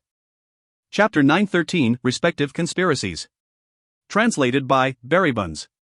Edited by Tian and DeAndre R. When Clan Elder Sus and Hal arrived at Macefield Tradings, Sadra and the rest were already seated in the hall. They had arrived earlier. Although they felt that Temple no longer had any moves to make, but no one dared to be careless at such a crucial moment. The victor would win everything, the loser would lose everything, or even his life might be lost. Seated at the head was Xian, where Melissa stood by his side respectfully. The Iron Mask army soldiers had their backs against the walls. They stood quietly, yet revealing their solemn and fearful aura. What a tight security, Seuss mused. The Iron Mask army was far more outstanding than he had previously thought, and despite the masks they wore, he could still see through a few things. Every single one of them maintained their cautiousness. He did not see any soldier looking around or had their minds wandering. It was simply a difficult task. In any serious situation, it was easy for the soldiers to focus on their targets, but in time of peace, it was much more difficult for the soldiers to maintain their vigilance. Only elites were able to achieve such a state, which meant they had gone through extremely tough training to be able to execute such discipline. Seuss retracted his focus. No matter how elite the Iron Mask army were, if they were unable to convince them, it would turn out to be the most terrible thing for Temple. Seuss laughed bitterly in his mind. He did not hold any assurance at all. But at such a time, he did not hold the decision to retreat. He did not beat about the bush, and took the lead to greet Xin. Greetings, Senior Xin. Xin nodded his head. Clan Elder Seuss, I believe that you have brought Temple's sincerity. I wonder what conditions Temple is willing to provide? Sadra and the rest were immediately focused onto Seuss. Seuss was not used to being so direct while working, but at that moment, he had to be harsh, and got right to the point. As long as Macefield Trading's family agrees in following Temple, Macefield Trading's family will be the only aristocratic prestigious family in Honorable Marshall Continent in the future. Regardless of what Macefield Trading's family requires, Temple will satisfy them. A few snickers could be heard, while Hua Lu Shang and the rest revealed looks of ridicule. To them, they felt that Temple did not know the difference between living and dying, and was still portraying themselves as high and mighty. Temple is really Temple. They are too used to being the master of Honorable Marshall Continent, while the rest of us can only be servants. Howl sneered with ridicule, not forgetting to hit Temple while they were down. But he was right. Temple's attitude was as such. Temple had to be the master, while Macefield Trading's family their subordinate. And if Macefield Trading's family were to join the alliance, they would have the identity as a partner, where everyone would be the master of Honorable Marshall Continent in the future. Although it would involve distributing power and benefits, but at least everybody were on the same level. The only difference was a difference between heaven and earth. Sadra and the rest heaved a sigh of relief. They were most worried that Temple would do the unexpected to turn the situation, and promise in sharing the rule of Honorable Marshall Continent with Macefield Tradings. Of course, even if it turned out that way, they had their rebuttals as well, as Temple had given the same promise to them in the past. But Temple's attitude surprised them. Temple was simply pushing Macefield Tradings to them, and they felt that Temple's arrogance was truly beyond redemption. Xin was in disbelief. He acted as if he was looking around carelessly, but he was actually looking at Tang, Tian and Qian Hui, and they saw the vigilance in each other's eyes. Temple did not retract their arrogance, but to continue acting that way, it was definitely not normal. Seuss did not understand why the great clan elder was not willing to give in at such a time, although he had blatantly ordered Seuss to give Macefield Trading's family anything they wanted to rope them in, but ultimately, his conditions was still saying no. But it was fine. It was not as if he had no other cards to play. He calmed himself down, then spoke up. Temple is willing to hand over the technique to withstand the corrosion of time, and lengthen Senior Xin's life. The expressions of Sadra and the rest froze on their faces, their eyes flashed with a trace of panic. They finally understood that they had disregarded one point, and that being Senior Xin was a spirit general. They then understood how far Temple was willing to go. If he had the technique to withstand the corrosion of time, the time that Senior Xin could survive would be greatly amplified. To Macefield Trading's family, Senior Xin was their guardian angel. The ability to allow their guardian angel to stay forever was a value that no one could compete with. This was an irresistible offer for Macefield Tradings. Impossible. Hua Lu Shang blurted out, the corrosion of time is a law of the world, it is something nobody can withstand. You are spouting nonsense. His voice had changed slightly, it was visible that he was terrified. On the contrary, Seuss calmed down. In truth, he did not believe it either, but at that moment, he could no longer care about anything, and acted as though he had a card up his sleeve. It seems like everyone has forgotten that Temple was the first to begin research on spirits. Furthermore, I believe that no one else has invested as much as Temple into this. Seuss spoke with confidence. That's right, in terms of spirit studies, who had more power than Temple? By the side, Sadra, who had been quiet and observing the entire time, suddenly laughed. That's right, in terms of spirit studies, no one can compare to Temple. When Sadra spoke up, Seuss' heart instantly had a bad premonition. And on the contrary, Hua Lu Shang and the rest who were initially panicking instantly calmed down. They understood Sadra very well. When he spoke, he always had a way. Sadra continued, it is all thanks to Temple for helping us research and study spirits so much. We will definitely bring glory to the results. Temple still has many other things that we will cherish. Kuo Lu Shang and the rest instantly figured out what Sadra meant. That's right, as long as we attack temple, whatever temple has will belong to us. Su's heart jumped, but he maintained his steadiness. He sneered, is that so? Even if you attack temple, you will only obtain ruins. You want to burn both jade and stone together? You overestimate your clan elders. Sadra chuckled, not everyone is willing to die for temple. We have many friends in temple as well. As long as temple has something, it will belong to us. Us. Su's face finally changed, there are clan elders that have colluded with the enemy. A bitter feeling surfaced in his heart, in truth, he was not willing to admit to it. The enemies had planned for ages prior to the current situation. Their plans to infiltrate into Temper had gone on for many years, in which Sus had gained some sense of in the past. But upon thinking about it, there were many indicators in any ordinary day, it was just that he thought they were merely making friends, he had never expected for their conspiracy to be so huge. Right at that moment, Xian suddenly spoke out, I don't need it. His gaze involuntarily turned toward Xiaoran, I think only Xiaoran understands me best, how unbearable the passing of time can be. Their eyes connected, Xian could feel the warmth and concern in Xiaoran's eyes. His mouth involuntarily blossomed into an unconcealable smile. It feels good. Suddenly, he had a trace of comprehension in his mind. Before he met Xiaoran or the young miss, his world only consisted of the past, but after meeting them, he had the present and future. I am not only living in my past.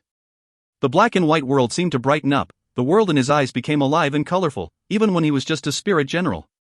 It feels good. Xian's gaze landed on Sus, he spoke out, if that's all, I am sorry to say that. Sadra's face finally revealed a smile, he knew that Temple had lost completely. So we still failed. Suddenly, a low, solemn and unfamiliar voice interrupted Xian. Xian instantly stood up, he glared at Sus. The rest all stood up in shock, as they looked at Sus' strange expression. The unfamiliar voice actually came out from Sus. Everyone could see that there was something wrong with Sus. He had froze on the spot, his eyes were in a daze as they lost focus, and his mouth closed up. It was an extremely strange sight, and everyone felt a cold chill run up their back, the hairs on their bodies standing straight up. Sadra stared at Sus, then exclaimed in shock, Great Clan Elder. He. Sus remained unmoved, his mouth was closed, and the voice seemed to project from his chest, Sadra, I never thought that. Never thought that you could still recognize my voice, it's been 20 years right. Sadra regained his calm, that's right, it's been 23 years. Your memory will always be better than mine, I never thought that we would meet here, my old friend, but now, we have to fight to the death. Great Clan Elder sighed. I am just taking back what belongs to us. Sadra replied indifferently. Everything in the honorable martial continent, even you, belongs to Temple. The Great Clan Elder spoke indifferently, yet held a tyrannical tone. Sadra remained unfazed, that's the reason for this war. 20 years ago, I knew that you did not have the heart, but I could not take your life. Everything's over, Sadra. Thank you for this war, but a new era is about to begin. Sadra's complexion turned dark, he felt uneasy. Honorable martial continent doesn't need any prestigious family, it only needs Temple. Great Clan Elder's voice contained a fanatical tone, while Sus' body trembled. Sadra suddenly understood, his eyes was filled with disbelief, you want to destroy all the prestigious families? You finally understand? Sadra, you've slowed. Great Clan Elder's voice became even more fanatical, Temple needs new life, the honorable martial continent needs new life. And only I can bestow it new life. But a pity, Sadra, for you will not be able to witness it. Clan Elder Sus, whose entire body was trembling incessantly, suddenly ignited with a white flame. Holy flame! The pure and gentle holy flame revealed how profound Sus' attainments on it were. The holy flame enveloped Sus' entire body, causing him to look as though he was on fire. Everyone could sense danger, but they did not know where it was coming from. Tang Tian moved the fastest, the instant the holy flame had appeared, he had already made his move on Clan Elder Sus. His intuition was the sharpest, but at that moment, his heart was enveloped with an unprecedented sense of danger. Death. He caught the scent of death aura. How long had it been after he gained enlightenment on the awakened god armor, for him to feel the threat of dying? His senses reached their peak, causing the hairs on Tang Tian's body to erect. Clan Elder Sus' brain exploded like a watermelon, but his body did not fall. What happened next caused everyone to gasp in shock. If you find any errors, ads pop up, ads redirect, broken links, non-standard content, etc., please let us know. Report chapter so we can fix it as soon as possible. Chapter 914 Pillar of Punishment. Chapter 914 Pillar of Punishment. Translated by Berrybuns. Edited by Tian and DeAndre R. The pure and gentle white holy flame emitted an aura that felt divine, causing people who felt it to have a desire to kneel and bow towards it. But the scene in front of them was extremely bizarre, causing everyone to feel extremely cold. Clan Elder Seuss' head was chopped off, revealing half of his broken neck, and everybody were able to clearly see the white bones and red flesh. In any ordinary situation, the wound would spill with blood. But the strange thing was that not an ounce of blood came out from Seuss' broken neck. Whoosh, a burst of white holy flame surged out from Seuss' neck. The headless Clan Elder Seuss's body stood erect, and looked like a human candle that was stuck in the ground. The white holy flame devoured him silently. Seuss' flesh acted like the wax for the white flames, and continued to disintegrate to the fire. The corpse melted at a speed visible to the naked eye, and the holy flame continued to become stronger and larger. No one knew what was going on, but their hearts were tensed, as though they were in a horror movie, and something terrible was about to happen to them. But no one knew how to stop the flames. Even destroying the head was useless, they could only watch the flames helplessly. Clan Elder Seuss' body seemed to be the best fuel for the holy flame. It combusted extremely quickly, and in the blink of the eye, only his waist and legs were left. The originally arm-sized holy flame had increased by 100 times. The burning holy flame spewed in all directions, and the remaining half of Seuss turned into a torch. The expressions on everybody's face changed, and the ones closer to the flame all retreated. The holy flame continued to strengthen and become more dangerous. Tang Tian stared at the burning corpse. Beads of perspiration trickled down his forehead, his back was drenched with perspiration. He did not retreat, but stepped forward, protecting Qian Hui who was behind him. His intuition was extremely sharp, and the sensation he had was far more intense than the others. Tang Tian had fought against Roger before, and was not unfamiliar with the honorable martial holy flame. In that battle, he had suppressed Roger right from the start, preventing Roger from having any opportunity. At that time, although he felt that the honorable martial banner of knights had a justified reputation, but he had the confidence of beating them. But the holy flame in front of him completely overwhelmed the impression he had of holy flames. The two were of completely different grades. Roger's holy flame was like a weak candlelight, but the holy flame in front of him felt like flames from a volcano. What made him even more anxious was that the holy flame was growing stronger with no end, growing in size and quality. The holy flame's various attributes were quietly changing, and he could sense the changes. The burning holy flames did not have any berserk aura, it remained divine and solemn, but it became even more intense, as though the god monarch from heavens was overlooking down on life. Even the air in the area had become denser, as an invisible pressure enveloped everyone present. Wait a minute. Tang Tian's pupils suddenly constricted. Within the blazing holy flame, there was a faint figure that was struggling in pain. The faint figure's silhouette was obviously Clan Elder Seuss. Xian had noticed the figure, and cried out, "How is that possible? That is not a spirit general," Tang Tian immediately noticed. Soul, that is Clan Elder Seuss' soul. Everyone stared at the holy flame in shock, all of their faces revealed looks of fear and shock, even Tang Tian was not an exception. Compared to the people of Sacred Saint Galaxy, Tang Tian from Heaven's Road was much more familiar with the concept of spirit and soul. Spirit generals, spirit cards, these were ordinary things in Heaven's Road, and was the most common creatures in Heaven's Road. They had difference in quality, but in essence, they were all the same. But Tang Tian had never seen a real soul before. Spirit generals were not souls, and even the secret to the formation of spirit generals had never been unraveled. But they were inextricably linked, and the majority would think that spirit generals were formed from the merger of a martial artist's obsession and soul. But no one had ever seen a pure living soul. The soul that was alive was trembling incessantly in front of Tang Tian. Clan Elder Seuss' soul was struggling in pain inside the holy flame, which was silently swallowing him and burning up. But for some reason, everyone seemed to be able to hear his heart-wrenching screams and wails. When the last bit of Seuss' flesh finally melted inside the holy flame, the pure white flames became dyed with a layer of gold. The soul inside the holy flame started to melt away, releasing a golden liquid. This golden liquid quickly assimilated into the holy flame. The struggling soul became weaker and weaker, smaller and smaller, dimmer and dimmer, and when the last drip of golden liquid assimilated with the holy flame, the initially white holy flame became a noble gold color. The place where Clan Elder Seuss originally stood had nothing left. The golden holy flames started to churn slower, as though every movement of the wick moved a weight of 1,000 caddies. It was like a mythical god that had awoken from its slumber, gradually releasing its consciousness, its gaze able to shatter the world. Step back. Tang Tian told Qian Hui without turning his head back. He looked as though he was facing a powerful enemy, every inch of his muscles were tensed up. Qian Hui did not argue, she quickly retreated.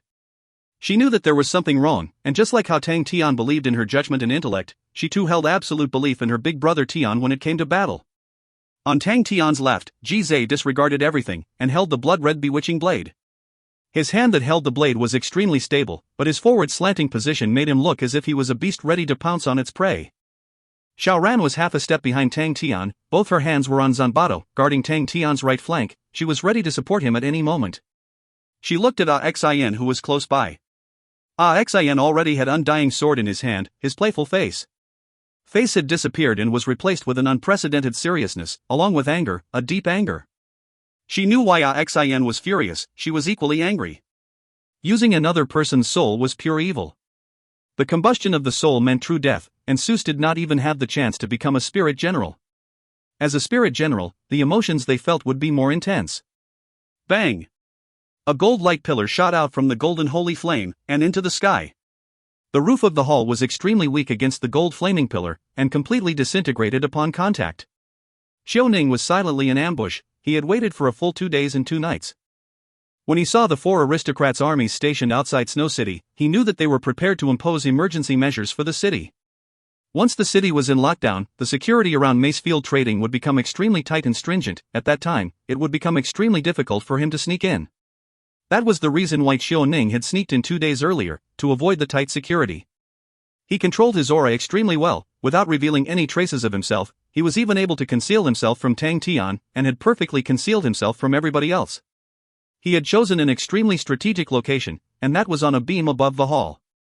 The atmosphere in the hall was extremely tense, and everyone's mental state were stretched taut, thus no one noticed him. Xiao Ning had been waiting for an opportunity the entire time, but the situation had changed so quickly that it rendered him helpless. Clan Elder Seuss' transformation almost made him cry from shock. What the hell is going on? From a young age, Xiao Ning could never be frightened or surprised. He felt that he had seen all the oddities and bizarre things in the world, and was never afraid. But upon seeing Clan Elder Seuss' transformation, he was truly shocked out of his skin. When the pure white holy flame shot out from Clan Elder Seuss' broken neck, all the hairs on his body stood up. He had never been so afraid in his entire life before. It was truly a horrifying scene.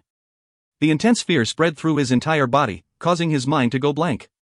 He had never encountered such a situation. The scene was so cruel, so evil, far more than what he thought he could ever see. But he quickly regained his senses, and his first reaction was to escape. What family glory, what values, I need to escape from this place. The fear that took over him made him want to leave as far as possible. And when the gold liquid appeared inside the holy flame, Xiao Ning's entire body turned cold, the cold intent shooting to the deepest parts of his bones. Temple, this is the real temple. He felt extremely cold, even as someone born in the Qiu family. Even if the Qiu family had intentions on temple, he always respected temple in his heart as though he respected a god. He had never thought that such a fanatical and terrifying thing would actually come from temple itself. What's more, it was from the highly esteemed great clan elder. The noble and beautiful gold liquid assimilated into the holy flame, increasing the sovereign of the holy flame multiple folds. The overbearing and beauty of the flame overwhelmed Xiao Ning. Without any hesitation, he completely disregarded the fact that his cover would be blown as he rushed out with all of his strength. I need to leave this place as far as I can. That was the only thought in his mind. The unprecedented fear caused him to unleash his hidden potential, and with an unprecedented speed, he rushed out. At that time, no one cared about him, everyone were locked onto the horrifying scene. The stronger the power, the more dangerous and intense feeling it gave off, and everyone stared at the golden flames as though they were staring at their greatest enemy. No one knew what the regiment of holy flames were, but they knew that the great clan elder's plan was within the terrifying golden flames. Xiao Ning had just reached the door, when he suddenly felt something erupting from behind him. An ice-cold divine aura enveloped his body and mind. He instantly turned sluggish, and the moment he turned his head to look back, the golden holy flames shot into the sky. The golden flaming pillar shot through the clouds. The ice-cold divine aura came from this powerful golden pillar of flames. The pillar of punishment. Sadra's voice came out from behind him.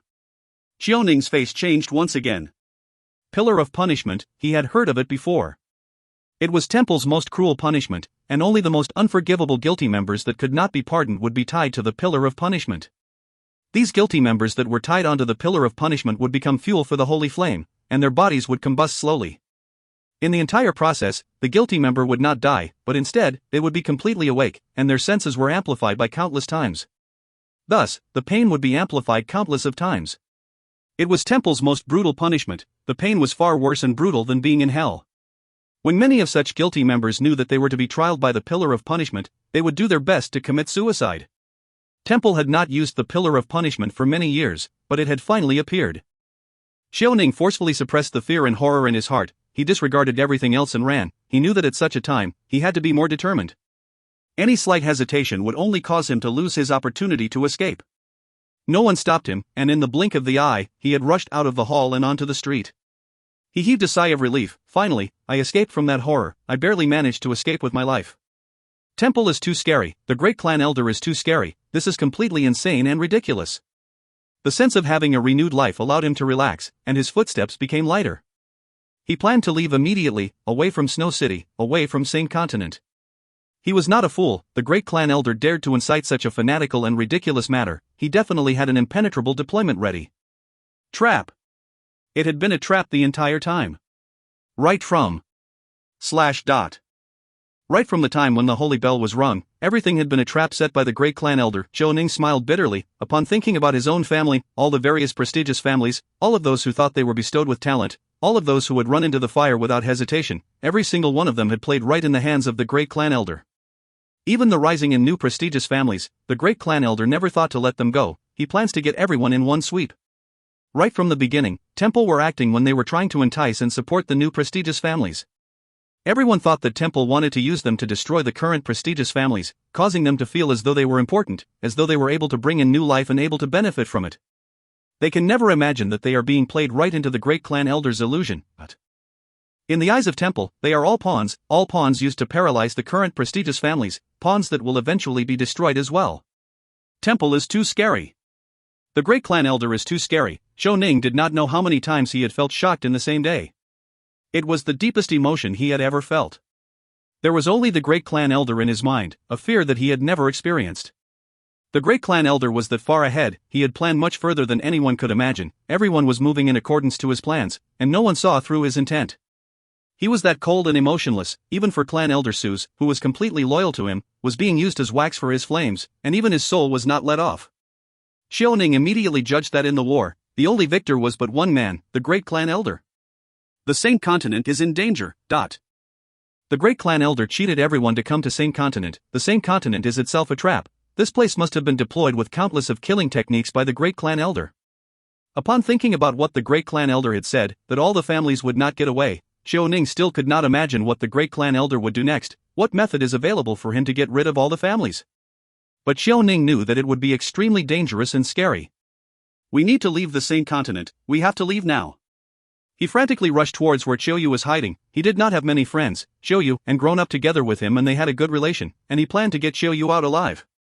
He only rushed out a few meters when he suddenly stopped. He raised his head to look up into the sky, and was stunned by what he saw.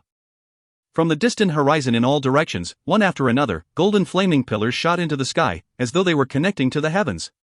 Xiaoning suddenly turned around. Behind him, there were countless of golden flaming pillars shooting into the sky as well. The blood on his face completely receded in an instant.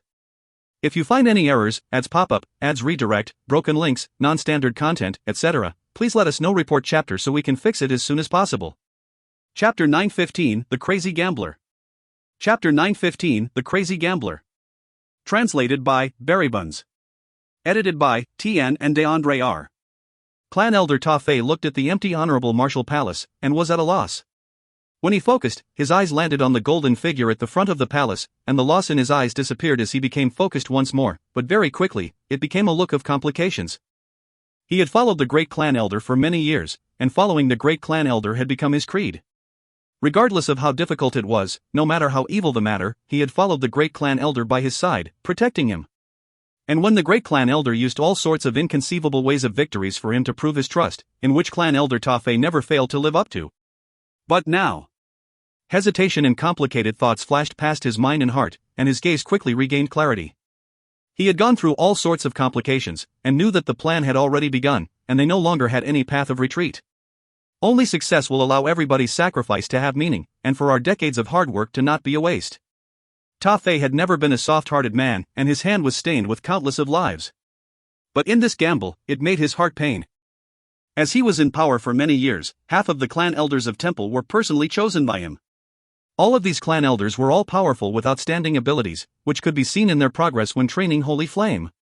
Many of these clan elders were in truth more like his students, but all of them had to sacrifice themselves for the gamble. He had personally created everything. Since he had imparted the Holy Flame to them decades ago, the plan had quietly developed.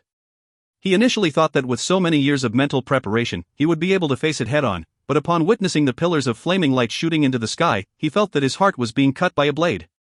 It was a real gamble. If they won, Temple would no longer be held back. The entire honorable martial continent would only have one true master. Temple's will would be spread throughout the entire honorable martial continent. It was the greatest desire of the great clan elder, and although no one had ever achieved it before, he did not give up on the idea.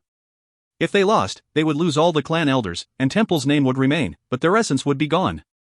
And such a cold-blooded method would cause Temple to become an existence that the entire honorable martial continent would despise, and no one would ever forgive them.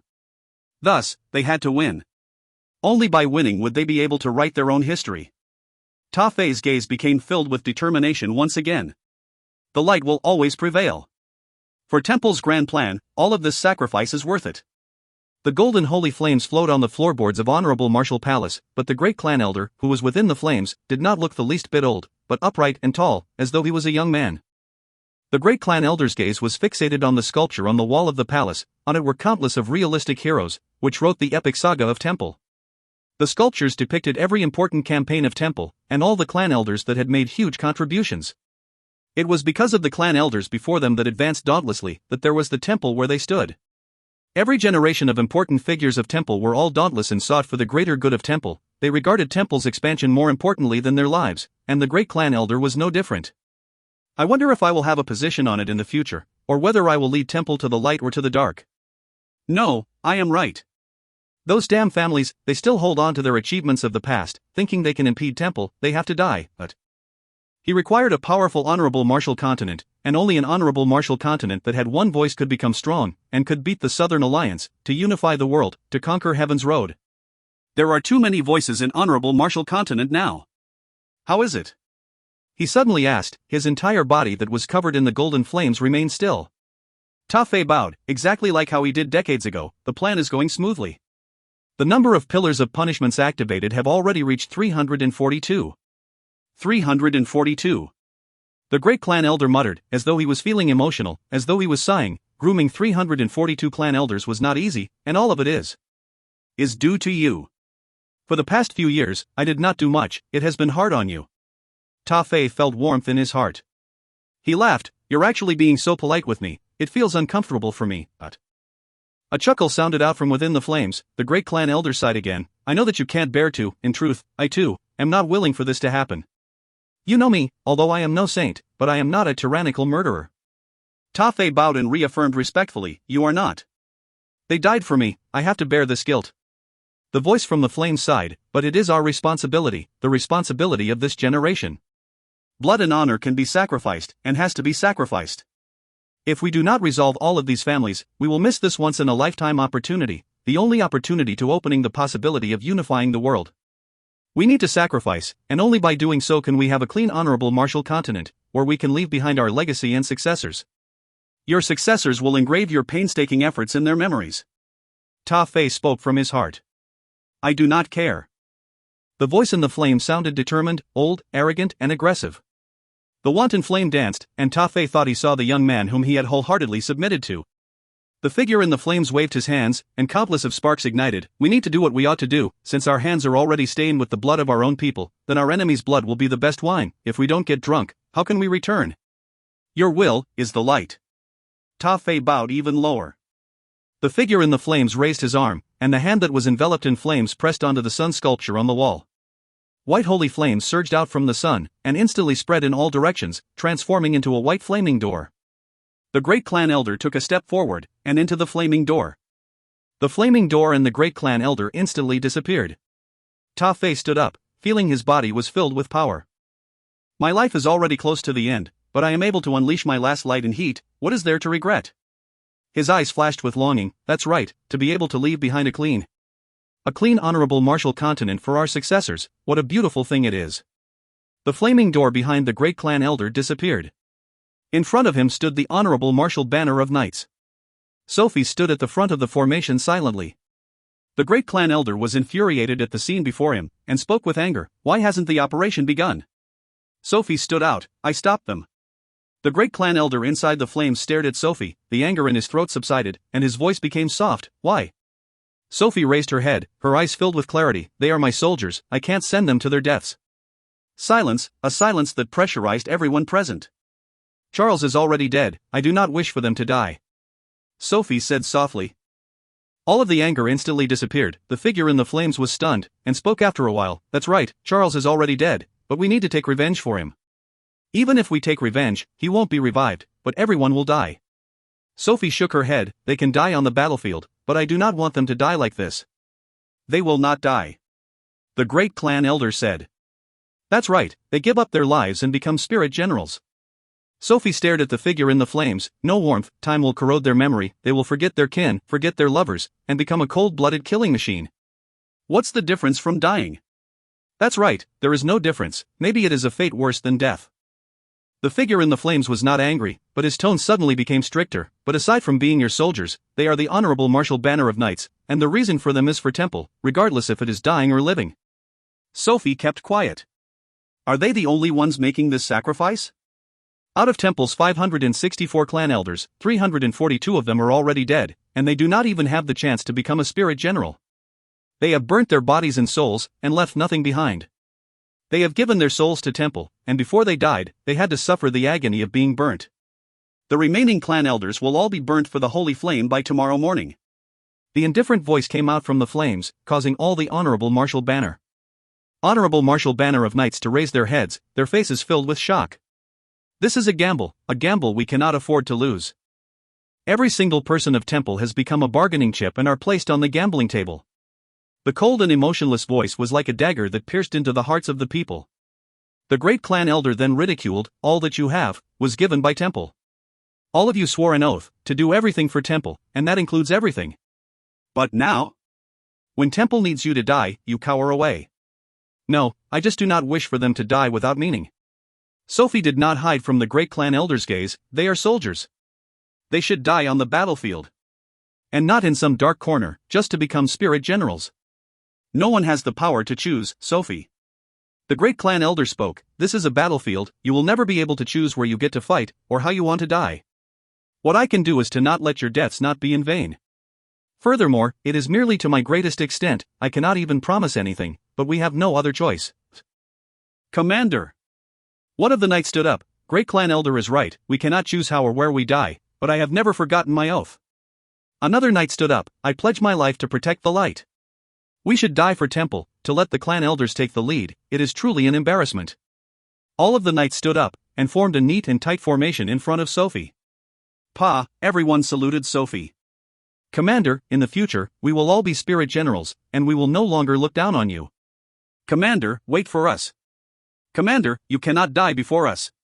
Commander, we must fight together. All the knights turned and stepped into the white halo.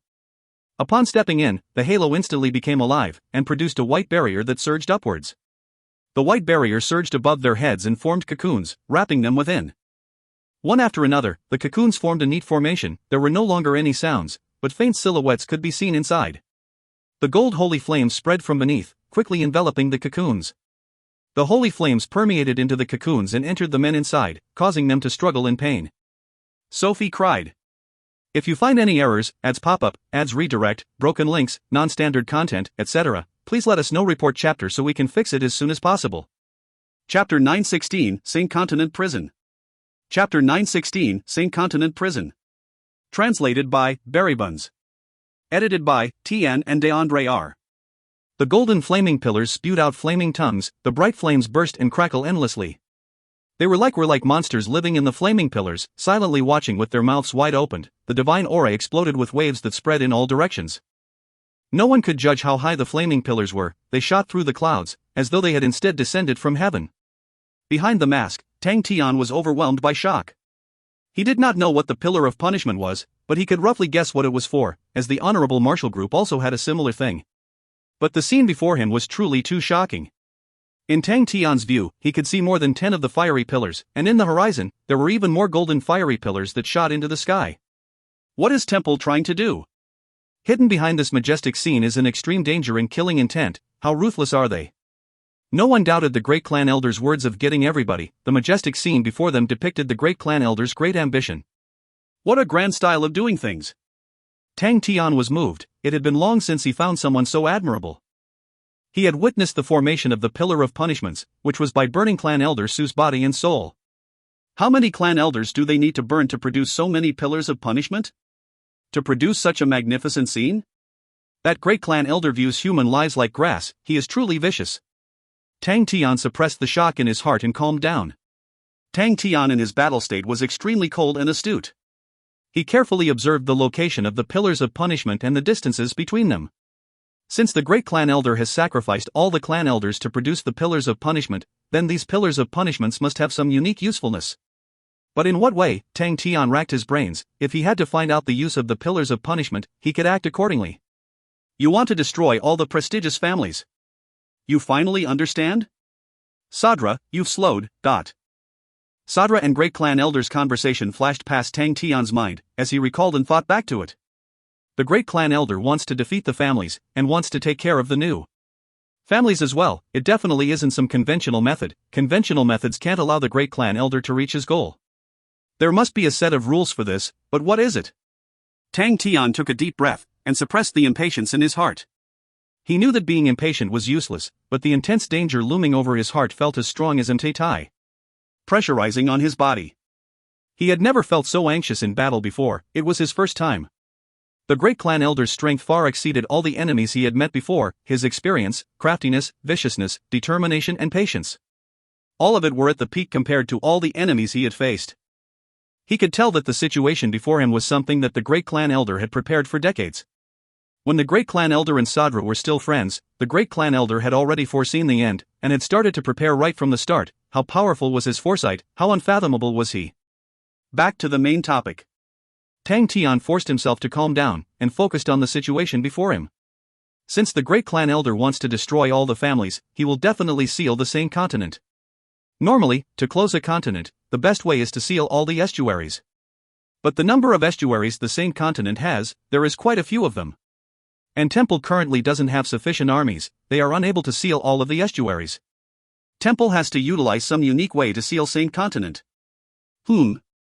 A unique way? Could it be that these pillars of punishment are to seal the same continent? Tang Tian became excited. He felt that he had found some sort of clue. The positions of the pillars are not at the estuaries, so Temple's way is not to seal the estuaries. If not the estuaries, how else can they seal same continent? Tang Tian looked up and looked at the pillars of punishment that shot into the sky and extended to the heavens. The sky. Could it be the sky? Tang Tian's heart trembled. He suddenly unleashed strength beneath his feet. The moment Tang Tian left the ground, he immediately felt a powerful aura descend from the sky, as though a tai had dropped down on his entire body. The gigantic power pressed down on him, preventing him from being able to dodge. This aura was extremely imposing and cold, shooting straight to the heart, causing people to subconsciously want to kneel down and worship to it.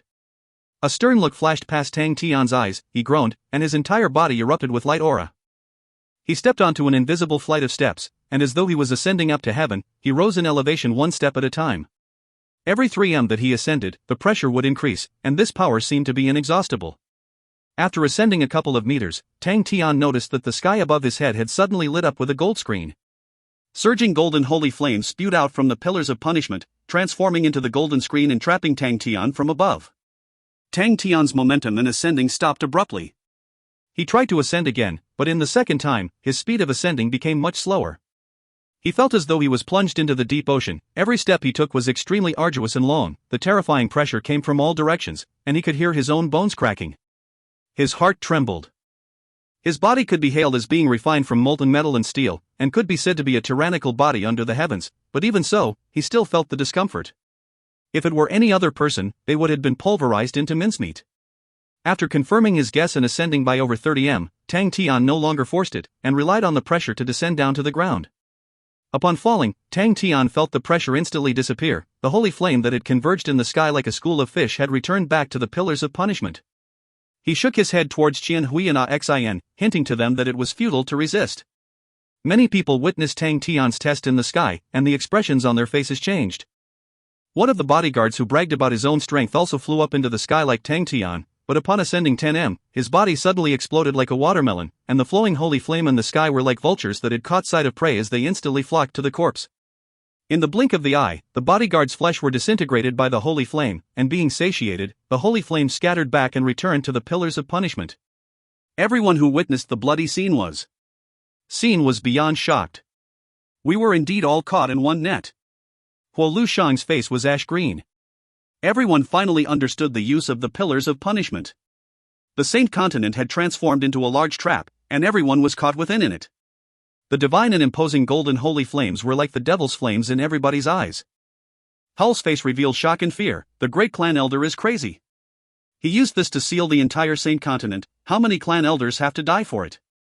How many? Mo Egu snorted. I think all of them are dead. But what's the use of trapping us? Aside from the honorable martial banner of knights, what other armies do they have? Ha, they want to starve us to death? When the others heard him, they relaxed. That's right, although they were temporarily stuck in Saint Continent, but to want to kill them, it required real weapons for slaughter. But Temple's hands was extremely pitiful. As for being starved to death, that was complete nonsense. Sadra did not speak, and observed the pillars of punishment that shot into the clouds. He had his doubts. Where does great clan elder's confidence come from? Why is so sure of himself? Could it be that the pillars of punishment have some other unique features? It was a pity he did not conduct on any research on the pillars of punishment. It was not only him, no one had ever done much study on them. Even in Temple, not many people had tried studying the pillars. The pillars of punishment were a method for punishment and rarely used. Sadra never thought that the great clan elder would actually study and research in such an unorthodox method. Furthermore, it looked as though he found complete breakthroughs in it. In the past, there were no information on the pillars of punishment requiring human lives to be activated. Upon thinking about that, Sadra's mood dampened. The great clan elder was a secretive man and rarely came out of seclusion, and the outside world barely knew him. But Sadra had fought alongside the great clan elder for many years in the past, and he knew that the great clan elder had great passion whenever he found something of interest. When the great clan elder was young, he had spent a great deal of his time deeply immersed in his interest for spirit research. But Sadra had advised him, instead of spending his time on the profound mysteries of spirits, he could place his sights on some topics that at least had the hopes of succeeding. He must have found a complete breakthrough in the pillars of punishment. Be careful, and pay close attention. Sadra warned, stay as far away from the pillars as possible. They might possess offensive capabilities, especially for those holy flames. Send out more people to investigate the surroundings. Temple definitely has something else planned. He glanced at Tang Tian. His own bodyguard had exploded upon jumping up 10 but the masked man from the Iron Mask army had jumped over 30 but had safely landed. How strong is that man's body? Sadra was surprised by Tang Tian's performance, and vice versa. Tang Tian was surprised at the fact that Sadra was able to maintain his cool and send out orders coherently.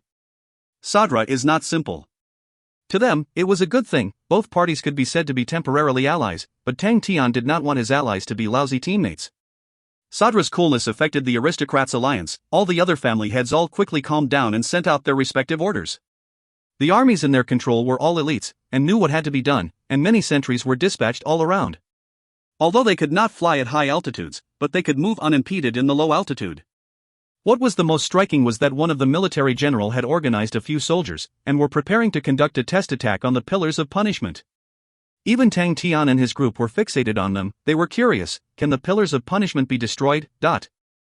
Light auras that filled the sky like rain, brought forth a terrifying shriek as they struck on one pillar. But a shocking scene occurred. All the attacks were nullified, and did not even cause a stir. The military general was unconvinced. He pulled out his entire army and launched a full-force attack on the pillar of punishment, but to no avail. Regardless of how powerful the energy was, they were all absorbed into the pillar of punishment, devoured by the flames. The golden holy flame devoured in silence. The gigantic pillar looked as though it could devour an entire beast. After absorbing the attacks, the holy flames of the pillar of punishment grew stronger, and the golden light emitted from the flames grew even more intense. Everyone, including Tang Tian, all had a change of expressions. If you find any errors, ads pop up, ads redirect, broken links, non-standard content, etc., please let us know. Report chapter so we can fix it as soon as possible. Chapter 917 Ascents. Chapter 917 Ascents. Translated by Berrybuns. Edited by Tian and DeAndre R. After Xie Yuan reported his duties to the master, he left the commander post with a calm expression, yet his heart was filled with suspicion. He had received the order from the highest command, and did not find it strange. Although he was recently placed in the rear, regardless of being in charge of recruitment or constructing delay lines to slow Moxan, he had completed them to perfection, and had outstanding military service. The very first thing that people did when they saw the orders were to congratulate him. They saw Xie Yuan as an outstanding military general that was bound to be promoted. Master Xie Yuan's promotion was a matter that everyone looked forward to. In the eyes of the majority, nobody's contribution were as big as Master Xie Yuan. He had long become the idol of the southern region. Xie Yuan was not affected greatly. After the bloody war, he had become much steadier. The medals he carried were soaked in the blood of his comrades, and to him, felt extremely heavy. And he knew that the highest command had ordered him to return was not to promote his position, but because the war had entered a new phase. From Gochang Wendao's severe losses from occupying the Shan continent, to the success in delaying Moxan and Xiao Su Hua, they had dug a deep hole for the honorable martial continent. But the true reason that led to Southern Alliance holding the advantage of being the first mover was the internal strife for power in the honorable martial continent. Xie Yuan never expected that an internal strife would actually occur in the honorable martial continent at such a crucial moment. The honorable martial continent's internal strife was so sudden and intense that the amount of rumors and gossips flying everywhere were overloaded. The internal strife in honorable martial continent was the note of the war, and was the note in which the Southern Alliance turned from defense to offense. Both parties of the war had realized that the balance of the battlefield had started to tilt towards the side of Southern Alliance, causing a huge transformation of the morale. The Southern Alliance's morale was greatly boosted, and their fear towards the honorable martial continent was completely swept clear, and were optimistic towards the victorious future. The favorable Southern Alliance's prestige became as high as the noon sun. Their enemy was the honorable martial continent, the powerful temple, and the boost in the Southern Alliance victory made it known that they were equally strong. Although the battle had not ended, but news of the Southern Alliance had already spread throughout the entire southern region.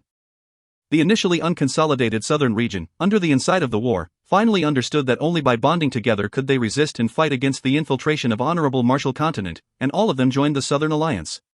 Compared to the rising morale of the Southern Alliance, the morale of honorable martial continent's armies were at an all-time low.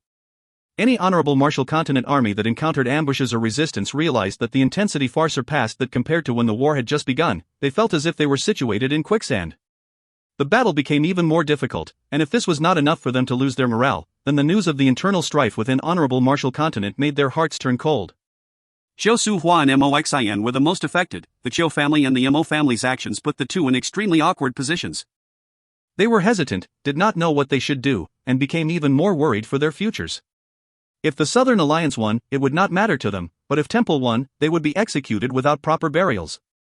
Gochang Wendao's worries were completely opposite. In a span of one night, a wide gap that they could not close or guard against had formed between the three great generals.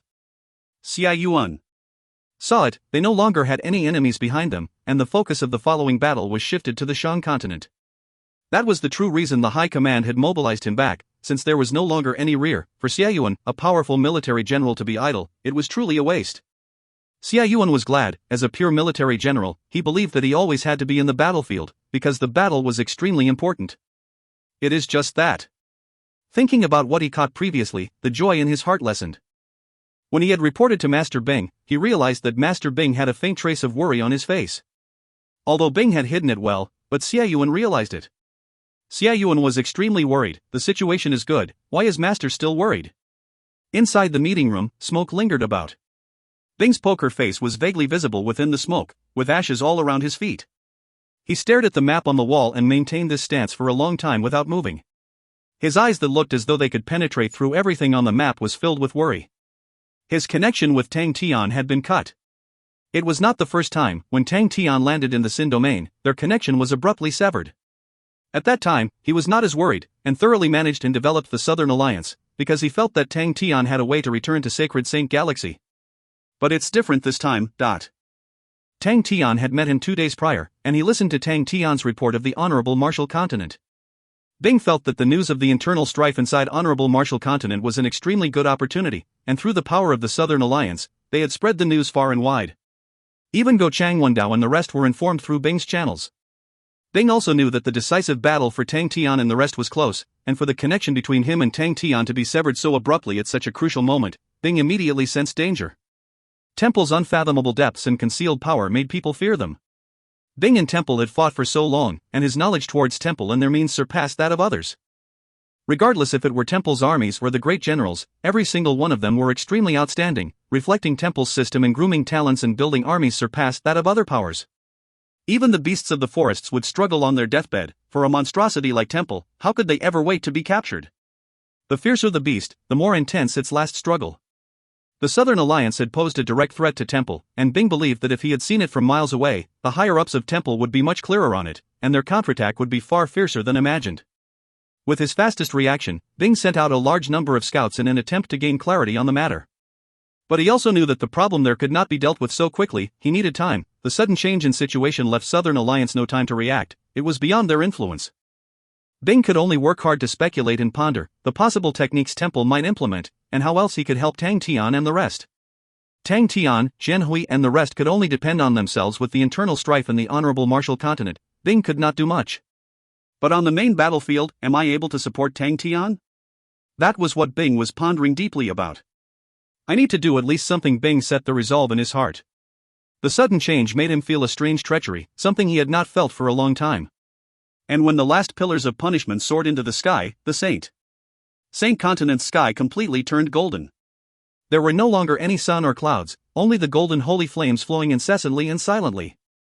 The soldiers on the ground all panicked. There were people who had tried flying into the sky, but were instantly disintegrated by the holy flames. The sky was completely sealed. The holy flames located at the estuaries had become denser, where a gold-grade warship tried to ram its way through, but upon reaching close to the holy flames, the ferocious flames spat out a devilish flaming tongue that struck the warship. The gold-grade warship that was hailed for its defense persisted for 12 seconds, before exploding into a gigantic fireball. The divine and golden holy flames burnt every inch of the deck. The expensive, precious and outstanding materials burnt like paper in the face of the holy flame. All the crew members, regardless of those who hid inside the ship or tried to jump, were all burnt by the flames. The miserable screams and wails only stopped after the last inch of meat was disintegrated. When the last thread of flames dissipated from the sky, the faces of the people who witnessed the scene were void of blood. It was too cruel. What is Temple trying to do now? A fat family head wiped his perspiration and complained, "We have always followed Temple's orders and never betrayed them before." Disdainful glares came out from the sides. The fat man was an opportunist. He only waited for benefits and strived to obtain profits from both sides. But many people agreed, "That's right, why is Temple treating us as the enemies? We have always been loyal to them without a doubt." Almost all of the family heads were rejoicing in their hearts. Although they were ambiguous with their loyalty, they had never publicly severed their relation with Temple. Since they did not do so, they assumed that Temple could not take them down. Furthermore, there were so many families, they reckoned that Temple would not slaughter all of them. No one believed that Temple would do such a thing. Temple's victory was in sight, and everybody were trying to perform outstanding services. All of the quick-witted family heads understood that the time to reveal their loyalty had come, and they had to stand by. They all felt uneasy, even if they knew that Temple could not destroy every single family, but they could kill one as an example for the rest. Temple had held the absolute advantage, and if they did not kill off a few families, how could they control the crowd? Every family head was praying that they were not chosen. They discussed in soft voices how to be able to showcase their loyalty to Temple, how to prevent their families from being the examples. The great clan elder gazed into the distance. When the last pillar of punishment was erected, he kept quiet. Everything has been laid out, it is time for the harvest. He did not feel joy at all, but instead, an extreme weight in his heart. He knew that he would be the ultimate victor. He knew that Temple would be reborn as new, but the current him held no joy in winning. The price he had paid for the victory made him grieve. All of the clan elders, all of the banner of knights, had become the bargaining chips for the gamble. Temple had spent blood, sweat and tears on every single one of them. How far had they been nurtured till? After the end of the war, none were left. He did not know how many great generals would remain. He also knew that how much it took for the prestigious families to grow to where they were, how many talents they had, how much resources they owned. But everything would be paid to the flames, and burned to ashes. These ashes would turn into the most fertile soil, or Temple would use to produce new life. It has to be like this. The holy flame around the great clan elders surged. In the in the darkness, Sophie had her chin rested on her hands, as she gazed into the distance while at a loss, as though she was staring into darkness. She did not know why it had turned out like that, like how she could not understand why sacred son Charles Wood had suddenly died, and did not even have the chance to say goodbye. Another light aura inside a cocoon gradually dimmed. The figure inside the light struggled for his life, but Sophie knew that it was futile. Inside, she watched as all of the lights gradually dimmed down, losing all thread of life. Every single cocoon that lost its luster meant that one life had been lost, and the chance for it to become a spirit general had disappeared. Sophie felt cold, as grief overwhelmed her heart. She already knew of the consequences, but so what? Could they have survived? No. Will they even survive? For some reason, the grief in Sophie's heart grew. She could give everything up for Temple, she did not lack the determination to fight for Temple, but not in such a manner. She could not hate the great clan elder, he was her creator, and he was like a father to her, who gave her warmth and love. No one knew, deep in her heart, there was an intense struggle with the complex emotions and fear. The moment when she had awoken, she felt as though her life was filled with misconceptions. It was as though her life was just a bubble, it reflected the beautiful colors, but it was nothing inside, and after the wind blew through a bubble, nothing would remain. Maybe the spirit generals created do not belong to this world. Holding the indescribable fear, she suppressed her own feelings, she maintained a distance with the world, where she never crossed the line in her heart, even for Charles. Maybe my life is just a bubble, but I will live this bubble, and hold on for as long as I can. She always felt that what she did was right. Until Charles's death, when it made her realize how her self-control was a joke. When the great clan elder wanted the honorable martial banner of knights, every single one of them who were personally trained by her, to turn into spirit generals, the only emotion left in her heart was sorrow. For the longest time, she had been worried about the great clan elder's creation of spirit generals, whose life would always be gray without a future. Who knew that her worry had come to fruition? It was her first time refusing the great clan elder's order, but like her life and fear, it was all futile. Temple's last glory actually requires a group of spirit generals to uphold. Alright, maybe this is our fate. She did not hate the great clan elder. When the darkness swallows the light, it also signifies a new day. Regardless of whether it was the dark or the light, it made no difference to her. Macefield Tradings had quieted down, Sadra and the rest no longer cared about Tang Tian, as they focused on consolidating their strength. They knew that after being imprisoned, what awaited them would be Temple's fury. For that, Temple had paid a huge price, causing everyone to be speechless. No one doubted the terror of the killing technique prepared from the huge sacrifice. The intense fear caused Sadra and the rest to pull back their armies, which was the only way that could let them feel safer. Compared to them, Tang Tian was much calmer. Although Sadra and the rest wanted to seize power back from Temple, they still held fear in their hearts towards Temple and the great clan elder. But Tang Tian did not. In his eyes, Temple was his enemy. No matter how powerful Temple was, they were not invincible, and he had never looked to Temple optimistically. Furthermore, he had the God Armor army with him, Qian Hui, and Xian. His own fighting strength, along with Qian Hui and Hui and Xian's mind made him extremely confident. But who would have known that the first to discover something was not Qian Hui, or Xian, but the almost non-existent Xiao Ran? Young miss, there's something wrong. Xiao Ran spoke to Qian Hui softly, she had a strange expression on her face, and her tone uncertain. She glanced at everyone, why doesn't anyone sense it? Could it be my misconception? She was not confident. In any ordinary day, aside from protecting Qian Hui, her task was to be in the vanguard and to assault enemies. She had more confidence in her fighting strength, but in other aspects, she knew of her inferiority. There was no need to compare with Qian Hui. In her heart, Qian Hui was the goddess of war.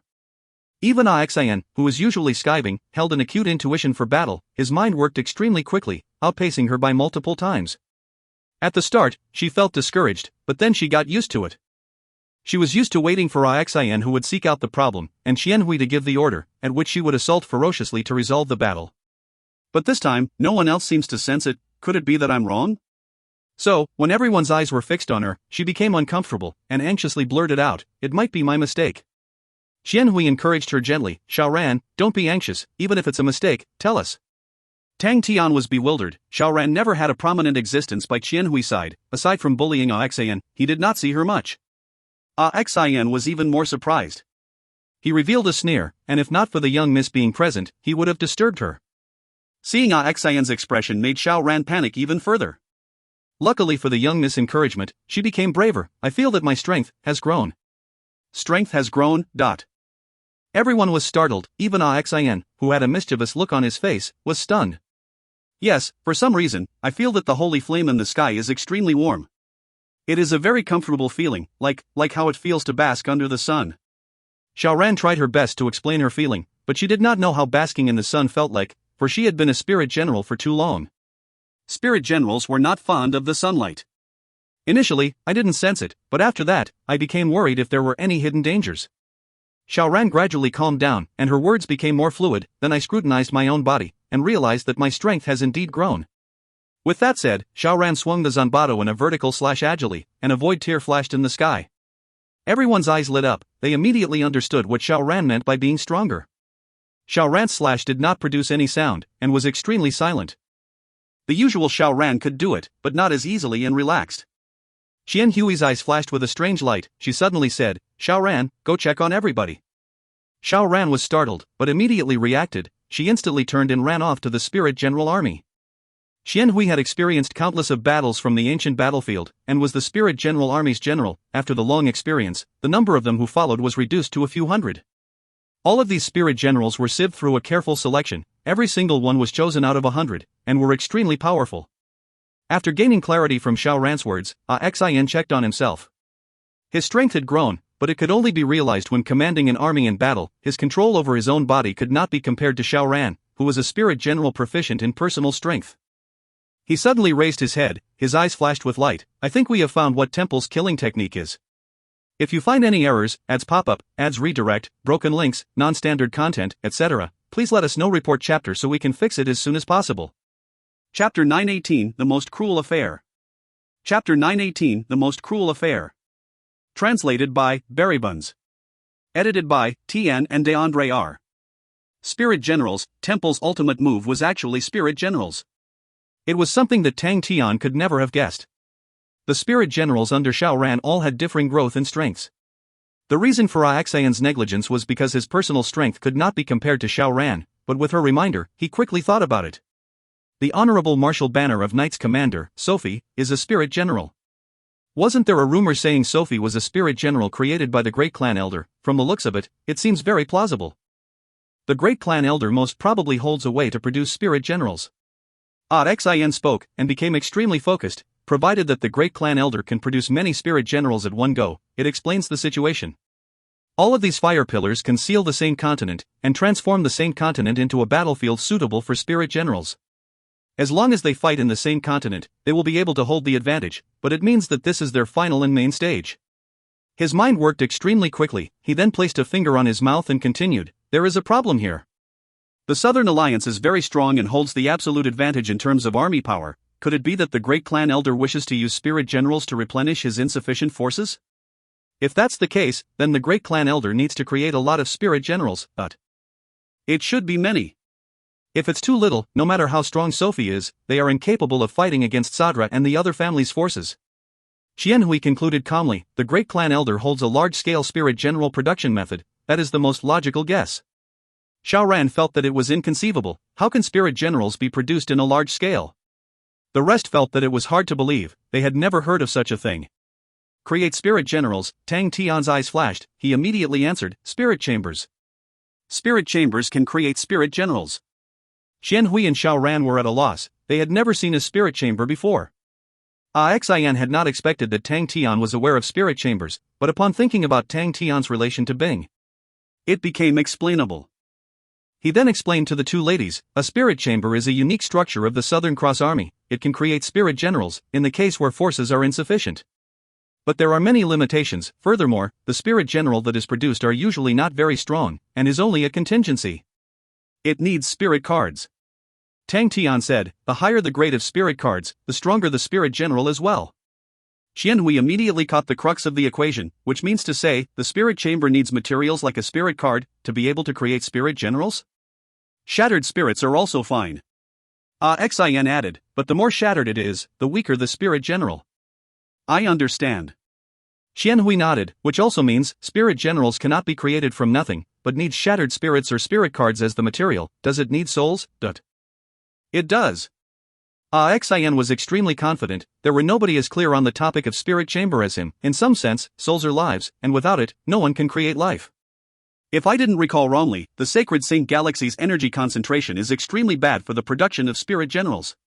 Qian Hui's eyes gleamed. Ignoring spirits, even shattered spirits pieces do not exist here. For the Great Clan Elder to want to create Spirit Generals, he requires sufficient materials, and require enough shattered spirit pieces. Xian scoffed, "It's not easy, but it isn't impossible. Temple has researched on spirits for the longest time. Maybe they found a way to groom shattered spirit pieces." Xianhui did not refute that idea, then continued, just now, you said that while grooming spirit generals, ordinarily their strength are average, so is it more difficult to groom out a powerful spirit general? You need a very powerful spirit card to produce a powerful spirit general. Tang Tian thought about Ghostclaw, and instantly felt emotional, because only souls with an extremely deep obsession can produce a powerful spirit general. I have once tried to use many spirit cards, but the spirit generals produced had very ordinary strength, and could only move things around. It's inevitable when you are producing them in a large scale. Xian added, in truth a spirit chamber transforms the soul into a spirit general, but how can there be so many powerful souls? Of course the majority of them would be ordinary. Even if they have many ordinary spirit generals and even if their strengths can be upgraded, but where does Great Clan Elder's confidence in defeating Sadra and the other family's armies come from? Xianhui could not understand that. The Southern Alliance's armies are very strong. Shen Hui's words were agreed by everyone. They had seen how Sadra and the rest summon their armies, and the results showed their strength. There were many armies on the same grade with the Chiu Offense army, and that was why everyone felt that the Southern Alliance would win, and not Temple. Could it be that there is still some other factors? Xian frowned. It isn't easy to raise the strength of a spirit general. Tang Tian suddenly pointed to the golden pillars, the pillars of punishment. It's them. Everyone were startled and confused. That holy flame is weird. Tang Tian explained, I fought with one of the Honorable Martial Banner of Knights before, and seen their holy flames. But both holy flames are different. Different? Qian Hui's eyes lit up. In what way? She knew that Tang Tian's intuition was extremely sharp and unparalleled. He definitely had caught something. Tang Tian thought for a moment. The last time, when the knight was trying to escape, the holy flame also turned gold from its original white color, very much similar to the holy flames in front of us. I pondered about it but did not understand until I saw Su's soul combust. I then realized it. Tang Tian's tone turned into a rarely heard seriousness. The one who thought about this is a true genius. The ordinary holy flame is a type of radiant energy, an extremely unique and special radiant energy. I suspect the holy flame is the true result of Temple's research on spirits. Holy flames can incite the body to grow fanatically, but it is very strange, the clan elders' bodies are not strengthened, because the power of the physique was used to nourish their souls. But these nourished souls have not experienced any tempering. Xianhui thought about it. What you mean is their souls were fattened up, but not strengthened. Yes. That's right. Tang Tian nodded, then continued, we all know that our minds needs to be tempered to grow stronger. For such a soul that has never gone through any tempering, it is practically impossible for them to grow stronger. It's no wonder why I felt that it was strange the last time. The Honorable Martial Banner of Knights had imposing auras and felt strong, but after fighting with them, they were much weaker than I thought. Now I understand, their spirits and souls were being used as fertilizers. The holy flames that have not burnt the soul is used to nourish their physique, to expand their souls. After being expanded for many years, when the holy flame burns the soul assimilates back into the holy flame. No wonder they feel different. If I didn't guess wrong, these fiery pillars of holy flames not only seals the same continent, but can also greatly strengthen the spirit generals that are just produced. The entire place became silent. Everyone was completely overwhelmed with shock by the contents described by Tang Tian. Every single person felt a cold shiver crawling up their spines as their hairs stood. The souls that were nourished for decades were to be used to feed spirit generals. This cruel truth was extremely harsh to take in. Xianhui was at a loss. She muttered, that's so scary. In the corner, Melissa, who had maintained silence the entire time, turned pale. Her entire body trembled, and her teeth trembled so greatly that everyone could hear her. They all turned to look at Melissa. Melissa stammered while crying, many people all cultivate the holy flames. Many people? Everyone were still at a daze and did not fully comprehend the meaning in her words, but for some reason, a bad premonition surfaced in all of their hearts. Xian was the one who understood. He exclaimed out loud, you're saying, that? Melissa suppressed her sobs. Aside from Temple, there are ordinary people who train the holy flames. Temple said, as long as one learnt the holy flames, they would have the chance to be groomed by Temple, and can work for Temple, and be groomed by Temple, and... Melissa lost control over her emotions. Tears fell from her eyes. She could no longer carry on as she knelt down on the ground. Everyone was stunned. No one dared to imagine what it would be like if what Tang Tian said was true. Everybody's faces were as white as paper. There was only fear in their eyes. They will. They will not dare to do such a thing. Even the brave Xian was stammering at that point in time. How many people were there in the Saint Continent?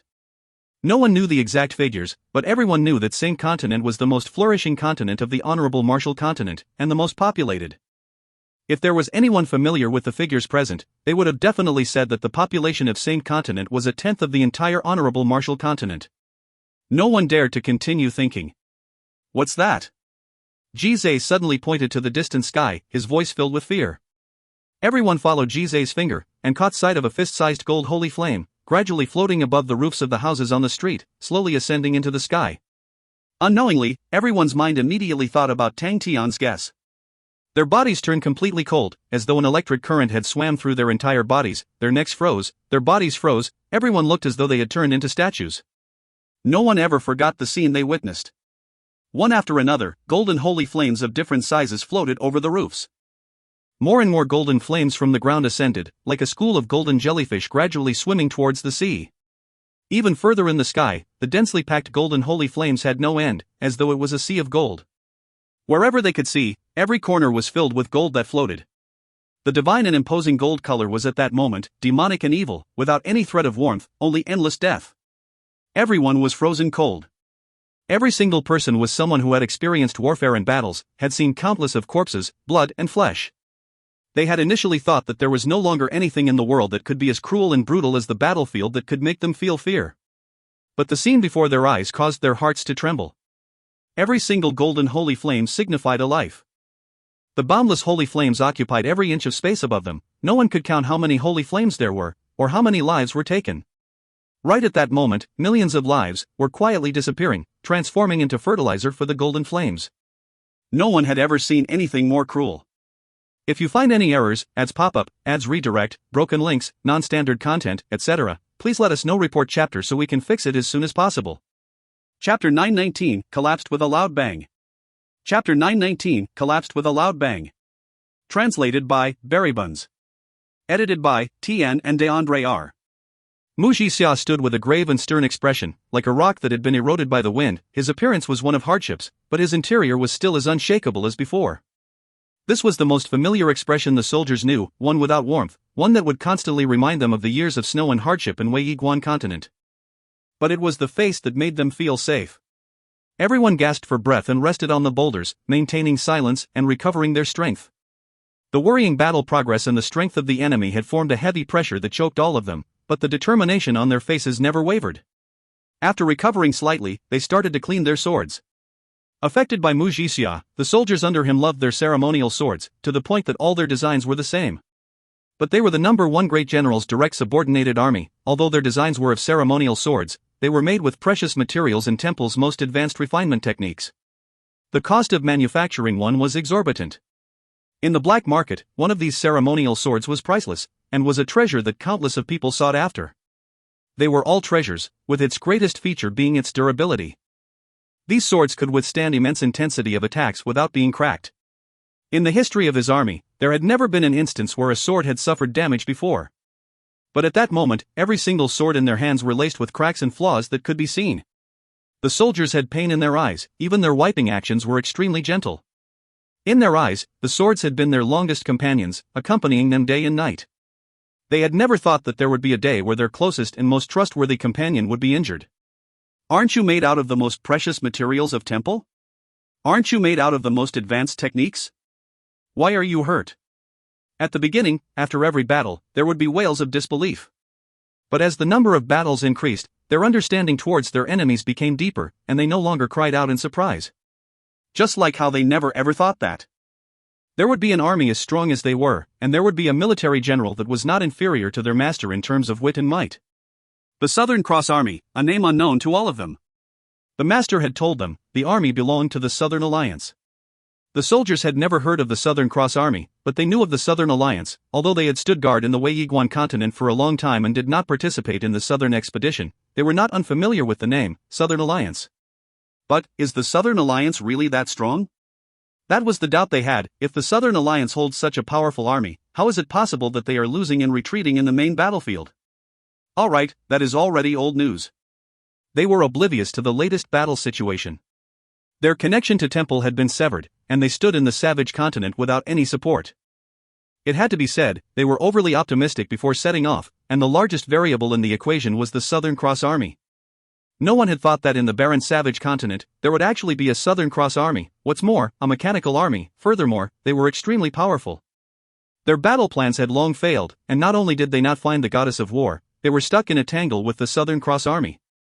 They did not dare return from where they arrived from, because once the star door to the Wei Yiguan continent was exposed, the Wei Yiguan continent would immediately become a dangerous location. Furthermore, with the Southern Cross army stuck right to their backs, they were never given an opportunity to regroup and defend. The savage army was extremely huge and overwhelming, but Mu Jixia was not worried. On usual days, he took training very seriously, and before moving out, he had instructed the military generals in defense to exercise caution. The Wei Yiguan continent's layout was created by Mu Jixia, and he was clear of its durability. As long as they held up for the initial phase, Temple would definitely send people for reinforcements, and Mu Jixia knew that it would be Jia even with his eyes closed. Who was stronger in defense compared to Jia? Ya?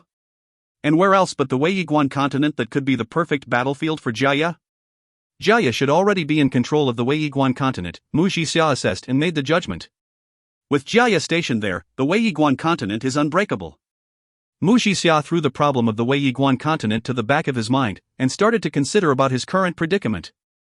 The Southern Cross Army's strength had exceeded his expectations. He had never thought that his own army would suffer so heavily. The disadvantage was that they were in the savage continent, where every tribe were enemies with him, but it was the opposite for the Southern Cross Army. He had to bring his own army back, not only because he viewed every soldier as his nephew, not only because he had built deep emotions with the army, but because Temple needed them. Temple needed Mu Jixia's army.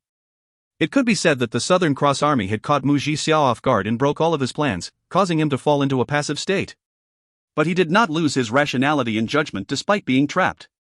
They cannot be defeated in the savage continent. Mu Jixia used various methods to throw the Southern Cross Army off his tail. But the enemy's general was so cunning and experienced that it surprised him. His disguises and feints had all failed.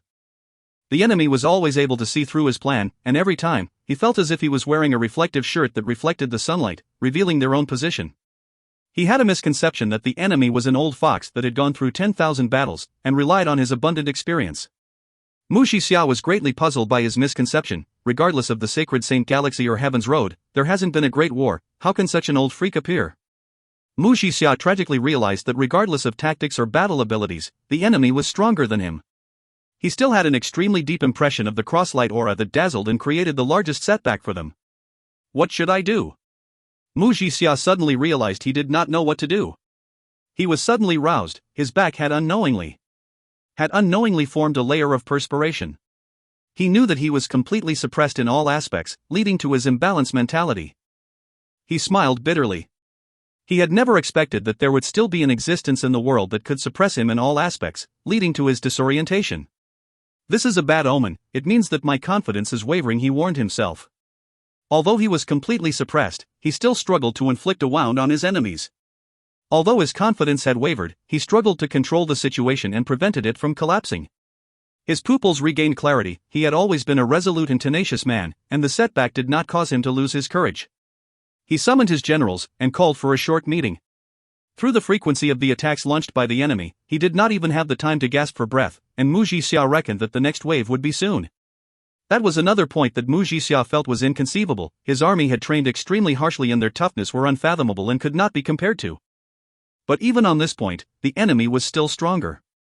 The only thing that consoled Mu Jixia was that under the immense pressure, their growth was equally stunning. At the beginning, they were in terrible shape, and their casualties were alarming. But as time passed, they were still in terrible shape, but occasionally, they could counterattack, and their casualties lessened. If the Southern Cross Army did not belong to the Southern Alliance, Mu Jixia thought that being able to fight with them was not a bad thing. Pay attention to our flanks. The last time, we suffered because there was no protection to our flanks. The reason is not because we did not view it heavily, but because we came apart. I will repeat myself, the duration that we can be apart is about 6 seconds, give or take. If it were in the past, it would not be considered a flaw, but our enemies are experts. 6 seconds is enough for them to launch an attack. They are proficient in assaults, which is what we need to avoid. Remember, once the battle begins, do not give them the opportunity to assault and maintain the brawl. Do your best to slow the battle rhythm. Their tactics rely on a fast rhythm. A fast rhythm. Mu Jixia did not speak fast. He was calm and emotionless, as though he was talking about something completely unrelated to him. The generals listened attentively. They would always convene in a meeting before a battle. They were able to know how much they lost, what they had not done well, etc., which attributed to their fast growth. With the countless battles, they grew speedily, although they were still at a disadvantage, but their confidence in returning to temple increased. They were all elites, and Mu Jixia had never been lax in their training, and beat their foundations strongly. They were like unpolished gems, and high-intensity battles with powerful enemies were their best grindstones. They started to unleash their brilliance, and no matter how powerful their enemies were, they never feared them. They knew that their master would bring them back to temple. They knew that they would definitely claim victory against the Southern Cross Army, just like how they believed that Honorable Marshal Continent would claim the final victory against the Southern Alliance. The predicament in front of us is just a training, that's all. They raised their heads up and listened to their master's every words.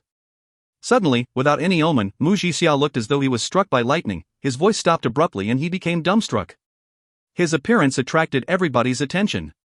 Mu Jixia, who was frozen like a statue, slowly turned his head and gazed into the distance. Everyone's heart jumped. It was the first time they saw panic in their master's eyes. It was the first time they saw fear in their master's eyes. They saw a loss, the whole of despair. They followed their master's gaze, but did not discover anything. What's wrong with master? Everyone became worried. In the depth of his pupils, it looked as though his life was drawn out from him. There were no longer any imposing and strict aura around his body, and he simply looked like an old and drawn-out man. His white hair turned snow-white at a speed visible to the naked eye. Blood tears started to pour out from his dull eyes, meandering down his face. The same continent, why? The man who was as tough as steel opened his eyes that was shedding tears, and collapsed with a loud bang. If you find any errors, ads pop-up, ads redirect, broken links, non-standard content, etc., please let us know. Report chapter so we can fix it as soon as possible. Chapter 920 Secret. Chapter 920 Secret. Translated by Berrybuns. Edited by Tian and DeAndre R.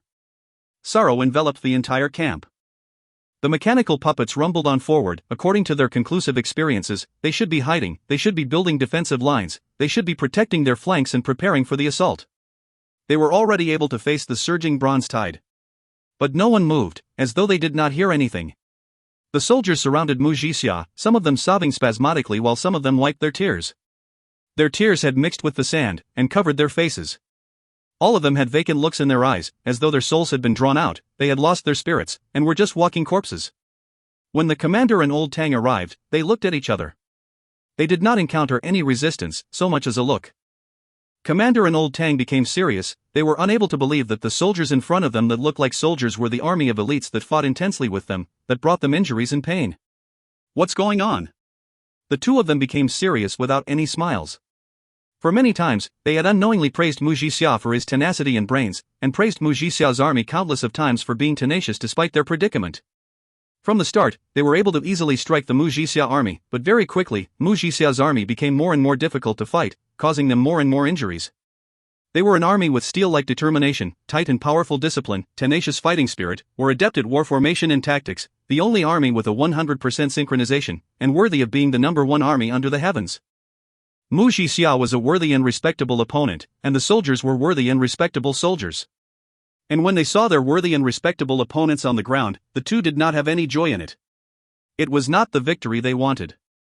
They carefully walked past the grieving soldiers, and saw Mu Jixia, laid out on the ground, with blood-stained eyes that smeared all over his jade-like body, and were shocked. They finally knew why the soldiers had lost all their resistance. Mu Jixia was the spirit of the army. Once something happened to him, the army was no longer the number one army. Old Tang knelt down, and with a serious expression, he checked on Mu Jixia. Both parties had fought for so long, and appreciated one another. The reason why Mu Jixia was completely suppressed by the Southern Cross Army was not because of his standard. On one hand, he was but one army in enemy's territory. Not only did they have to face against the Southern Cross Army, they had to be cautious of the savage continent tribes. On the other hand, experience. Mu Jixia had taken command over a few decades, but had not experienced a proper large-scale war. To fight with the old commander who had fought his entire life and was a monster that had gone through the baptism of large-scale wars, how could he ever compete? But Mu Jixia tenaciously withstood their attacks and struggled and grew, even causing the old commander to feel pressure. Thank you. Mu Jixia's voice was as weak as a mosquito, but his expression was calm. Please do not waste any more time on me. Mu Jixia's body looked extremely strange. His hair was snow-white like silver, the originally hardened hands had turned jade-white and smooth. A faint white light leaked out of his body, causing his skin and flesh to look refined. His entire body looked as though it was releasing a white light. Old Tang revealed a look of shock. The life force within Mu Jixiao's body was not declining, but instead becoming even more vigorous, to the point that it resembled flames that could light up the night. What caused the devastating change in Mu Jixiao's body was this vigorous life force. It was constantly burning and corroding Mu Jixiao's body. Even with Old Tang's well-versed experiences, he had never seen such a bizarre thing. "This is holy flames," Mu Jixia said weakly. The soldiers around him were stunned. They raised their heads, their faces covered with shock and disbelief. Holy flames, the most familiar thing to them, the technique they had to cultivate daily. How could such a terrifying scene be induced by the holy flames? In their hearts, the holy flames bestowed them power and courage, and could heal their injuries and strengthen them, and was the mark of their loyalty. How can it be the holy flames? Suddenly, the soldiers thought about the pillars of punishment in temple. Could it be that temple thinks that master is not loyal? Or is it that they think master has done something disadvantageous to them that they had punished him? The soldiers became worked up. They had followed the master to the enemy's territory and fought with their lives on the line. Why is temple punishing the master so unfairly? Holy flames? Old Tang and the old commander looked at each other, both of them able to see the shock in each other's eyes. The bloodstains had covered Mu Jixiao's eyes, but he could still sense the uproar from the soldiers around him. He sighed. The same continent is most probably hell now. We surrender. I will tell you guys everything. Please do not hurt my soldiers, please. Everyone was stunned by Mu Jixiao's words. Even the originally emotional soldiers were all stunned. They did not understand why the master suddenly spoke of the completely unrelated Saint Continent. Furthermore, the Saint Continent was a land that belonged to temple. There were many armies there and it was the most heavily guarded place in the honorable martial continent. How could it be hell? Old Tang and the old commander did not understand. They knew of holy flames and the Saint Continent, but they had never placed the two together. Rest easy, we do not kill indiscriminately. Old Tang spoke up. Temple always had a plan. Mu Jixiao's voice was extremely weak, as though his voice could be covered by the wind, and with emotions, he continued. This plan stemmed from Temple's research on spirits. Everyone held onto their breaths. They had a feeling that Mu Jixiao's words were going to be about a heaven-shocking secret. It was no secret that Temple researched on spirits. Even a 10-year-old child would know, and Temple represented Sacred Saint Galaxy's highest standard in terms of spirit research. This plan initially started out with the desire to create spirit generals. It did not go smoothly, but after overcoming the difficulties, they succeeded. They created the first powerful spirit general, the commander of Honorable Martial Banner of Knights, Sophie. The soldiers were shocked, so the rumors of Commander Sophie were actually true. The Honorable Martial Banner of Knights and the Commander, Sophie, were revered and held high positions in everybody's hearts. The feeling in their hearts grew stronger. It was a secret. It regarded someone so important. How could it be any ordinary secret? After Sophie was produced, she performed outstandingly. Her ability to learn, and her growth, everything was in order. Right at this time, another discovery was made. Temple discovered that the Holy Flame had a unique feature, and that is to be absorbed by spirit generals. This method, in a short time frame, could increase the strength of the spirit general. The plan was flawless. Mu Jixia continued. In a short time, Sophie's strength exponentially increased by 10 times, and with one step, became the strongest martial artist of Temple. But then, problems came. Sophie's growth reached a bottleneck, and absorbing the holy flames no longer became as effective. Temple researched further, and realized that Sophie's strength had already reached her peak, and to break through, the amount of holy flames she would have to absorb was an astronomical amount. Everyone was completely absorbed into the story. Mu Jixia felt the holy flame flowing within his body, and said, thus, Temple started a large-scale promotion of holy flame. All of you should remember that time. Temple started a series of plans, but the place fell into silence. The words struck them like lightning, and a terrifying guess surfaced in their minds. No way, no way. How can Temple do that? As though he could hear their fears, Mu Jixia shattered the last thread of hope in their minds. That's right, it is as you have guessed. Impossible. Since when was Temple like that? That's too inhumane. Is Temple crazy? The silence erupted into an uproar. Many soldiers hugged their heads, their faces filled with disbelief. Temple had always been their faith, and their god. If these words were not spoken by Mu Jixia, the man they all believed in wholeheartedly, they would have destroyed the man who spoke such blasphemy. They waited for the uproar to quiet down.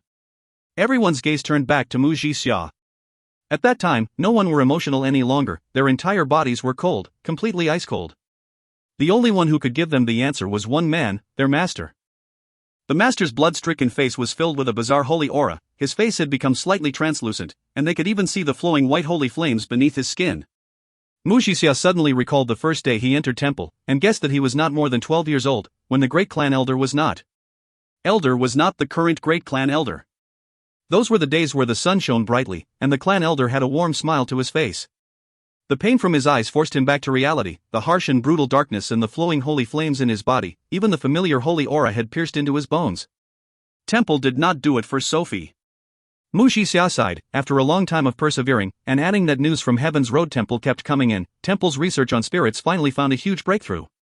And one of the most important results was that they found the method of overcoming the energy corrosion. That meant that spirit generals could have a long life, almost as if they had an undying body. When he heard to this point, the old commander already got the gist of it. His gaze became complicated. That's right, spirit generals do have a long lifespan. But this long lifespan is a torment, there is no end. How many people can understand that pain? To watch your own friends grow old and die in front of you, the loneliness that lasts for so long, is even more painful than any energy corrosion. The long time that even makes you forget your loved ones, that destroys your best memories, and even your conviction and dreams rot and die, while you remain alone in this world, how sad and painful is that? Eternal life, hat. He laughed bitterly in his heart, that had brought the bitterness and loneliness of time. By transforming a human into a spirit general, it is some sort of eternal life. Although Sophie was successful, but she did not have her memories. The new question was, how to transform a spirit general and preserve the memories. This question did not baffle Temple, who quickly completed it. But, as it goes against the natural order of the world, it possessed enormous risks.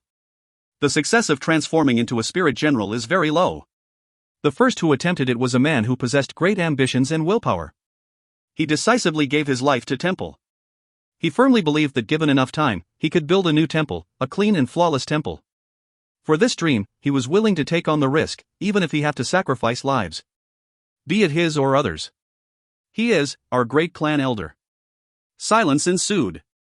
If you find any errors, ads pop up, ads redirect, broken links, non-standard content, etc., please let us know. Report chapter so we can fix it as soon as possible.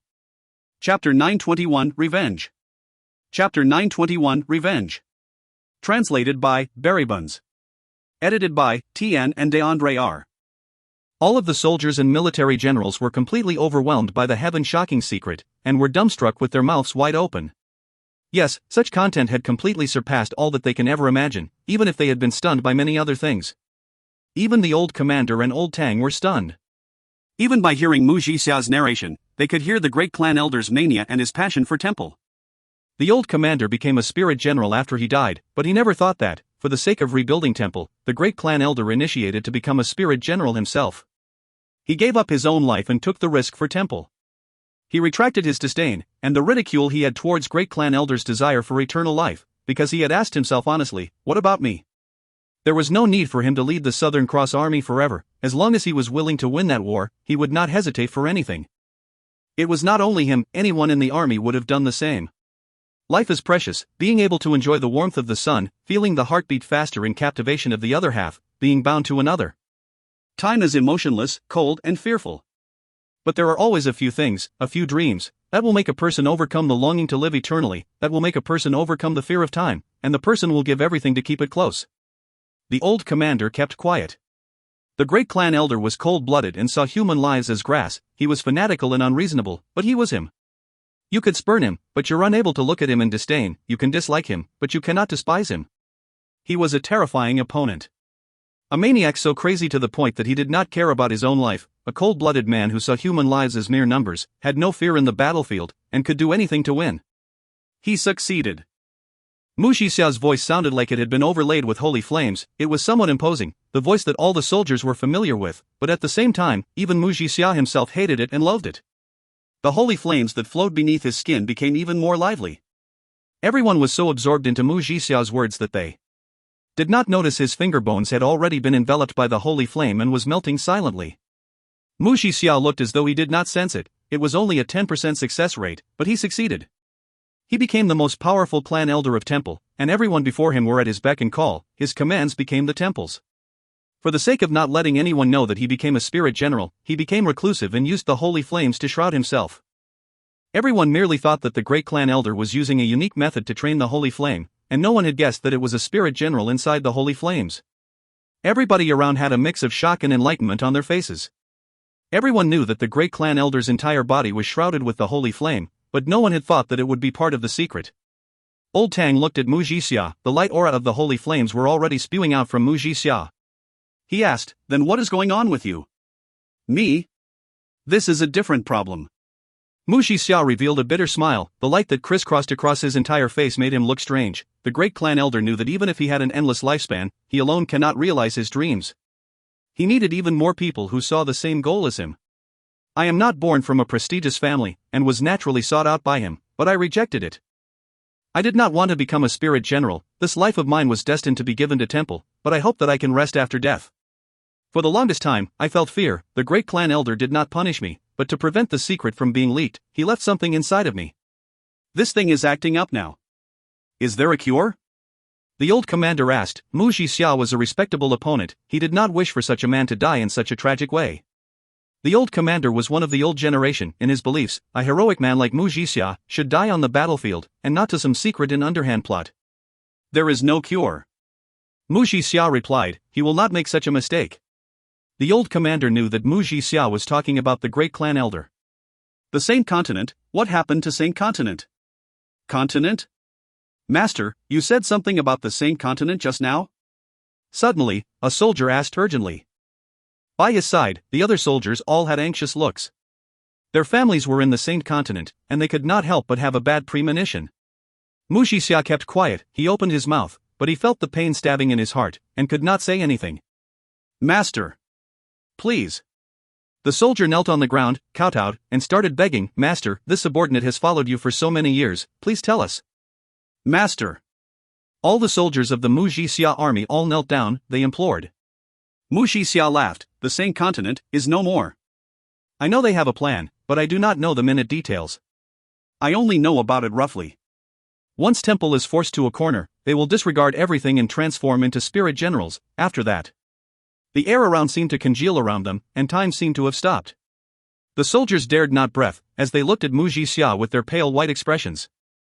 After that, they will use all of the holy flames in the Saint Continent to evolve." Mu Jixia spoke out with a trembling voice. It was filled with sorrow, and he did not know how he still had the strength to say those words.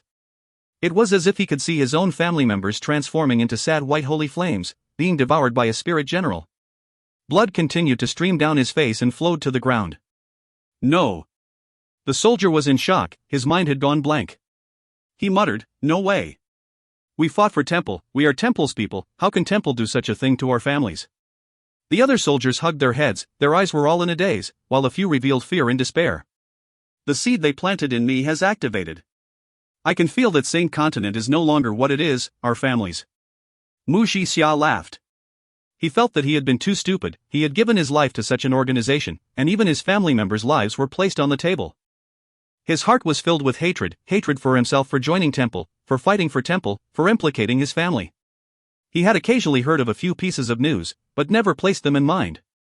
Because he felt that, as long as the great clan elder was rational, he would never implement the plan.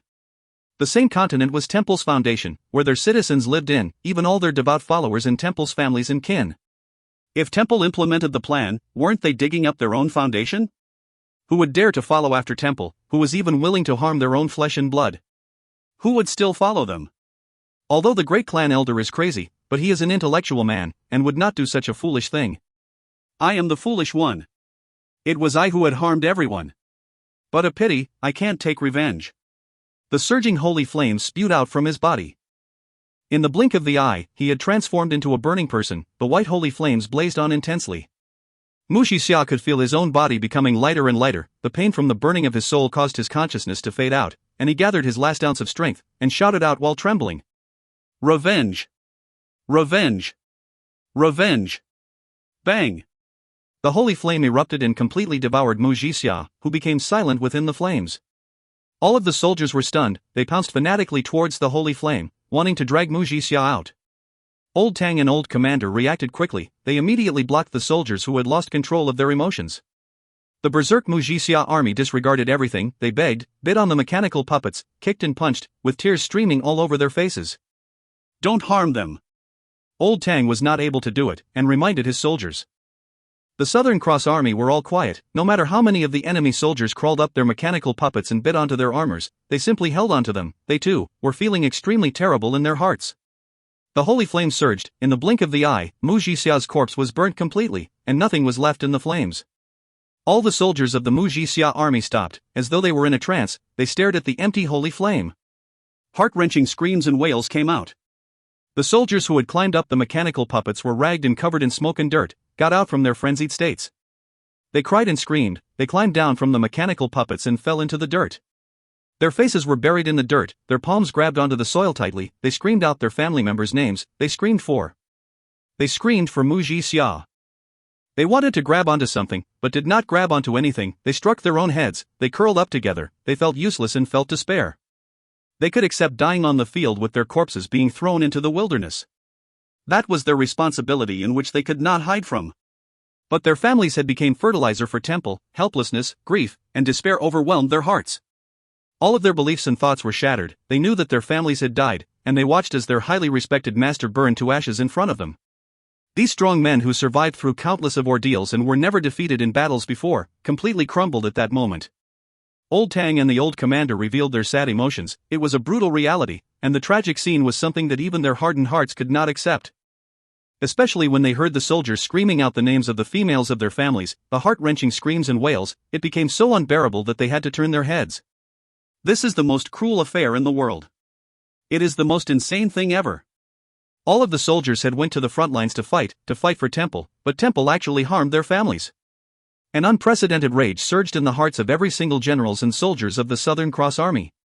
Even if they were their enemies, at that moment, they all shared the same hatred towards one man, and all of them so badly wanted to cut the great clan elder piece by piece. They sympathized with them. They were all soldiers who had gone out to war, thus the feelings were especially deep. The old commander watched the most elite soldiers with empty eyes, who cried endlessly, and felt terrible. It should not be like this. All of these strong men should not be like this, but... He took a deep breath, then thunder boomed from his mouth. All of you shut the hell up for me. All of the soldiers instantly raised their heads. Have all of you forgotten Mu Jixia's wish before dying? Have all of you forgotten the ocean-deep hatred on your backs? Have all of you forgotten who the main culprit is? Old commander's voice thundered through the battlefield, and in the hollow eyes of the soldiers of Mu Jixia army, light auras started to converge. Revenge! Revenge! Revenge! The old commander looked around, his killing intent soared to the sky. If you find any errors, ads pop up, ads redirect, broken links, non-standard content, etc., please let us know. Report chapter so we can fix it as soon as possible. Chapter 922 Looking for a Breakthrough. Chapter 922 Looking for a Breakthrough. Translated by Berrybuns. Edited by Tian and DeAndre R. Endless tents of the large army extended into the distance. The large savage army's tents were all made crudely, and forming over the distance, they looked like moss covering the snow plains. Jaya glanced once, then retracted his gaze. Although the large army outside looked threatening, the savagers revealed their astonishing physiques. They were unafraid of the cold, and the wind and snow did not affect them. But Jaya did not care about them, regardless of how many savagers there were. As long as the Wei Yiguan continent was in his hands, he had the absolute confidence of repelling them away. He was only worried about the situation at the Saint Continent. He had a calm personality and did not like power struggles. Although he came from a prestigious family, it was a small one. The Jia family had a similar temperament to his. They were reserved and kept low-key, preferring to live quietly without causing trouble for others. He knew of the long friction between Temple and the prestigious families. But he felt that the honorable Martial Continent was big enough, and both parties were able to share it. If they could not, they could expand outwards like what they were doing with the Southern Expedition. Compared to internal strife, he felt that fighting a war was much simpler. He also knew that he was naive on this, thus he never liked to participate in such matters. Furthermore, he knew that regardless of which side won, they would still want him. His standard and qualifications might not be noble, but he would still be able to live well. But he felt that the families had gone overboard. The family's move at such a critical juncture had greatly affected the Southern Expedition, so much that it could lead to the utter defeat of the Southern Expedition. All for their self-interests, Jaya could not resist but sigh.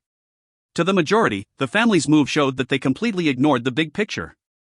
But even Jaya could tell that they had no other choice, as if the Southern Expedition became a success, the great clan elder would use the momentum of victory and make the first move to cleanse the families. Jaya did not understand when Temple and the prestigious families reached such a stage of no return.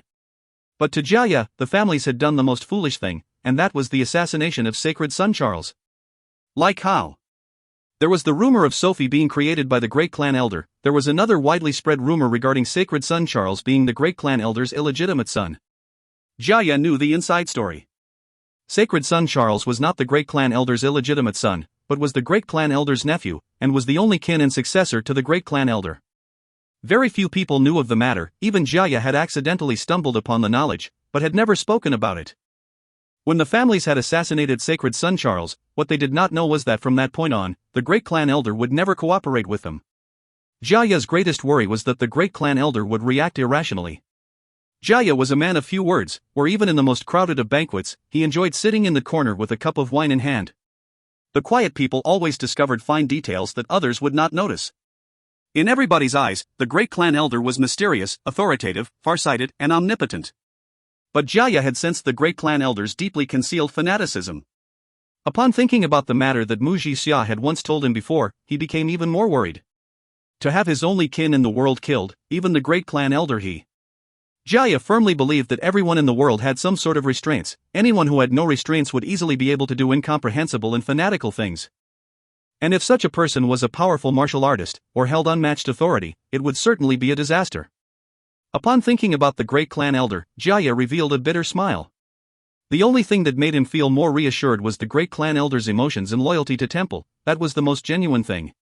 Suddenly, a subordinate rushed over to him in panic. Jia suddenly had a bad premonition surface in his heart. The subordinate was one that he had specially sent to the same continent to receive reports. He did not wish to interfere with the same continent, but he had to know about the matters in there.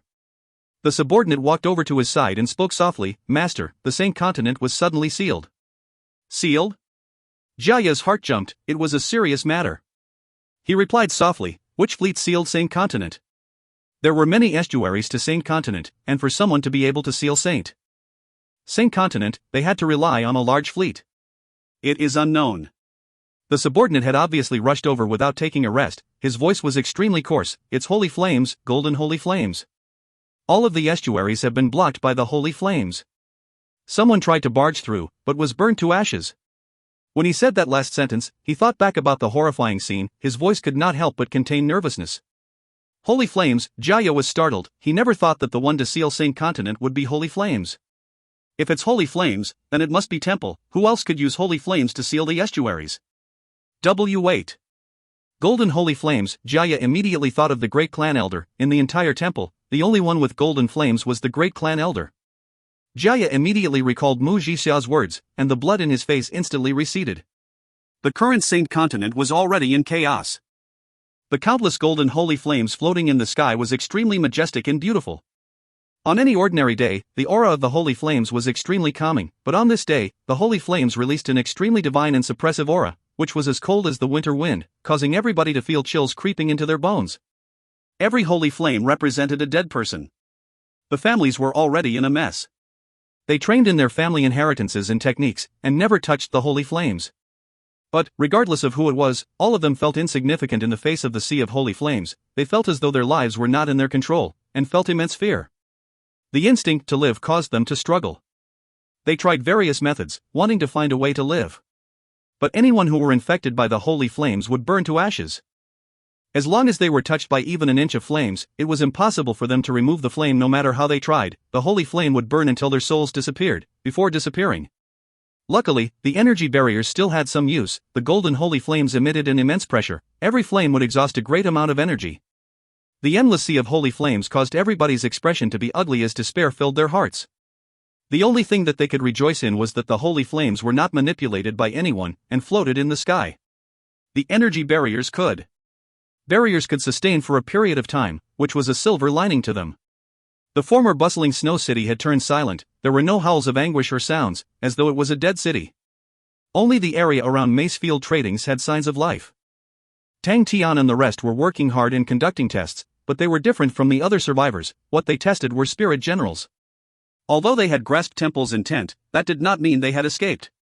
The atmosphere was extremely tense as everyone knew that if they did not find a way before the enemy became stronger, they would be in true danger. No one was completely sure of Temple's attention on spirit generals, but no one doubted it.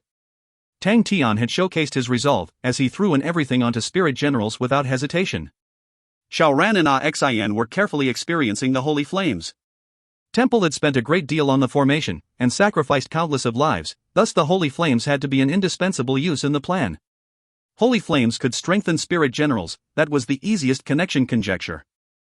Xiao Ran's spirit generals all had low intelligence, although they could listen to orders, but to get them to try gaining enlightenment was simply playing the lute to a cow. Only Xiao Ran and Xian could unravel the secret of the holy flames. The God Armor army was sustaining the protective barrier, completely reduced to manual labor. But it was a helpless matter. Without the protection of the energy barrier, everyone would be in danger. Luckily, although Jizai and the rest were not adept with energy barriers, they had started to show signs of improvements under the high energy concentration on mobilizing law threads. They easily controlled the energy barrier. But not long later, they started to feel slight difficulty. The energy concentration is dropping. Jizai shouted out, "Wait, no.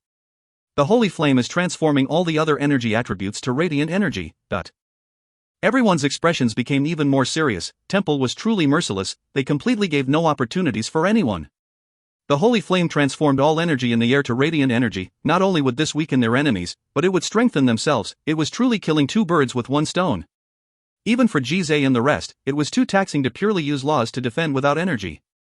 The atmosphere became even more tense, everyone felt the immense pressure. Sima Xiao. Slash. Sima Xiao gritted his teeth and summoned Magatama, and joined in the ranks of unraveling the holy flames. Magatama's aura was gentle and reserved, which was completely opposite of Holy Flame's light aura, causing Magatama to have an instinctive fear towards the holy flame. But at that moment, every ounce of additional strength had become important. Sima Xiao hardened his emotions and gave Magatama the order. Magatama looked at him, her charming eyes clear as water. She did not say anything, and floated towards a small regiment of holy flame. Magatama's glance was like a blade piercing into Sima Xiao's heart. He felt extremely terrible, he bit on his lips, and forced himself to not tear up. When they were in Scorpio constellation, Magatama had helped him take the place of the Scorpio King, but Magatama was simply a tool in his eyes, an extremely useful tool. But after going to Sin Domain, Magatama became more alive, and his emotions towards Magatama had since changed. But at that time, even her strength was required. Tang Tian could not help with the holy flames, thus he placed his attention on another crux. He started to study the pillars of punishment. Not only could the pillars of punishment seal the entire Sane continent, it had locked down the sky, prevented people from flying. In battles, the ability to fly was extremely crucial.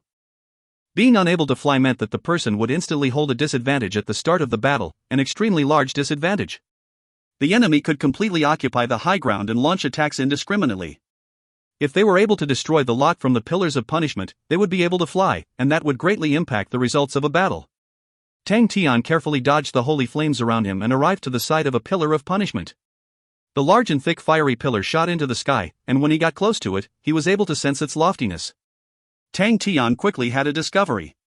When he was near the fiery pillar, the sovereign and imposing aura that the holy flame possessed was lessened, and what replaced it was a unique undulation. Tang Tian was surprised. He felt a sense of familiarity with the unique undulation, as though he had seen it before. Tang Tian racked his brains, as he tried to search his memories, attempting to look for where he had seen the undulations before. He had a premonition that it could potentially be a breakthrough. If you find any errors, ads pop up, ads redirect, broken links, non-standard content, etc., please let us know. Report chapter so we can fix it as soon as possible. Chapter 923, Predicament. Chapter 923, Predicament. Translated by Berrybuns. Edited by Tian and DeAndre R. Tang Tian finally realized where the unique familiarity came from, the forbidden hoop. The forbidden hoop was the first technique that aroused Tang Tian's interest after he entered the honorable martial continent. The forbidden hoop was Claudia's bodyguard, Hank's own creation. In the entire Sacred Saint Galaxy, although Hank was not very well known, but his own creation, the forbidden hoop, was a marvel, which made Tang Tian interested. It was able to change the density of the space, which created the imprisonment. The low energy level resulted in a marsh-like result. With the two effects added together, it became extremely effective in handling the martial artists of the Sacred Saint Galaxy. Tang Tian became even more brazen in creativity when he studied it, thus making it even more advantageous for himself. He was able to form a forbidden hoop-like area around his entire body, and prevent his own undulations. He used his enlightenment from the forbidden hoops to move through the battlefield like a ghost. With Tang Tian's current strength, there were very few opponents that required him to use the technique. Even the number of people in temple that had strength surpassing his was countable. His research on the forbidden hoop was more on his interest in its creativity, but he had hardly used it. Thus when he studied the pillars of punishment, he never placed his thoughts on the forbidden hoop. Furthermore, the power of both parties were of completely different levels. When Tang Tian was sealed inside the forbidden hoop, it was rather easy for him. After he probed the power of the pillars of punishment, the terrifying pressure that was released from the sky made him feel fear. There were already very few powers that could cause Tang Tian to feel fear, and in comparison to it, the forbidden hoop might have been a creative technique, but in terms of its quality, it was not much to mention. It could be said that both were completely different levels of power. But when Tang Tian connected the two, he immediately realized their similarities. Of course, the pillars of punishment were much more complicated than the forbidden hoop. In some sense, both had common principles. After disassembling the forbidden hoop, Tang Tian had some rewards. For example, at the start, he had thought that the seal of the pillars of punishment in the sky were formed by the holy flames, but from the experience of the forbidden hoop, he did not stick to this conclusion. The seal system formed by temple had three parts: the pillars of punishment, the holy flames flowing in the sky, and the holy flame floating in the air. The 500-odd pillars of punishment formed the skeleton of the setup, the foundation. Its most important feature was not the supply of holy flame, but the resonance. Resonance between the holy flames. The 500 fiery of pillars that released holy flames produced the same resonance undulation that covered the entire same continent. That was how it was able to form the entire fiery barrier in the sky of same continent. Tang Tian felt admiration towards the great clan elder. The same continent was an extremely large area, and to completely seal the same continent, the locations of the fiery pillars were extremely crucial. Every position of the fiery pillar was chosen after meticulous planning and selection, which meant that temple had long planned for it. Such a large-scale and cold-blooded plan was not initiated on the impulse, but through deep and careful deliberations, and everything that the great clan elder did was linked to it. The great clan elder's cold-bloodedness and craftiness was extremely terrifying. That was also why, since the great clan elder started moving, he held on to the upper hand on the battle. Due to the undulation formed by the resonance of the fiery pillars, the holy flames that spewed into the sky never dissipated, but flowed along the sky and formed a screen of flames. Forming such a screen was not difficult, in which any considerably strong army could actually achieve it.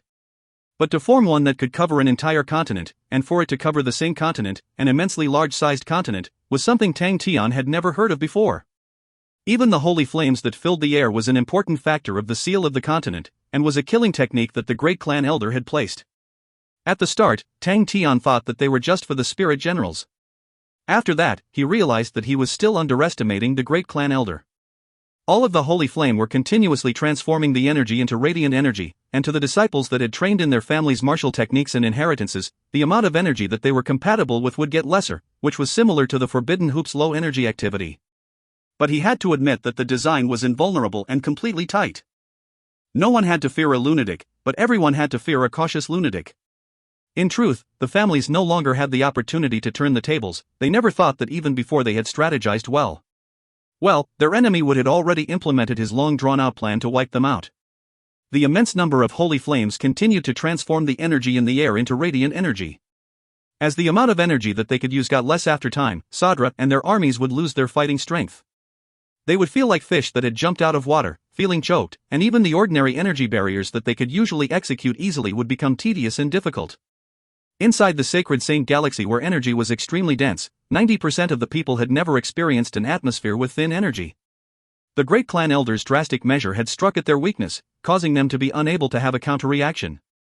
The less brave people had already started crying. The scene of the holy flames burning all over the place had struck their morale. What the great clan elder had overlooked and would have never expected was Tang Tian and his group. Tang Tian and his group had brought variables into his complete and cautious plan. Tang Tian and the rest were equally feeling immense pressure. The longer they dragged, the more disadvantaged they became. If they were not able to successfully unravel the secrets of the holy flame before the great clan elder produced the spirit generals, they would be dead. Even for Tang Tian, who was not afraid of anything, upon thinking about a group of spirit generals being able to absorb all the countless holy flame in the air, his scalp turned numb in fear.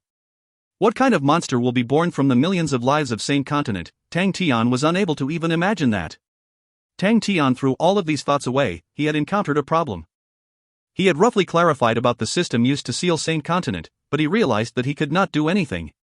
The great clan elder's system was even more brilliant than the forbidden hoop, and the use of the high quantity of holy flame was truly too terrifying. Attainment of a qualitative change through a quantitative change.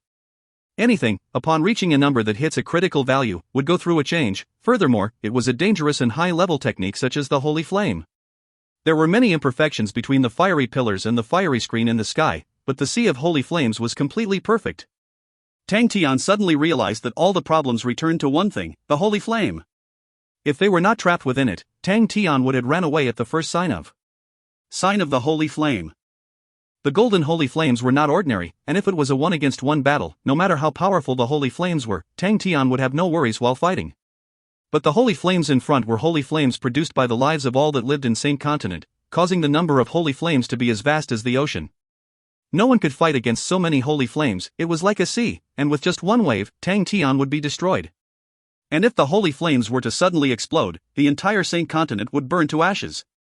Its might was something that not even the sea of energy could contain, which if that happened, the sea of energy would combust, and the uncontrollable explosions would form an unprecedentedly huge energy explosion which could sweep through the entire honorable Martial continent. No one would know how many continents would be able to hide from such a massive scale explosion. Just thinking of that scene would cause everyone to tremble in fear. Tian took a deep breath. He had started to feel anxious. When was the last time that I've gotten so anxious? He had long forgotten. But on this day, he was truly feeling the sense of urgency. Although he knew that the great clan elder would not incite the explosions of the holy flame, but he knew that the sea of holy flames was something that even the great clan elder might not be able to control. Alright, why am I worrying about all of this? I'm actually worrying for the great clan elder. Tian laughed in self-ridicule. But the anxiousness in his heart lessened slightly. He began to focus once more, and threw out all the complicated thoughts. Holy flames are just holy flames. I've seen many mystical and strange things as well, much more than just holy flames. After fighting with the Honorable Martial Banner of Knights, Tian had specially studied on the holy flame. Holy flames were flames produced by pure radiant energy, and in temple, learning the holy flame became a strict requirement. They were in the same continent, the land of temple, and the heart of Honorable Martial continent, where majority of the citizens related to temple used the holy flame. In any other continents, it was impossible for the holy flame to be spread too extensively. The holy flame was the symbol for being loyal, and was viewed as the power of the most pure and divine, and thus what revolved around the holy flame became tactics, killing techniques, and a whole large system for combat. System for combat. Since holy flames are produced from energy, is it still an energy? Or is it a type of law? Tian was in deep thoughts as he sat by the side of the fiery pillar. The atmosphere in Macefield Tradings was extremely intense. The God Armor army were bitterly holding on to controlling the energy barrier. The pressure on them became bigger and bigger, causing the members to feel fatigue. Seeing that the situation was not going well, Jize gritted his teeth and spoke up. This is not the way to continue. What do you have in mind? Fu Zhangji was already gasping. His talent was far lacking as compared to Jize, and he was much older. At that moment, he felt as if he was already on his last breath. The power of the laws consumed too much from them, causing the blood in his body to stir, and he was on the verge of losing control. Jize was in a much better condition than Fu Zhangji. He was able to think, the other energy is getting lesser, but the radiant energy is increasing. Are we able to use the radiant energy instead? Fu Zhangji was startled. He was stunned by Jize's wild idea. Upon hearing his words, Qian Hui's eyes lit up. What do you have in mind? Jize threw off all mannerisms and spoke up. I don't know anything about the honorable martial techniques and their laws, but it is definitely some kind of law. Will it be related to light laws? Xiaoyao, don't you train in light laws?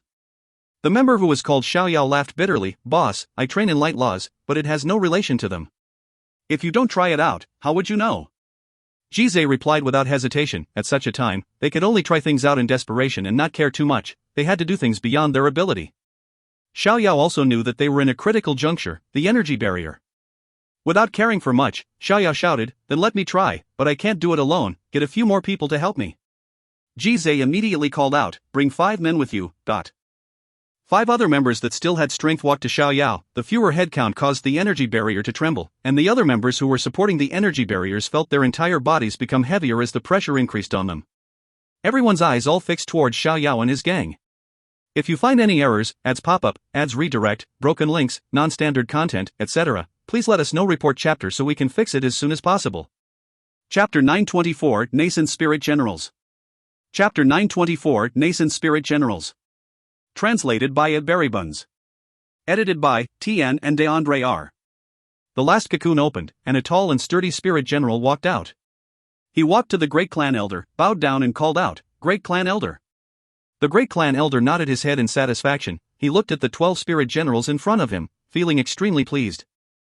The situation was much better than he had expected. The honorable martial banner of knights were all strong individuals and had trained in the holy flame far more profoundly than any others, and the number of successes were higher than his expectation.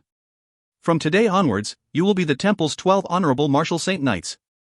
The great clan elder was fully content with his achievement, and was filled with spirit. Although 12 spirit generals did not seem much, but all of them had retained their intellect, and each one of them could assume personal responsibilities. In their previous lives, they were the most elite banner of knights, where every knight was chosen through layers of selections. All of them had overflowing talent, and regardless of strength or tactics, they excelled above their peers. After turning into spirit generals, their potentials were all preserved, yet their strengths were amplified by over 10 times. They became the true core of the new temple, and became the great clan elder's most loyal servants and subordinates. The light will prevail. The 12 spirit generals bowed and roared. I have already prepared the most nutritional food for all of you, where you can all enjoy a feast.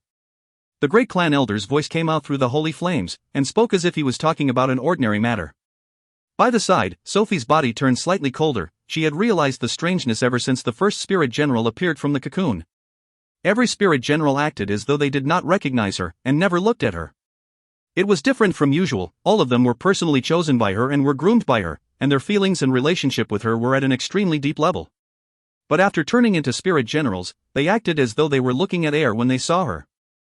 Her emotions had fell to rock bottom. She maintained her silence and did not speak a word. From today on, you are all gods, gods of temple. All of you must remember, there is only one reason for your existence, and that is to obey my orders. Give up all of your meaningless emotions of the past, all of that ridiculous pity and cheap kindness. You must all remember, only the light is eternal, and aside from the light, everyone else is the enemy. The will of the light cannot be violated. Any hesitations or impurities are all blasphemies.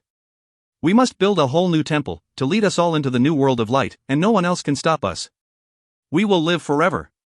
Every word of the great clan elder were filled with supreme awe, and in front of him, the 12 spirit generals had their heads bowed as they listened. Sophie's body trembled faintly. For some reason, the scene in front of her made her feel fear. The great clan elder spoke again. Go, and enjoy the feast of light, and enjoy the process of turning into gods.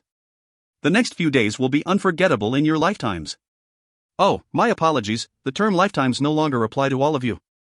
The 12 spirit generals bowed respectfully and walked out in a line. They don't recognize me. Sophie suddenly spoke up. The great clan elder replied, they only need to remember what they need to remember. They will recognize you in the future. Sophie no longer said anything. She did not know what to say, and only felt cold. It was not a terrible feeling, just a slight cold. Charles was gone, only 12 of the banner of knights remained. They had transformed into spirit generals, and treated her like a stranger. Why does it feel so cold? I am a spirit general as well. Maybe those things are things that I am not worthy to have. Is that why I am destined to lose them? You don't need to stand guard here. The great clan elder looked at her from the flames, and felt that there was something wrong about Sophie. He thought for a moment, then spoke warmly. Don't you worry, they just turned into spirit generals. Their foundation is still weak. You will temporarily command them. You must also make full use of the time. Don't let them catch up to you. They were your ex-subordinates. If they surpass you, you better not cry about it.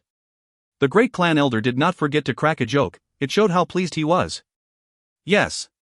Sophie replied, then walked out. Temple, which used to be bustling with activities, had become deserted and empty, and was bleak and desolate. She stopped and looked at the empty temple, and let out a sigh. She could not understand. If there isn't anyone left, what is the point of rebuilding temple? We can no longer see all of those familiar faces. Her emotions were at a down low. She quickened her footsteps. At that moment she did not wish to stay any longer. Maybe temple will be rebuilt. Yes, like what the great clan elder said, it will be a new temple, a temple completely not related to me. If only I had left the world with Charles, Sophie quietly thought. When the comrades that she had fought alongside with for many years walked out of the cocoons with their unfamiliar gazes, it made her realize that she had lost another precious thing. Charles is gone, the banner of knights has disappeared, they no longer recognize themselves, and they only exist for one purpose. Sophie laughed in ridicule silently. What wishful thinking, all that about living in this world. What qualifications does a spirit general have, to say such words? She walked out of temple. The street that used to be heavy in traffic and bustling with activities was completely empty. Dang, dang, dang, the melodious bell sound came from deep within temple. It was the bell that chimed at specific hours. In the past, as long as the bell was rung, everyone on the streets would raise their heads, revealing their faces that were filled with worship as they prayed devoutly. But there's nothing left, only the holy flames exists now. The holy flames in the sky resembled snow, or like dandelions floating in the sky. It was a rather beautiful scene. She stared blankly at the sky, feeling disgusted with herself. Warships and trading ships filled the entire space of the sea of energy outside the same continent. Everyone became anxious. They had heard of the internal struggle between Temple and the families, but they had never expected for Same Continent to be sealed. The golden holy flames were like a terrifying monster that occupied the estuaries.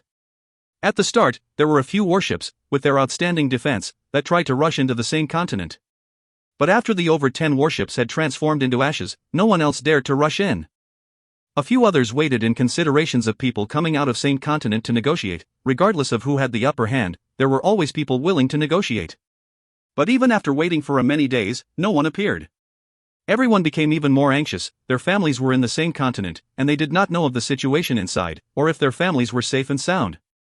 There were some who became impatient. They formed up together and constructed a warship purely equipped with defense, with the thoughts of rushing into Same Continent. This warship was much more durable than the other warships, but it still burnt into ashes, and not one of them survived. After that, no one else dared to even think about entering the Same Continent. All of the estuaries of the Same Continent were wrapped up to the point that not even water could flow in or out. When Dooku rushed over, he witnessed such a scene.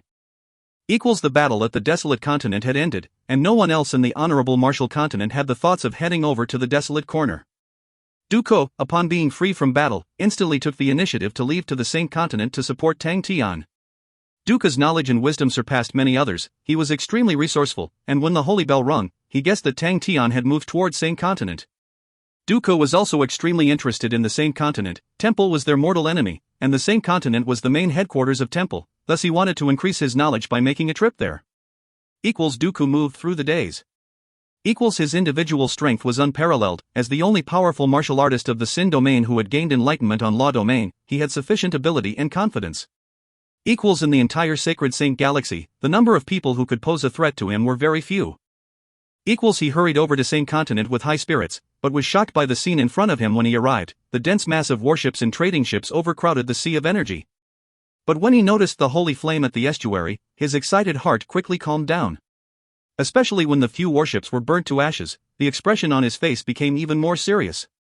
Dooku was a knowledgeable man, and although it was his first time witnessing the golden holy flames, he knew that it was something special. He quickly thought of another question: how are Tang Tian and the rest doing inside? Thinking about that, he immediately decided to investigate and get to the bottom of it.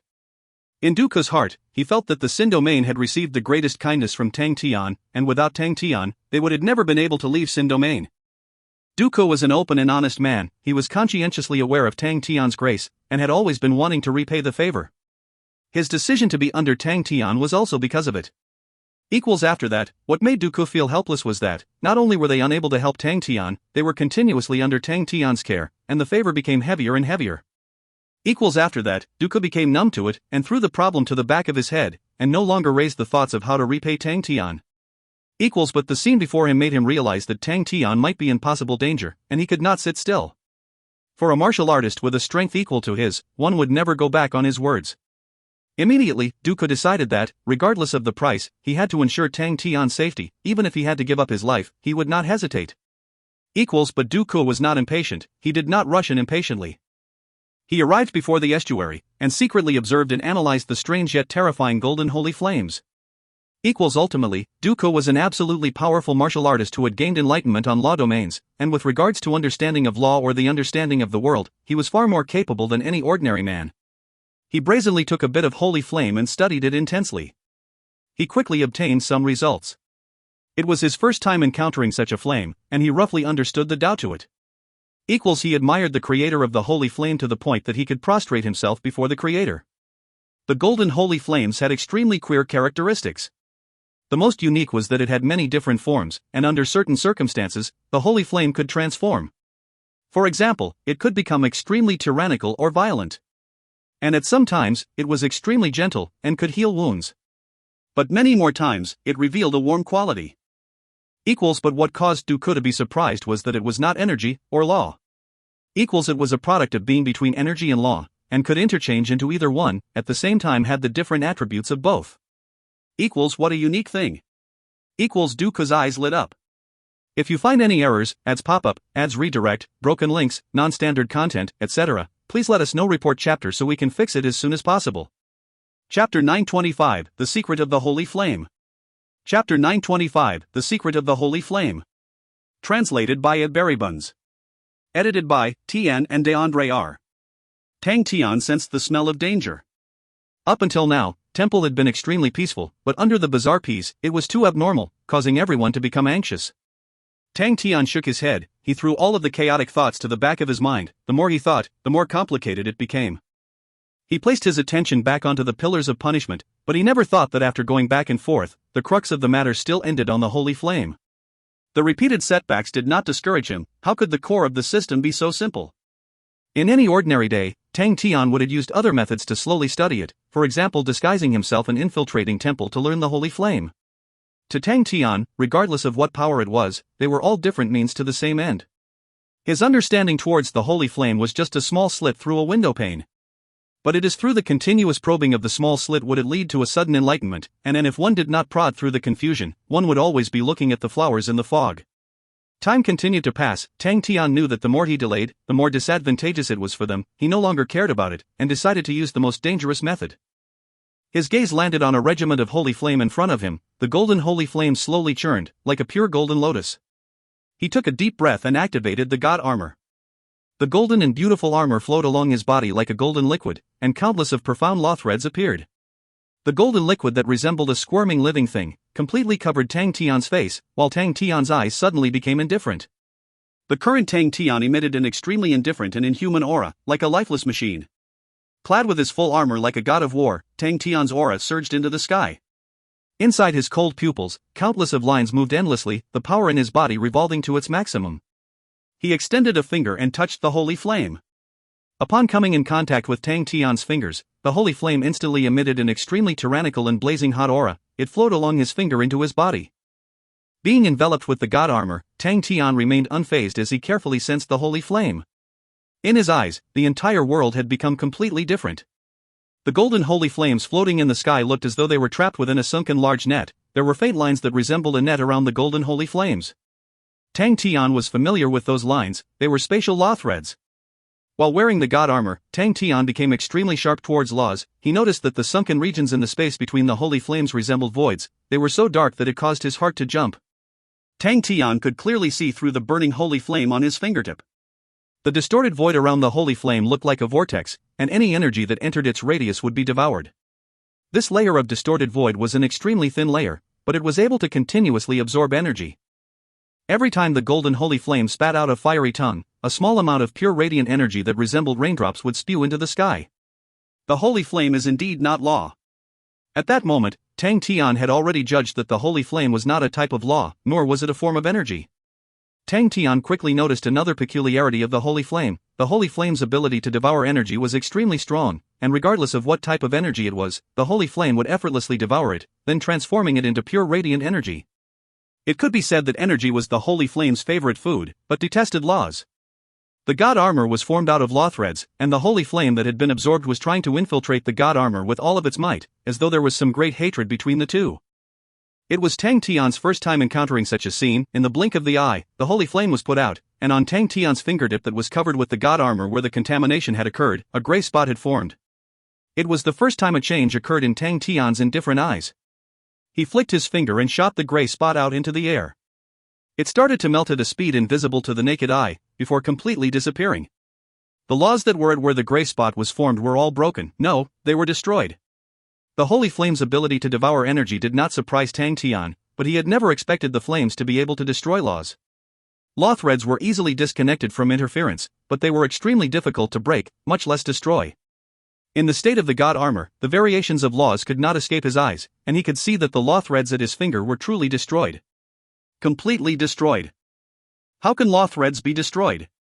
Tang. Tian was filled with doubts, but he did not relax the caution he had to his surroundings, and suddenly noticed a peculiar scene.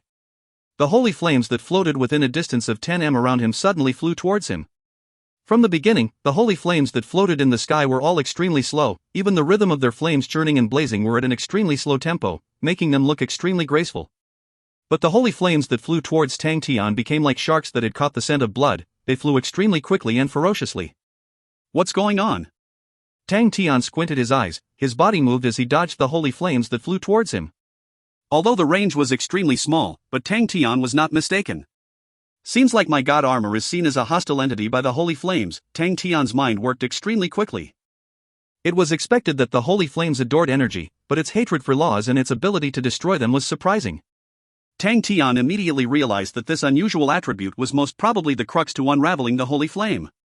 After finding the crux of the problem, what followed on was the investigate down this line, to be able to find the answer. Tang Tian did not panic against the holy flames that pounced towards him, and started to twist and turn in the 3M region around him. He did not wish to provoke even more holy flame, and carefully controlled the scope of his activity.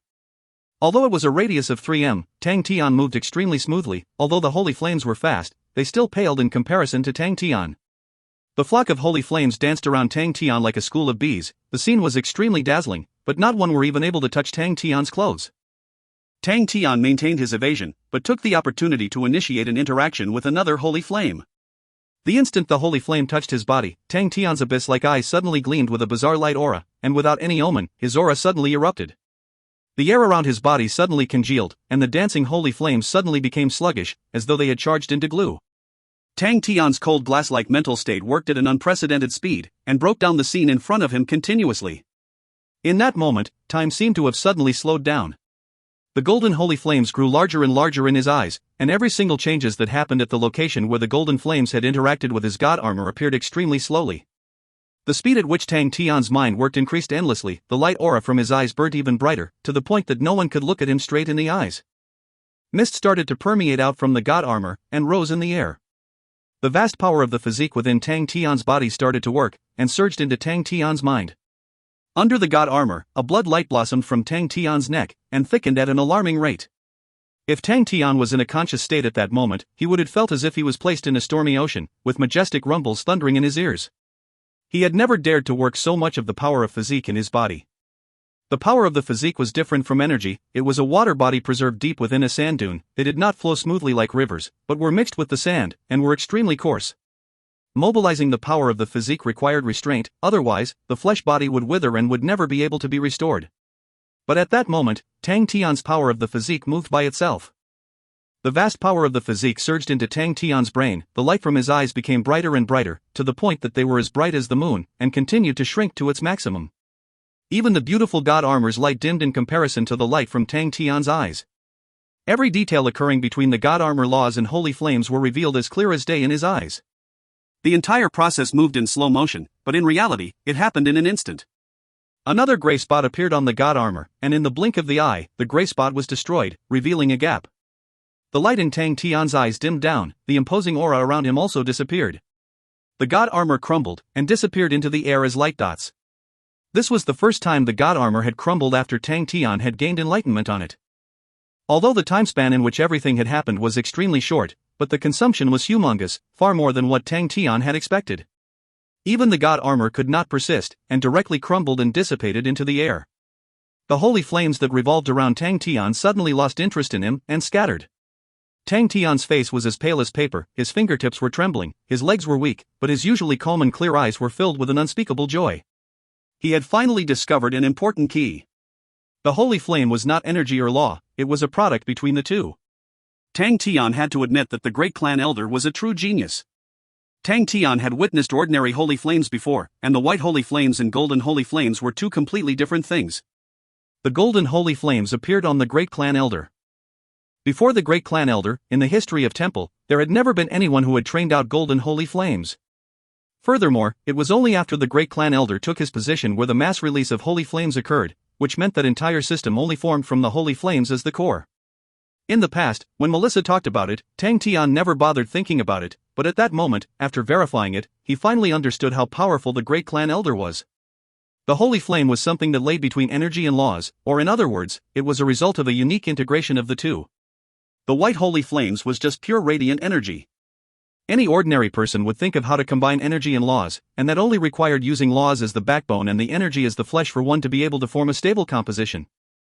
In some sense, that was how Ji Zhe and the other Sin domain martial artists used it. With laws as the skeleton, they absorbed the energy into the flesh. But obviously, the great clan elder did not do that. In that instant when the golden holy flame and the laws of the god armor were destroyed, Tang Tian saw that within the golden holy flames, there was dotted figure that collided into the laws of the god armor. This should be the key for their destruction. What surprised Tang Tian was that the dotted illusion's form was extremely similar to that of law threads. In that instant, Tang Tian had a misconception, as though the law threads was pouncing on its reflection. His heart jolted. What's this? If you find any errors, ads pop up, ads redirect, broken links, non-standard content, etc., please let us know. Report chapter so we can fix it as soon as possible. Chapter 926, Piercing Through the Window Pane. Chapter 926, Piercing Through the Window Pane. Translated by Ed Berrybuns. Edited by Tian and DeAndre R. At the start, Tang Tian thought that the dotted figure was some unique law thread, because the dotted figure was in the shape of a line as well, and was extremely similar to law threads. Tang Tian was extremely familiar with law threads, and the form of the dotted threads were truly similar to that of various law threads. But very quickly, Tang Tian had another guess.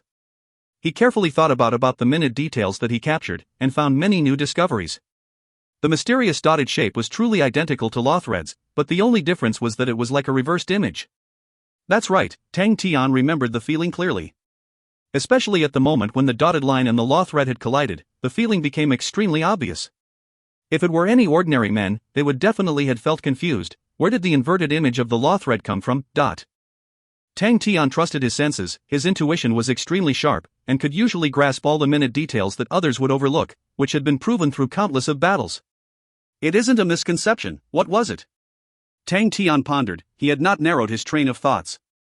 The golden holy flame was in itself an illogical existence, where there were even a few abnormal things that were more normal than it. The scene of the collision played over and over again in Tang Tian's mind. He concentrated his mind on it. After persevering unremittingly, Tang Tian finally understood why he would think that the reflected image would be an illusory like law thread.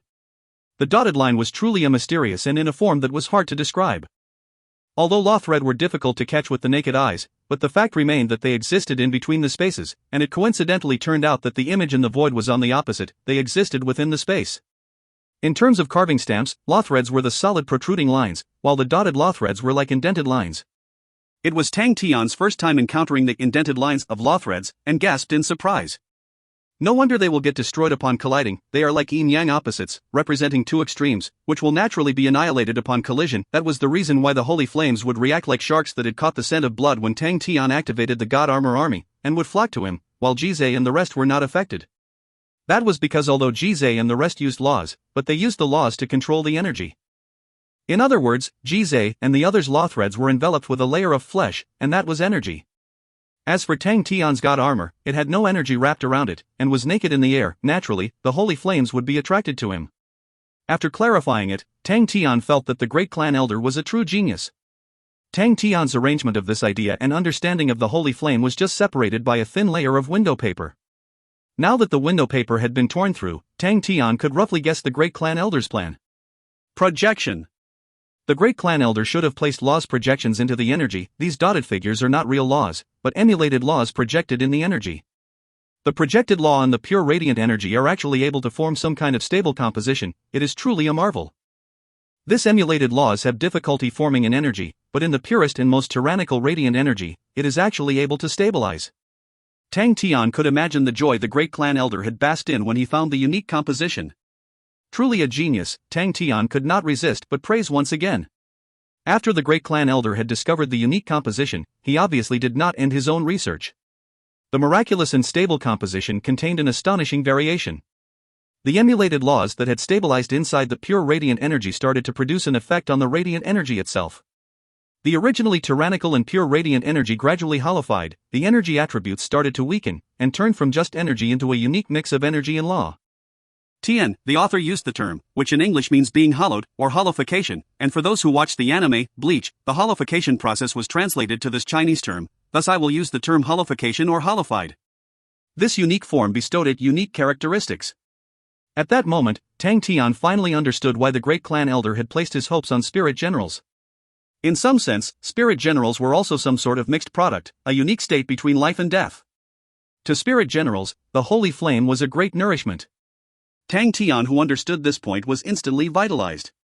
The only obstruction that prevented Xiao Ran and the rest from absorbing the holy flames was the radiant attribute of the holy flames.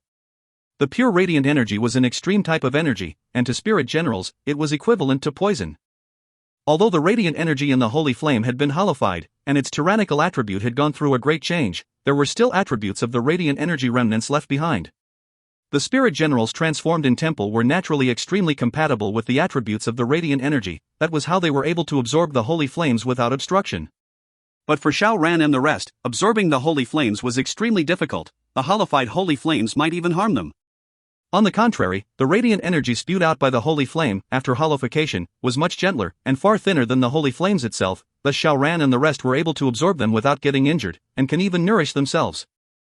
But the amount of hollowified radiant energy in the air for absorption was too little. While the temple spirit generals were able to directly absorb the holy flames, Xiao Ran and the rest could only absorb the thin hollowified radiant energy. The speed in which both parties could get strengthened were heaven and earth apart. In that way, they were still in a difficult situation. Tang Tian did not know what monsters would be produced after absorbing the sky full of holy flame. Their numbers were truly too terrifying. But, since he had clarified the principle, Tang Tian naturally believed he could find a solution. The great clan elder's originality was worthy of respect, but in terms of the utilization of laws, the only one who could match with Tang Tian was Du Ku, who had gained enlightenment on the law domain. The difference was Du Ku relied on his understanding of laws, while Tang Tian relied on his god armor. Regardless of what they relied on, winning was still the most important at such a time. Tang Tian did not allow himself the habit of skiving. His brain worked quickly. Xiao Ran and the rest are unable to bear the attributes of the radiant energy in the holy flames, but with his extremely strong physique, he was not afraid of the pure radiant energy, much less the hollowified radiant energy. On this point, even Du Ku could not compare to him. That was how powerful his physique was. I can serve as the bridge, no filter. I will pass the holy flames through my body, and I can absorb the attributes of the radiant energy left inside the holy flame, or keep them or dispel them, while the rest can be absorbed by Xian and the rest. In truth, Tang Tian himself felt that the idea was a bit too brazen. But in the life and death battlefield, if one did not even take risk, they could simply wait to die, as risk and rewards will always be directly proportional. Furthermore, to even be able to come up with an idea was already a positive thing. It was all thanks to Tang Tian that they could use such a method. If he did not have a terrifyingly strong physique, he would truly be seeking death. And if he did not have the god armor that gave him the strongest control over laws, he would also be seeking death. Although the method looked to be extremely risky, but in theory it held a great possibility of success. Of course, the Holy Flame saw Tang Tian's god armor as an enemy, and he had to think of ideas to bypass that problem. It had to be said, under pressure, a person's potential will be easily incited. Tang Tian realized that his mind was working faster than normal even without activating the god armor. Xiaoyao trained in light laws, and although light laws and radiant laws were just a word apart, they were extremely different. Being helpless in the dangerous situation, he could only harden his skin and agree. Tian, light laws is, pronounced Guangji Faze, while radiant laws is, Guangming Faze. He stood at the side of the energy barrier with 5 other comrades behind him. All of them had stood in formation, with serious expressions on their faces. I'm starting. Xiaoyao took a deep breath, and reminded the comrades behind him. With that, he extended his palm out of the energy barrier and closed his eyes. The vigorous radiant energy outside of the energy barrier made him scared witless. The concentration of the radiant energy was higher than his expectation, and was not a good thing to him. As he was unfamiliar with the energy, the higher the amount, the more problems could surface, and the energy concentration outside had already reached a staggering level. Xiaoyao forced himself to focus, and gradually used the power of his laws. A gentle white light aura lit up at his palm. The light grew visibly stronger, as beads of perspiration covered Xiaoyao's face, and very quickly, the light became the size of a grindstone.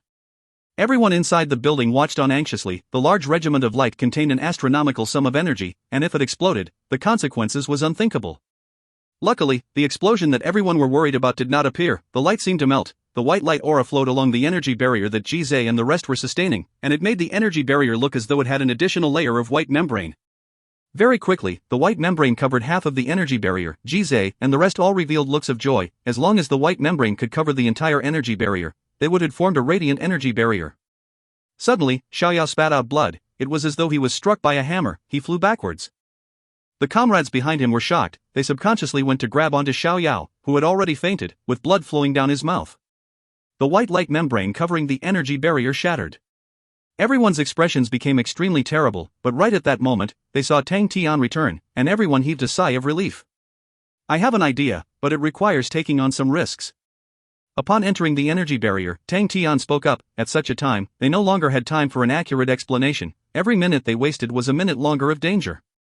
Qianhui replied without hesitation, "All right." She had unconditional trust in Tian, and firmly believed that Tian would not joke in a life or death situation. "Then start quickly, we don't have much time." Xian spoke up directly. At that moment, everyone placed all their trust on Tian. Tian was moved, but did not delay. "Jizai, persist a bit longer, I need a bit of time." But Jizai gritted his teeth and nodded his head. "Master, just do your thing." After giving out the orders, Tian no longer spoke, and sat cross-legged. He needed time to recover. He had exhausted a great deal of his strength, and he still required to use the god armor, which could not be activated without physical strength. Time slowly crawled by, but Tian remained unmoved with his eyes closed. Although it was extremely anxious time, Tian remained at rest, and did not rush to begin. He knew that only by being in his perfect state would there be a chance of success. He could not force it, as it would only cause the situation to become worse. Furthermore, he took the time to rest to formulate his train of thoughts and all the details carefully. The initial plan that was in its embryonic form was perfected. If you find any errors, ads pop up, ads redirect, broken links, non-standard content, etc., please let us know. Report chapter so we can fix it as soon as possible. Chapter 927 Activation. Chapter 927 Activation. Translated by Berrybuns. Edited by Tian and DeAndre R. When Tian opened his eyes, the energy barrier's aura had dimmed, and was even on the verge of collapse. Only half of the God Armor army members remained standing, the others who were exhausted laid on the ground on the verge of fainting. As for Jizai and the rest who were barely struggling on, they were also at their limits. Their faces were pale white, their bodies drenched in perspiration, and were trembling incessantly. Some of the members even had traces of blood at the corners of their mouth. It was the first time they were in such a difficult predicament ever since the formation of the God Armor army. Remove the energy barrier. Tian's order was extremely brazen, but Jizai and the rest did not hesitate at all, and immediately dispelled the energy barrier. Everyone opened their eyes wide, some watching Tian in anticipation and curiosity. Jizai and the rest knew of their boss talents, but Xian and Xiaoran had not witnessed his true capabilities. At the Zhou Offense Institute, Tian had initially wanted to deal with it personally, but Xian was the one who stole the limelight, and everyone were able to witness Xian's spectacular performance. Qianhui's eyes lit up as she held her breath subconsciously. Ever since they were plunged into danger, she had maintained her calm. She felt that there was not a need to be worried, as she had her big brother Tian with her. She too did not understand why she felt that way. Maybe it was because when they were young, big brother Tian always protected her by her front heroically? She was always filled with confidence towards Tian, the confidence that had no origin, just like how everyone in Andrew Academy thought that Tian, who only knew fundamental martial techniques, was a joke, but she still felt that he was very powerful. Just like how they did not pledge any undying love, yet she was still filled with anticipation and confidence towards their future. There was no reason or logic behind all of it. Her mouth involuntarily blossomed into a smile, her sparkling eyes never left Tian. Even if we do not succeed, to die by big brother Tian's side is a blessing. The only regret she had in her heart was that she never did manage to help her big brother Tian. She was proficient in commanding battles, and her individual strength was far from Tian's. She never had a chance to command a battle after meeting Tian, and thus never managed to display her skills. But all of these regrets disappeared in the blink of the eye. With big brother Tian around, it is fine. The mask on Tian's face had been melted by the God Armor laws long ago. He did not have a handsome face, but like a magnet, it had firmly attracted her gaze. Compared to the big brother Tian from her childhood memories, the face in front of her was slightly less obstinate, with a bit more maturity and calmness, but the seriousness and resolute look was still the same as the past. Tian sensed Qianhui's gaze. He thought that Qianhui was afraid, and revealed a smile at her. Qianhui immediately reciprocated with a sweet smile. Tian retracted his smile and became solemn, his eyes became focused as he stared at the holy flames floating in the sky. Everyone's safety were in his hands, and at that moment, he was bearing a huge pressure. They only had one opportunity. He could also only activate the God Armor once, and if they failed, Tian thought silently, then we will lose everything. Including everyone that was with him that were accounted for, the Southern Alliance that would fail in the war would be devoured by Temple, even the fates of Three Spirit City and Ursa Major Constellation would also fall towards the abyss. Everyone's experiences from so many battles, everyone's achievements from their perseverance, would all disappear into smoke if they lost. Tang Tian closed his eyes. He could hear his own heart beating. It was as anxious as everyone else, like a fast-beating drum. It beat so fast that it caused his entire body to feel slightly numb. Godlike young lad, he muttered in his heart, to himself. He had not shouted out the name godlike young lad for himself for a very long time. He was no longer the weak young man of the past. He had begun to look down on the entire world. He was able to move unhindered in all directions. He started to become a leader, to become a sovereign king. But deep within the deepest depths of his heart, he was still that fearless young man. The feelings that he had not felt for a long time surged into his body like lava, igniting the thirst of all the veins and arteries that had slumbered for a long time. An indescribable excitement scattered to every corner of his body like electric currents, and the initial anxiousness that made his heart beat faster was the fuel that helped ignited his willpower that blazed. He was like a dragon that had slumbered for 10,000 years finally being awoken, and was eager to show off his fighting spirit to the world. Tang Tian opened his eyes. Deep within the abyss of his pupils, flames were ignited. Godlike young lad, he spoke to himself, just like how he did back when he was in Star Wind City as he looked into the valley. He used all of his energy, burnt all of his emotions, without restraint, and disregarded everything as he told himself he wanted the answer. Go, go, go. Like a storm that had brewed in his heart, like the sun that released warmth, like how he was when he was young. All the anxiousness were instantly thrown away. He flew to the sky above the estate.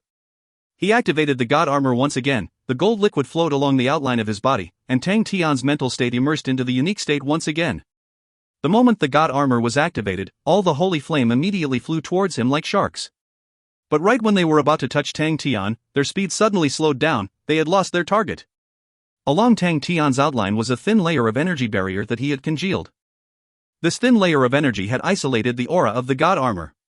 Tang Tian stared at the holy flames around him. They were once again floating leisurely after losing their target, like jellyfishes floating in the ocean.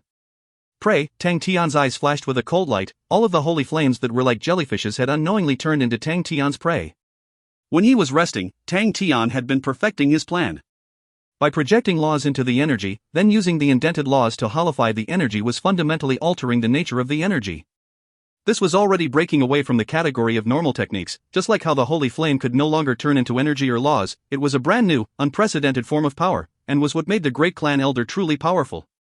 Creating a brand new martial technique and creating a brand new power were two completely different things. Even Tang Tian's zero energy body could not compare to this. His zero energy body did not leave the category of power of the physique. Even for Tang Tian's god armor, although it was an interesting new creation, but it was not a completely new power. If not for the great clan elder's frenzied and unprecedented brutality, just by relying on the holy flame, his achievements would earn him eternal glory.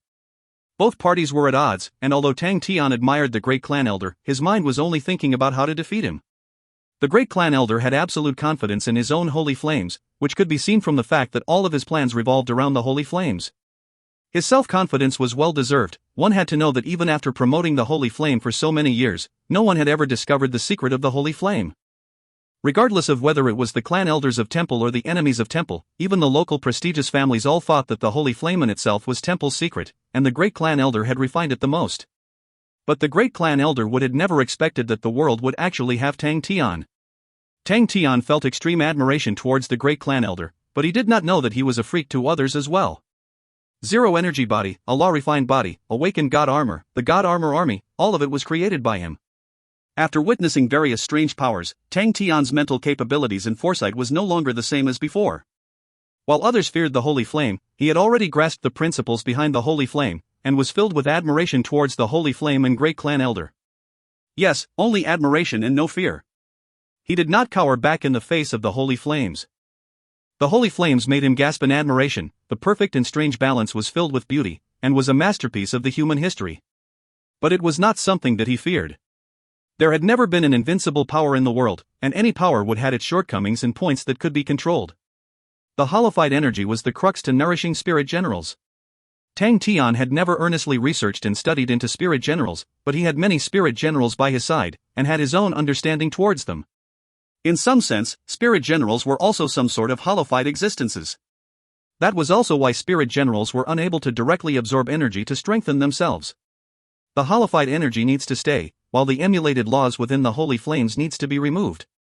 Tang Tian was constantly pondering about what kind of law the emulated laws inside the holy flames were. Although he witnessed the emulated law inside the holy flame in that instant when the god armor and holy flame had interacted, but the time that the entire process took was too short, and he did not grasp clearly on what the law was. But he suddenly understood, it was radiant law, it was an emulated radiant law. It was impossible for it to be any other law, and could only be radiant law. Because they were from temple, and the great clan elder's holy flame was developed from the temple's holy flame. This sudden clarity and enlightenment instantly solved many thoughts that Tang Tian had. He had studied the ordinary holy flame before, and had an understanding towards radiant laws. Radiant laws were pure and tyrannical, but Tang Tian's body had gone through countless of law temperings before. His following actions surprised everyone. He threw out his spirit card. It was a gold-grade spirit card. It landed 10 m away from Tang Tian and floated in the air, unmoved. Tang Tian's actions were very fast. One after another, gold light shot out from his body. In the blink of the eye, there were spirit cards all around him, all in the same gold color. 100 gold-grade spirit cards floated quietly around him, as though an invisible force had tied them together. Tang Tian heaved a sigh of relief. Luckily, I brought sufficient gold-grade spirit cards, all of which were prepared for him by Pai Pa. With the appearance of many saints and the flourishing mechanical armies in Heaven's Road, the value of spirit cards had plummeted. Ursa Major constellation had become extremely wealthy, with all sorts of revenues and income, thus they prepared countless of gold-grade spirit cards. Pai Pa was thoughtful, and when Tang Tian had returned the last time, she gave Tang Tian plenty of consumables, one of which was spirit cards, and the number of gold-grade spirit cards reached 100. All around Tang Tian, the gold-grade spirit cards flashed with gold lights, like a golden ripple of water. The positions of the spirit cards were carefully planned out by Tang Tian, and not one touched the holy flames. I have to thank Pai Pa when I return, Tang Tian noted inwardly. He directed Xian and Xiao Ran and the other spirit generals to stand beneath the spirit cards, then got them to sit cross-legged.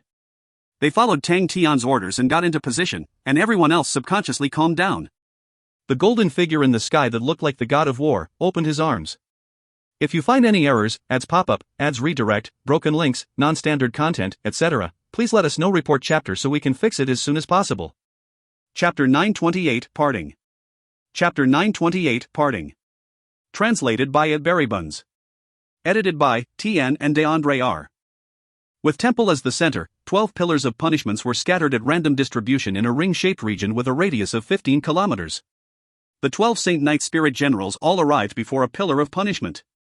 The fiery pillars that shot to the sky made them look insignificant, and with one flaming tongue, they would instantly be devoured and not even ashes would be left. Without hesitation, all of them jumped into the fiery pillars at the same time, and in the blink of the eye, their bodies disappeared within the fiery pillars. Sophie watched as they jumped into the surging holy flames. She sighed, then without hesitation, stepped into the fiery pillar in front of her. Her body was instantly drowned out by the holy flames. She had no clue as to how she would transform. Will I remember Charles? Will I remember everyone? Maybe it'll be better to not remember anything. The last light behind her disappeared, and she was placed in a completely golden world. The flowing holy flames emitted a divine aura. For some reason, the divine aura felt extremely intimate and warm, and her body had the instinct to want to touch the golden holy flames, and had the instinct to leap into the warm embrace.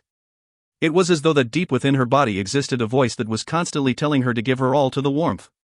The voice seemed to tell her that all her indecisiveness and loss would find their answers, and all of her grief and disappointment would find redemption. Sophie's eyes were as clear as water as she observed the golden ocean in front of her. She sighed in her heart. The past is the past. I have already lost what I've lost. What use is there for redemption? Only one reason exists for me to continue living. She leapt into the sea of golden holy flames. In the distance, the great clan elder's gaze was fixated on Sophie. When he saw Sophie's hesitation and doubt, he snorted, and the air around him turned cold. Only when Sophie jumped into the fiery pillar did he turn to leave.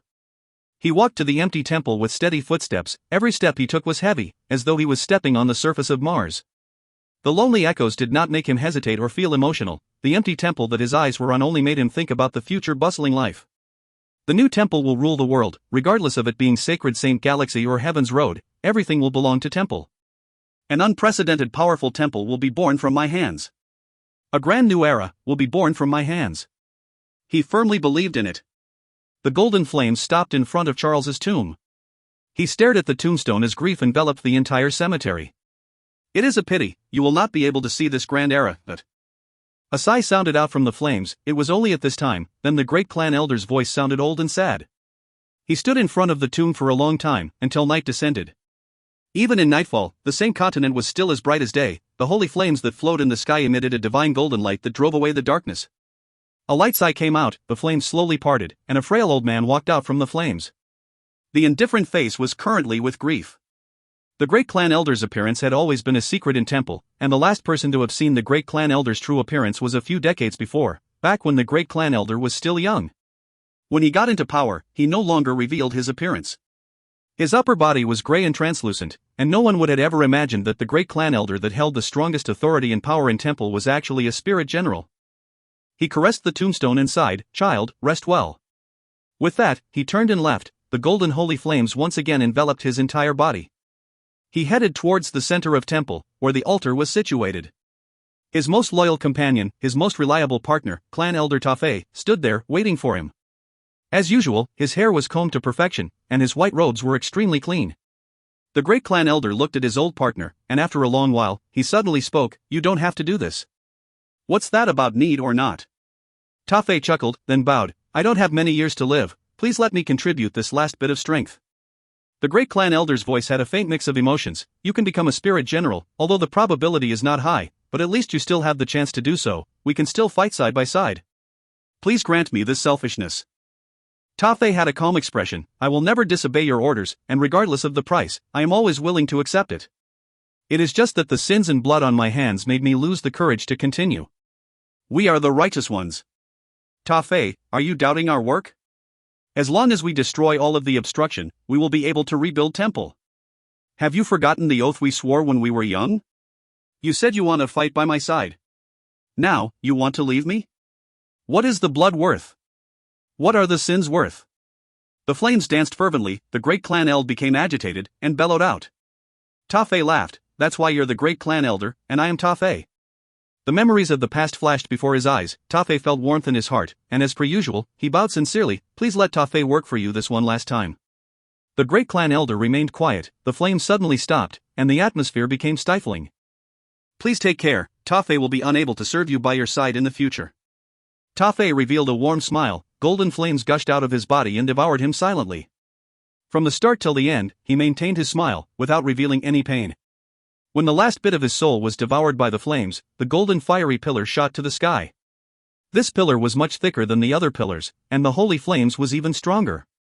"You coward! You weakling! You trash!" The golden flames suddenly danced fervently once more. Great clan elder broke out in anger as he scolded and scolded. When he finished, only a whimper could be heard from the flames. After a long time, only the sound of the flames crackling could be heard. Inside the flames, a vague figure stood still, watching the thick fiery pillar. Suddenly, the great clan elder stepped forward to the fiery pillar. "Tafei, I am right. I will definitely rebuild temple. I will unify the world. Just wait, Tafei." The figure that stepped into the fiery pillar disappeared without hesitation, and loneliness drifted in the wind. Snow City, in the air above Macefield Trading Shop. The gold-grade spirit cards that floated in the air formed a golden hoop. Above the golden hoop, Tang Tian had his arms wide open, as though he wanted to hug the sky. The spirit cards beneath his feet emitted dazzling golden light, and the congealed golden light drowned Tang Tian's body. The surrounding air started to change, as the air started to flow around the golden hoop, and formed a faint windscreen around the hoop. Below, Xian and Xiaoran raised their heads. They were extremely curious as they had never seen such a technique before. Suddenly, specks of gold light sprinkled down like gold snow, which made the scenery beautiful. Xian extended his palm out in an attempt to grab onto these specks of light, but these specks of light leaked through his palm and landed onto the ground. These specks of gold light dyed the floor with a layer of gold light. Gradually, more and more specks of gold light fell. Xiaoran spoke out, "There's a pattern on the ground." Xian immediately lowered his head to look. As expected, the gold light did not sprinkle uniformly on the ground, but form an extremely complicated pattern on the ground. Xian revealed a surprised look. The patterns on the ground was familiar to him, as though he had seen it before. This strange familiarity flashed in his mind, but when he carefully thought about it, he could not remember. He suppressed the surprise and suspicions in his mind, and right at that moment, Tang Tian's voice came out. "It might be painful in a while, you guys have to tolerate it." Xian immediately sensed Tang Tian was different from usual. It was still Tang Tian's voice, but it had become indifferent. They had interacted with Tang Tian for a long time, and had some basic understanding with him, and usually, Tang Tian was a rather passionate and lively person. Xian and Xiaoran looked at each other, and noticed the suspicion and surprise in each other's eyes. The both of them had discussed about Tang Tian's strength privately before, and they reckoned that even together, they would not be his opponent. The two of them were intelligent people. Tang Tian's different behavior meant that the situation had become more complicated, and Tang Tian's burden was even bigger. Furthermore, the two of them had witnessed Tang Tian's daily training. The strength that he gave all out caused them to admire and respect him. They had never heard Tang Tian complain of fatigue, and in their hearts, Tang Tian was definitely worthy of being the head. But when the head had told them that it would be painful and asked them to tolerate, how could their expressions not changed? Xian swallowed his saliva. He wanted to ask how painful it would be. Xiao Ran behaved more straightforwardly. She simply grabbed onto her own zanbato tightly. The speed of the windscreen became faster and faster. It was like a giant vortex that produced a gigantic suction force, pulling all the holy flames around towards them. The gold-sprinkled pattern beneath their feet exploded with light, and they felt as if they were situated inside a golden vortex. By the side, Magatama, who had maintained silence the entire time, suddenly raised her head to look. Her face was one of shock, as though she was looking at some terrifying thing. Xian finally remembered, and knew what the familiar pattern was. In the past, there were many energy rooms in the camp. He had not understood what the energy room was to be used for, but he already knew that the situation was strange. He immediately shouted, Hey, I am just a staff officer, I'm an office worker who gives advice. An office worker doesn't go up the front lines. He wailed out loud, but his voice was drowned out by the surrounding noises. The holy flames were pulled into the golden hoop formed by the gold great spirit cards, and suddenly became lively. The holy flames' rate of pulse increased. In this region, there was something that had attracted them. Every spirit card emitted the aura of a spirit general. Spirit generals and holy flames were two uniquely mixed products, thus the two were extremely compatible. That was why the great clan elder had placed his hopes on spirit generals, as the holy flames would merge with the spirit generals without restraint. The spirit generals from temple could absorb the holy flames much more easily, as they were much more compatible, and could effortlessly absorb them. The spirit generals from temple were all formed from the honorable martial banner of knights, who had spent a decade of their lives training in the holy flame, thus the holy flames had become a part of them. After their transformation into spirit generals, this capability was preserved. But Xian and the rest were different. The only useful thing for Xian and the rest were the holified energy. As for the emulated laws inside the holy flame, it was poison to them. If they had forcefully absorbed the holy flames, most probably, they would become spirit generals for temple. But Tang Tian already found a way. If you find any errors, ads pop-up, ads redirect, broken links, non-standard content, etc., please let us know. Report chapter so we can fix it as soon as possible. Chapter 929 Pressure, Idea, Whole. Chapter 929 Pressure, Idea, Whole. Translated by Ed Berrybuns. Edited by Tian and DeAndre R. The composition of the holy flames was extremely stable. The emulated laws and holified energy had reached a miraculous equilibrium. This equilibrium was extremely stable, and both factors influenced each other greatly. It could be said that it was almost impossible to draw out the emulated laws directly from the holy flame. Even Tang Tian could not do it. As he had the god armor, he could control law threads, but yet he was helpless against the emulated law threads. Before seeing the holy flames, Tang Tian had never seen the emulated laws or the holified energy before. Tang Tian thought of another way. Since he could not separate the two, he would destroy their equilibrium. He would use laws to break into the holified energy and use the laws to collide with the emulated laws. The collision of both factors would lead to their destruction, and Tang Tian would be able to obtain the pure holified energy. The most valuable thing of the holy flame was its thought process and creativity, and not its technique with laws and energy. Breaking it was far easier than constructing it. Of course, maybe it was not that easy, but ultimately it was a possible method, and the only method that Tang Tian was able to think of in the short span of time. As for the risks, Tang Tian did not have the time to care about it. Holy flames was being pulled in from all directions. The spirit general auras from the gold grade spirit cards had attracted them. The aura of the gold grade spirit cards were extremely alluring to them. Tang Tian focused on controlling the tempo. When the number of holy flames that entered reached 100, the windscreen would isolate the aura. The surging holy flames would lose its targets, and their speed would plummet drastically, and resemble jellyfishes floating outside of the windscreen. Inside the windscreen, the 100 holy flames were spread out, where each holy flame floated above one gold grade spirit card. The gold light from the spirit cards enveloped the holy flames. As the unique aura of the spirit generals caused the holy flames to remain stationary, their pulses became much slower while being attracted to the aura of the spirit cards. Tang Tian watched them. Everything that had happened was still in his control. But the true test had yet to begun. With his opened arms, Tang Tian carefully experienced the law threads swimming away in the air. Suddenly, a cold gleam flashed in his eyes, his 10 fingers bent and grabbed onto an empty space, and a flickering rainbow light suddenly appeared in his hand. From this, one could see Tang Tian's improvements. In the past, he could only use his godfist to gather law threads. But at that moment, he was able to use various hand techniques to grab onto law threads in the air, which was a comprehensive improvement. Under the state of the God armor, Tang Tian's degree of sensitivity towards laws had reached an unimaginable level, and from this point, Tang Tian's self-created awakened God armor was in no way inferior to the holy flames. Tang Tian's God armor was not only used for battle. To him, the high sensitivity towards laws and delicate control capabilities use was amplified in training and not in battle.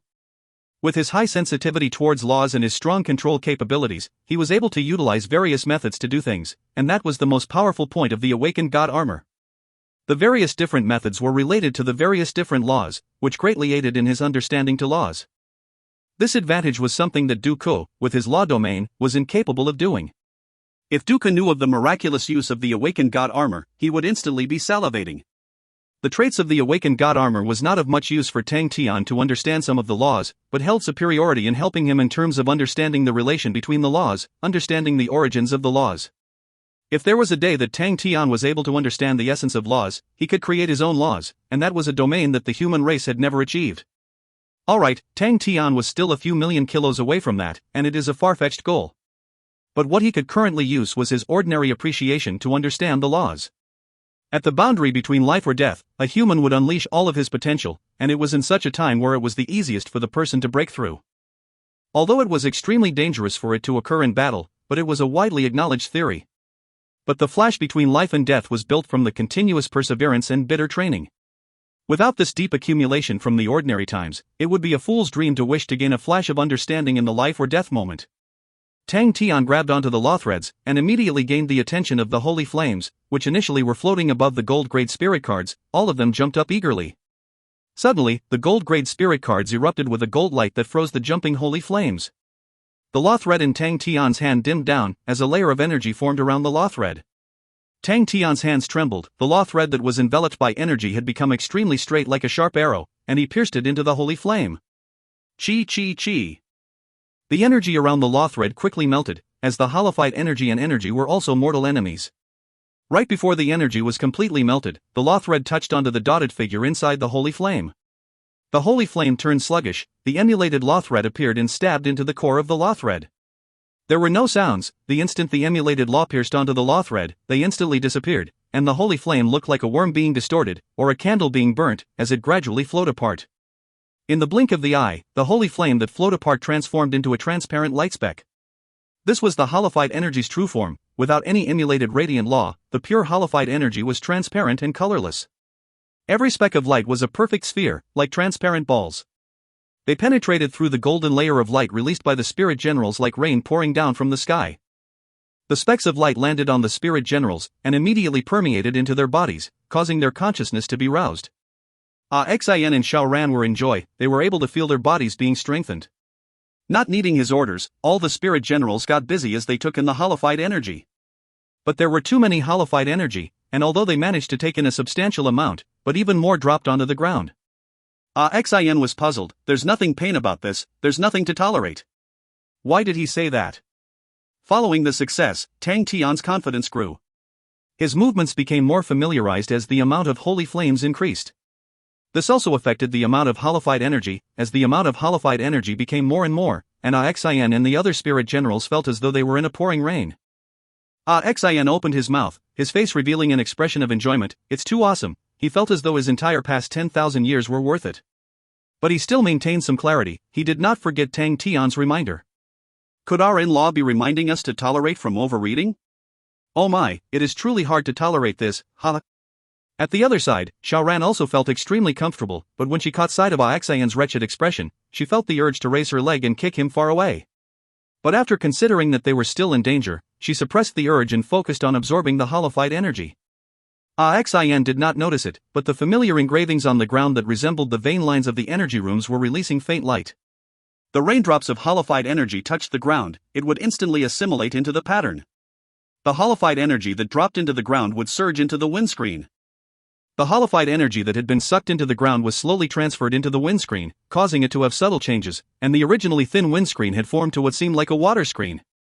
But due to the downpour inside the windscreen, no one noticed the changes of it.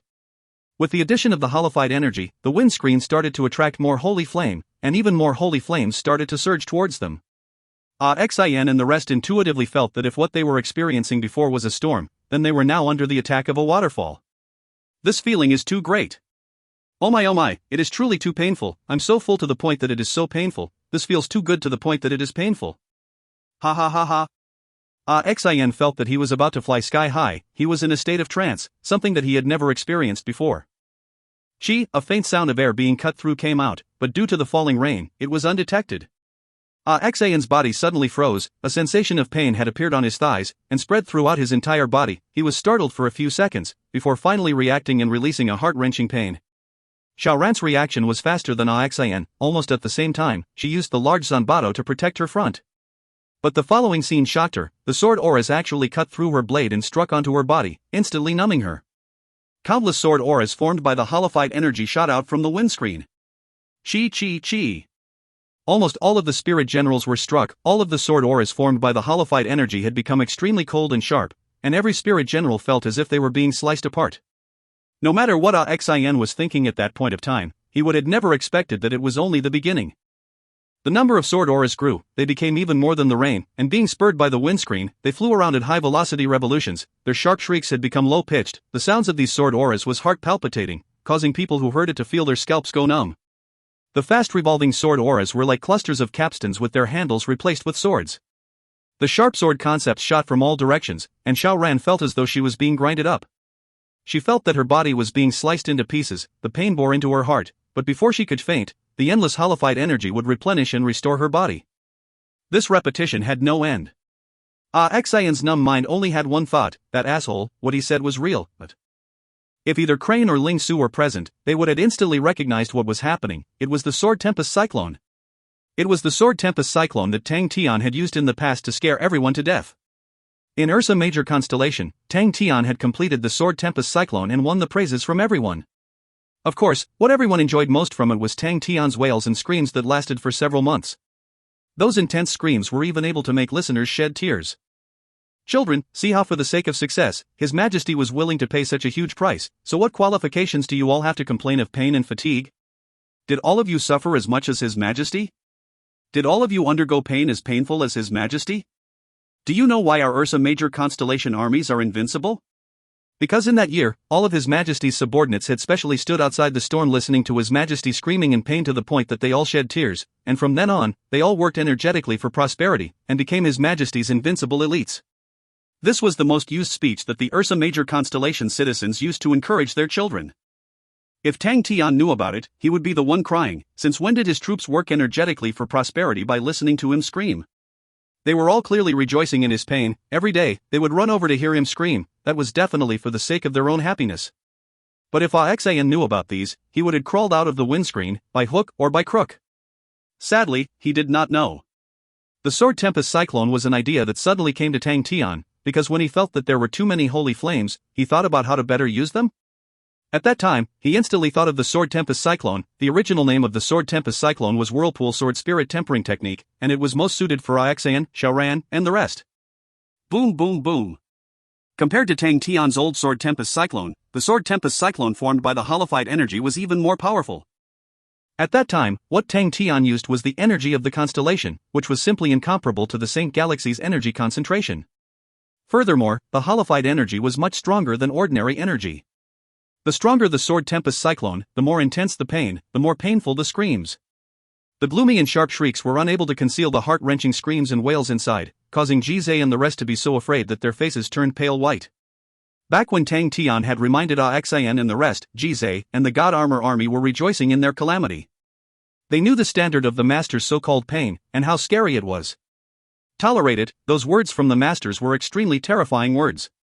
When they heard the screams from the inside, they all revealed expressions as though they had expected it. But as the screams and wails got more intense and brutal, their hearts started beating faster and the colors on their faces receded. What's going on inside? What is Master actually doing to them? Why are they in so much pain? Xian Hui had a look as though she could not tolerate the screams, her eyes fixed on the windscreen and vortex within. She knew that Tang Tian definitely had some unique method, but hearing them scream inside, she could not help but pray for them. All of you must hold on. What shocked everyone even more was that the windscreen and vortex was constantly swelling. The endless stream of holy flames continued to surge in from all directions. As the windscreen and vortex grew bigger, the sound of the sword auras became more distinct. Swords? Everyone were skeptical and were confused. Only Sima Xiao knew what was going on. His eyes suddenly lit up and he blurted out, "That's the Sword Tempest Cyclone." In the past, he had viewed Tang Tian as a worthy adversary, and he knew everything that had occurred in Ursa Major constellation. He had even specially investigated on the Sword Tempest Cyclone. When he first saw the windscreen, he did not link them together, but when he heard the sword shrieks clearer, he started to wonder where he had seen such a thing before. Sword Tempest Cyclone? Qian Hui turned her head and asked. Yes, that is the Sword Tempest Cyclone. Sima Xiao explained, it comes from the Whirlpool Sword Spirit Tempering Technique. It is a technique that uses sword concepts to temper the martial spirit. It showed off its might in Tang Tian's hands. The Whirlpool Sword became the Sword Tempest Cyclone, and when Tang Tian was in Ursa Major constellation, he frequently used it to train, and at the end, he even used it to kill saints. When Qian Hui heard that Tang Tian had used the same method to train, her heart trembled. Very few people would use the Whirlpool Sword Spirit Tempering Technique to temper themselves, because the one using it must be able to bear the immense pain, and thus it was hailed as the most cruel way of tempering the spirit. No one knew that Tang Tian would actually produce an even more terrifying Sword Tempest Cyclone, and the pain from it is simply unimaginable, and it is hailed as pain that surpassed the human's limit.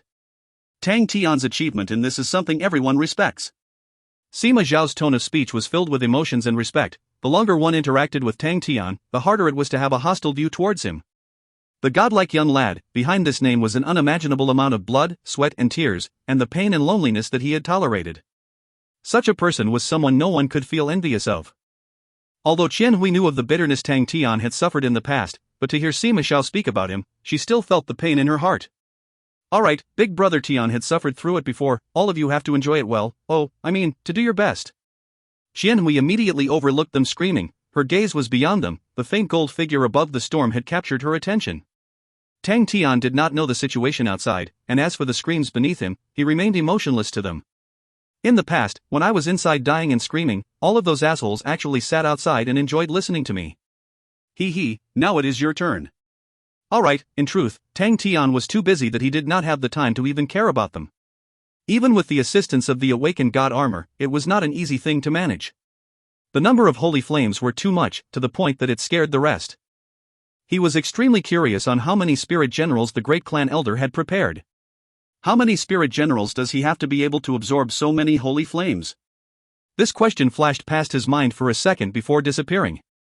The pressure he had to bear far surpassed his expectations. He had overlooked an important detail. Once the Sword Tempest Cyclone had formed, it itself had a self-strengthening ability, and did not need his control. But the situation was as such, as the Sword Tempest Cyclone continued to grow and strengthen, its attractiveness also grew even more.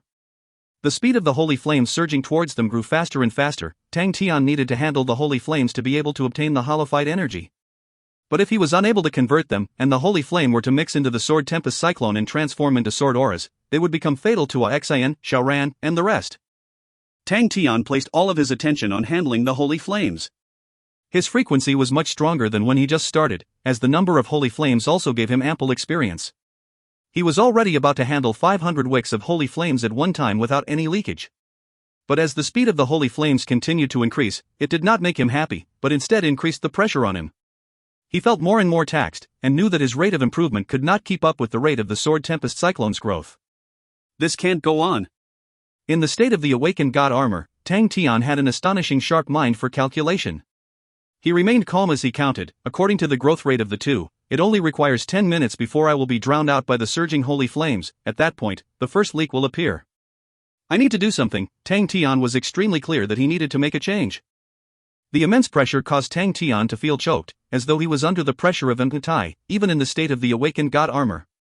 His hands did not slow down at all while his brain worked quickly. What do I do? Decrease the speed of the Sword Tempest Cyclone?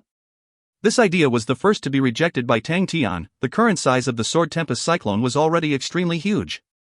Its height was already rising to a 120 m, while its diameter was at 50 m, which was the size of a hill. Such a humongous object contained an extremely terrifying power, and it was not something that he alone could withstand. Then I can only increase the rate at which I handle the holy flames, but how can I increase it? I need more law threads. Only with more law threads can my rate increase. It was not difficult to increase the number of law threads. As long as Tang Tian lessened his pressure on the god armor, he could control even more law threads.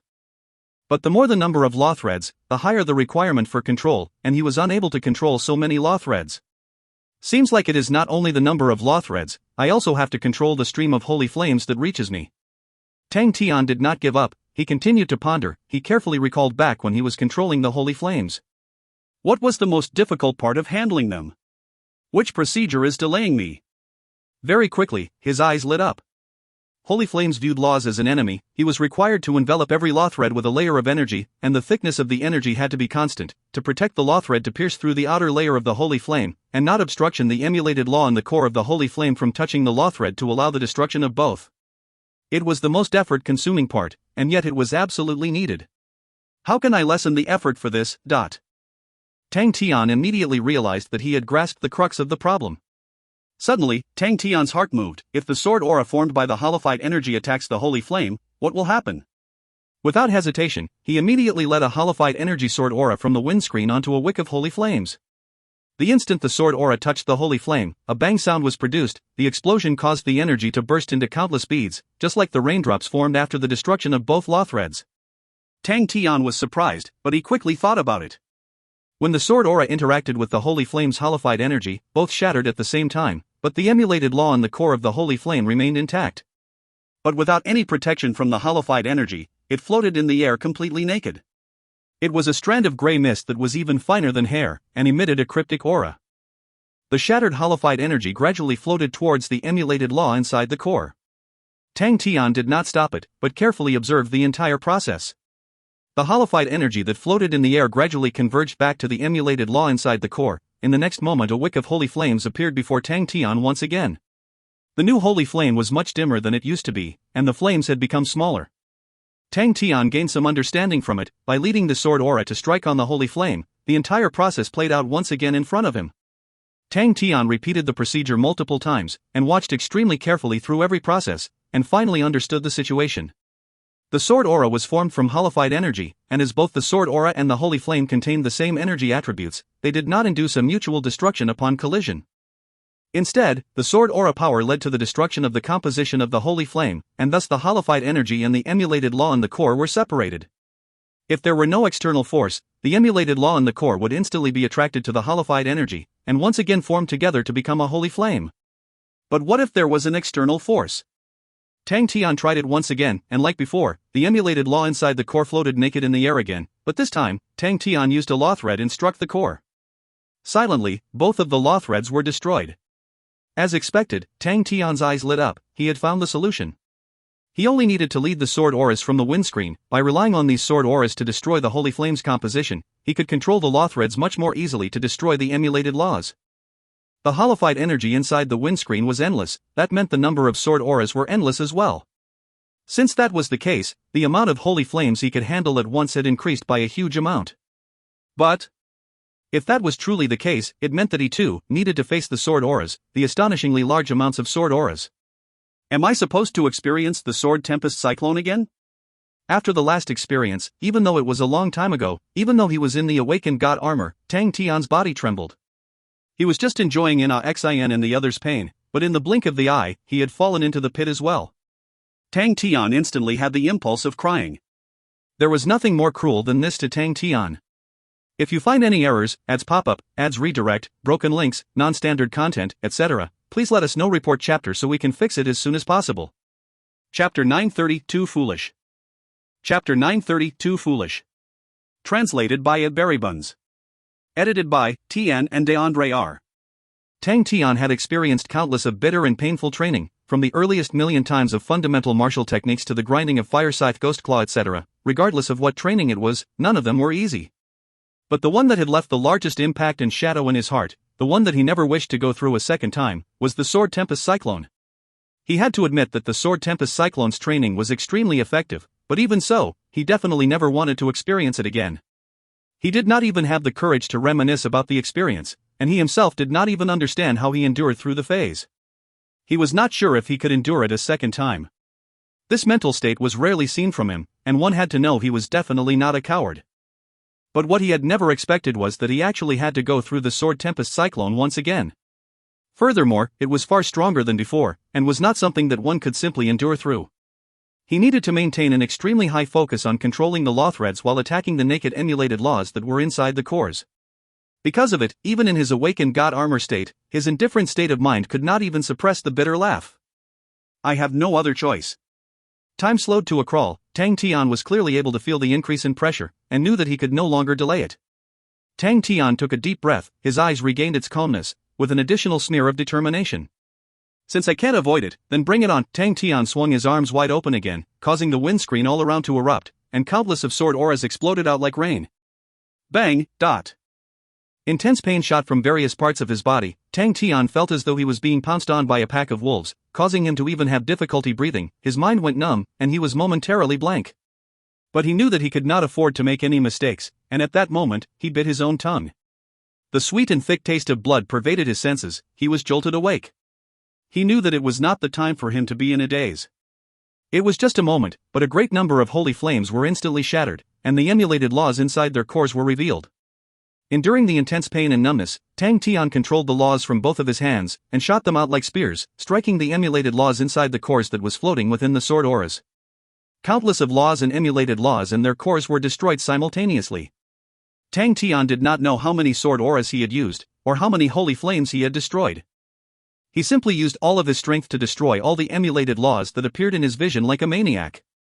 The pain he felt throughout his entire body was extremely clear, and was different from the pain he experienced the first time. This pain was laced with an extremely cold intent.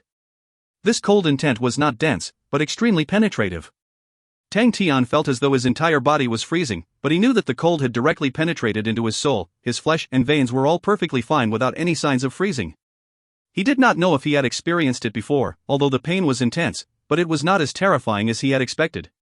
After immersing in it for a while, he felt as if he had gradually got used to the intensity of the pain, with the only exception that his soul felt as though it was freezing, causing him slight pain. And he even had strength to consider the reason. Could it be due to the holified energy? The sword auras were formed from the holified energy, and naturally will take on the characteristics of the energy, thus this cold sensation is because of the holified energy? Tian's mind moved. In the last Sword Tempest Cyclone, it tempered his martial spirit. What will this Sword Tempest Cyclone temper with this time? In truth, Tian himself could not understand the chaos in his body. He was suddenly curious and eager to find out. His body was already refined to its maximum, but his spirit was something he always had a problem with. Because of Little Fool's existence, there was a large difference between him and ordinary people. That old man better hope I don't find anyone else in me. I have never heard of a father who would do something to his son's soul. What made him unable to accept it was the fact that his father actually elected Little Fool as the main soul. That asshole. We will settle that debt sooner or later. I will find an opportunity to beat Little Fool up. Who cares, I can beat him up anytime. As long as I am unhappy, I can beat him up. Tian completely forgot how biased he was, but very quickly, wails erupted from his own mouth. He felt that he had a crow's mouth. Why did I think that it was not painful at all? Am I retarded? Sigh, he suddenly inhaled in cold air, his expression froze as his face turned white. That sword almost stabbed my, oh my god. Cci, asshole, I almost allowed one through, oh my god. He screamed miserably, he screamed without control, the pain on his body, no, it was pain directly from his soul. His mind suddenly recalled the scene of Clan Elder Su struggling in the holy flame, and the part where his soul was struggling, although it was silent, but anyone who witnessed the scene all felt the terrifying pain. And now, he was personally experiencing it. He felt as though his soul was being pulled apart, and was trembling incessantly. But at that moment, he could no longer stop it. Despite the pain in his soul, he could not stop it. If he did not handle the holy flames and allow them to pass through and transform into sword auras, it would destroy Xan and the rest. Tian fervently used the law threads to attack the emulated laws that were inside their cores, and only by doing it fervently could he maintain his focus. He felt that his mind was going numb, the spirit in his eyes was dimming slowly, but his movements never slowed down. He was like a killing machine that continued to slice without knowing fatigue. The Sword Tempest Cyclone was like an overwhelming balloon, and was continuously getting larger at an alarming rate. The number of sword auras were also increasing exponentially, and the pain also increased in direct proportion to the number of sword auras. The number of holy flames that surged towards them increased as well, and the number of emulated laws that Tian had to destroy was also increasing, thus the amount of holified energy also increased. Previously, they felt as though they were under a waterfall of holified energy, but now, Xian and the rest already felt as though they were swimming in an ocean. No, not swimming, drowning. Xian felt like a balloon. The holified energy was forcing its way into his body from various positions. That's right, they were forcing their way into his body.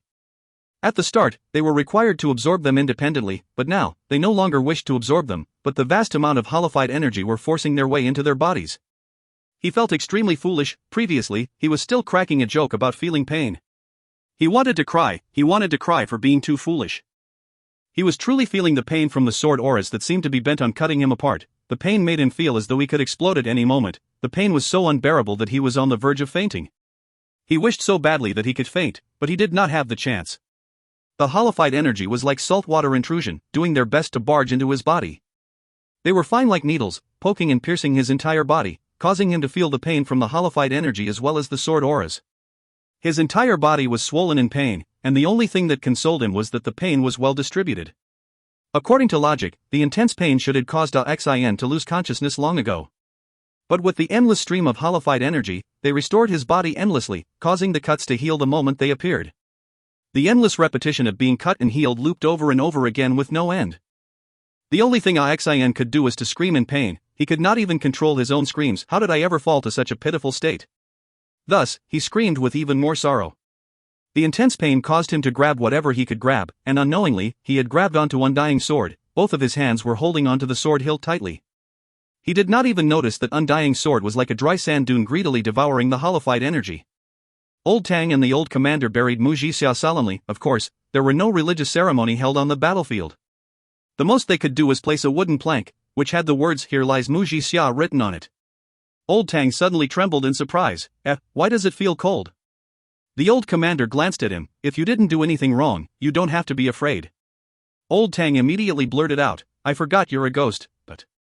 The old commander remained unmoved. You're not even worthy to be a ghost. Childish. Idiot. The two men snorted in unison. The two of them were used to the pointless struggles. It was a pity for Mu Jixia.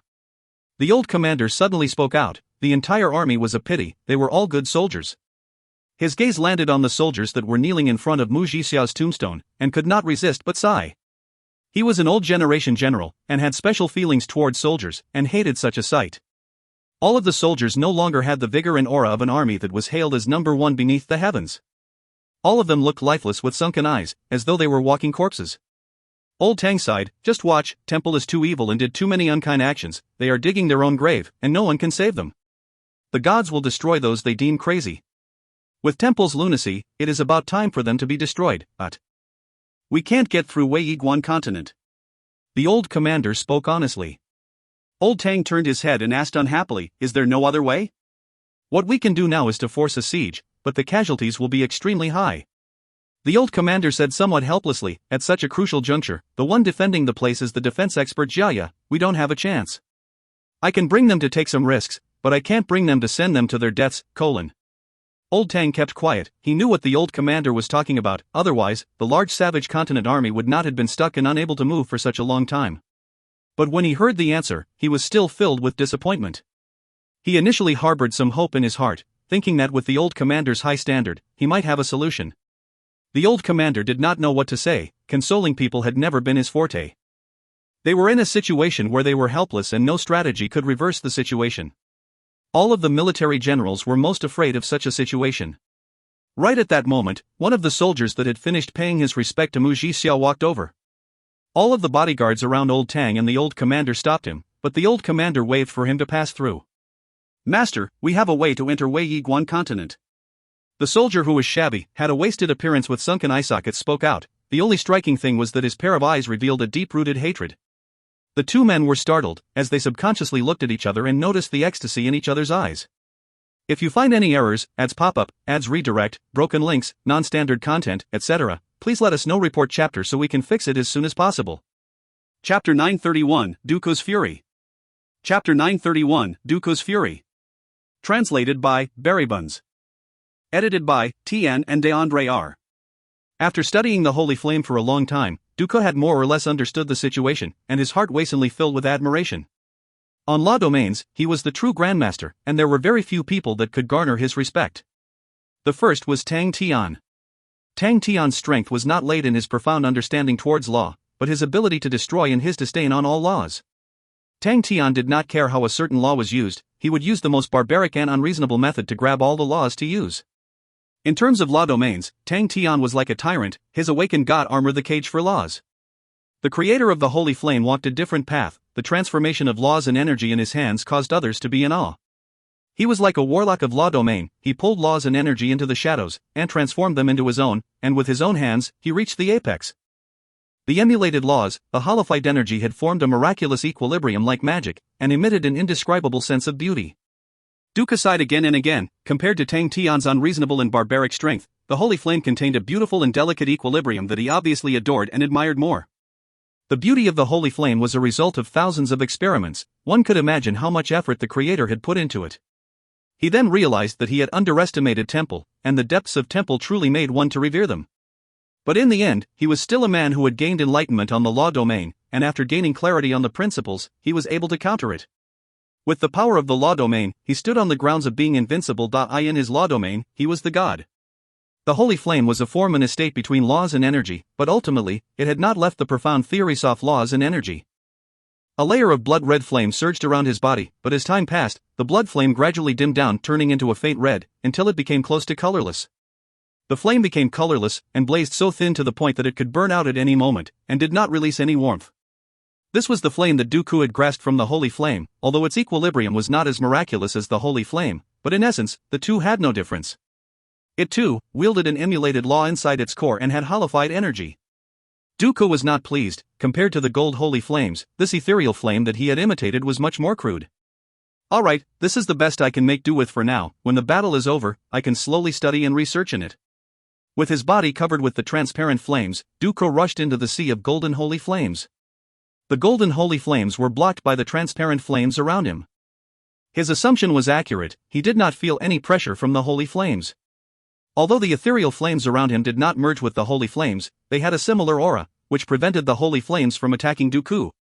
The holy flames viewed the ethereal flames around Dooku as a similar species. Dooku's idea could not be considered ingenious, but it was simple and direct, and one could tell the crux of it just by looking at it.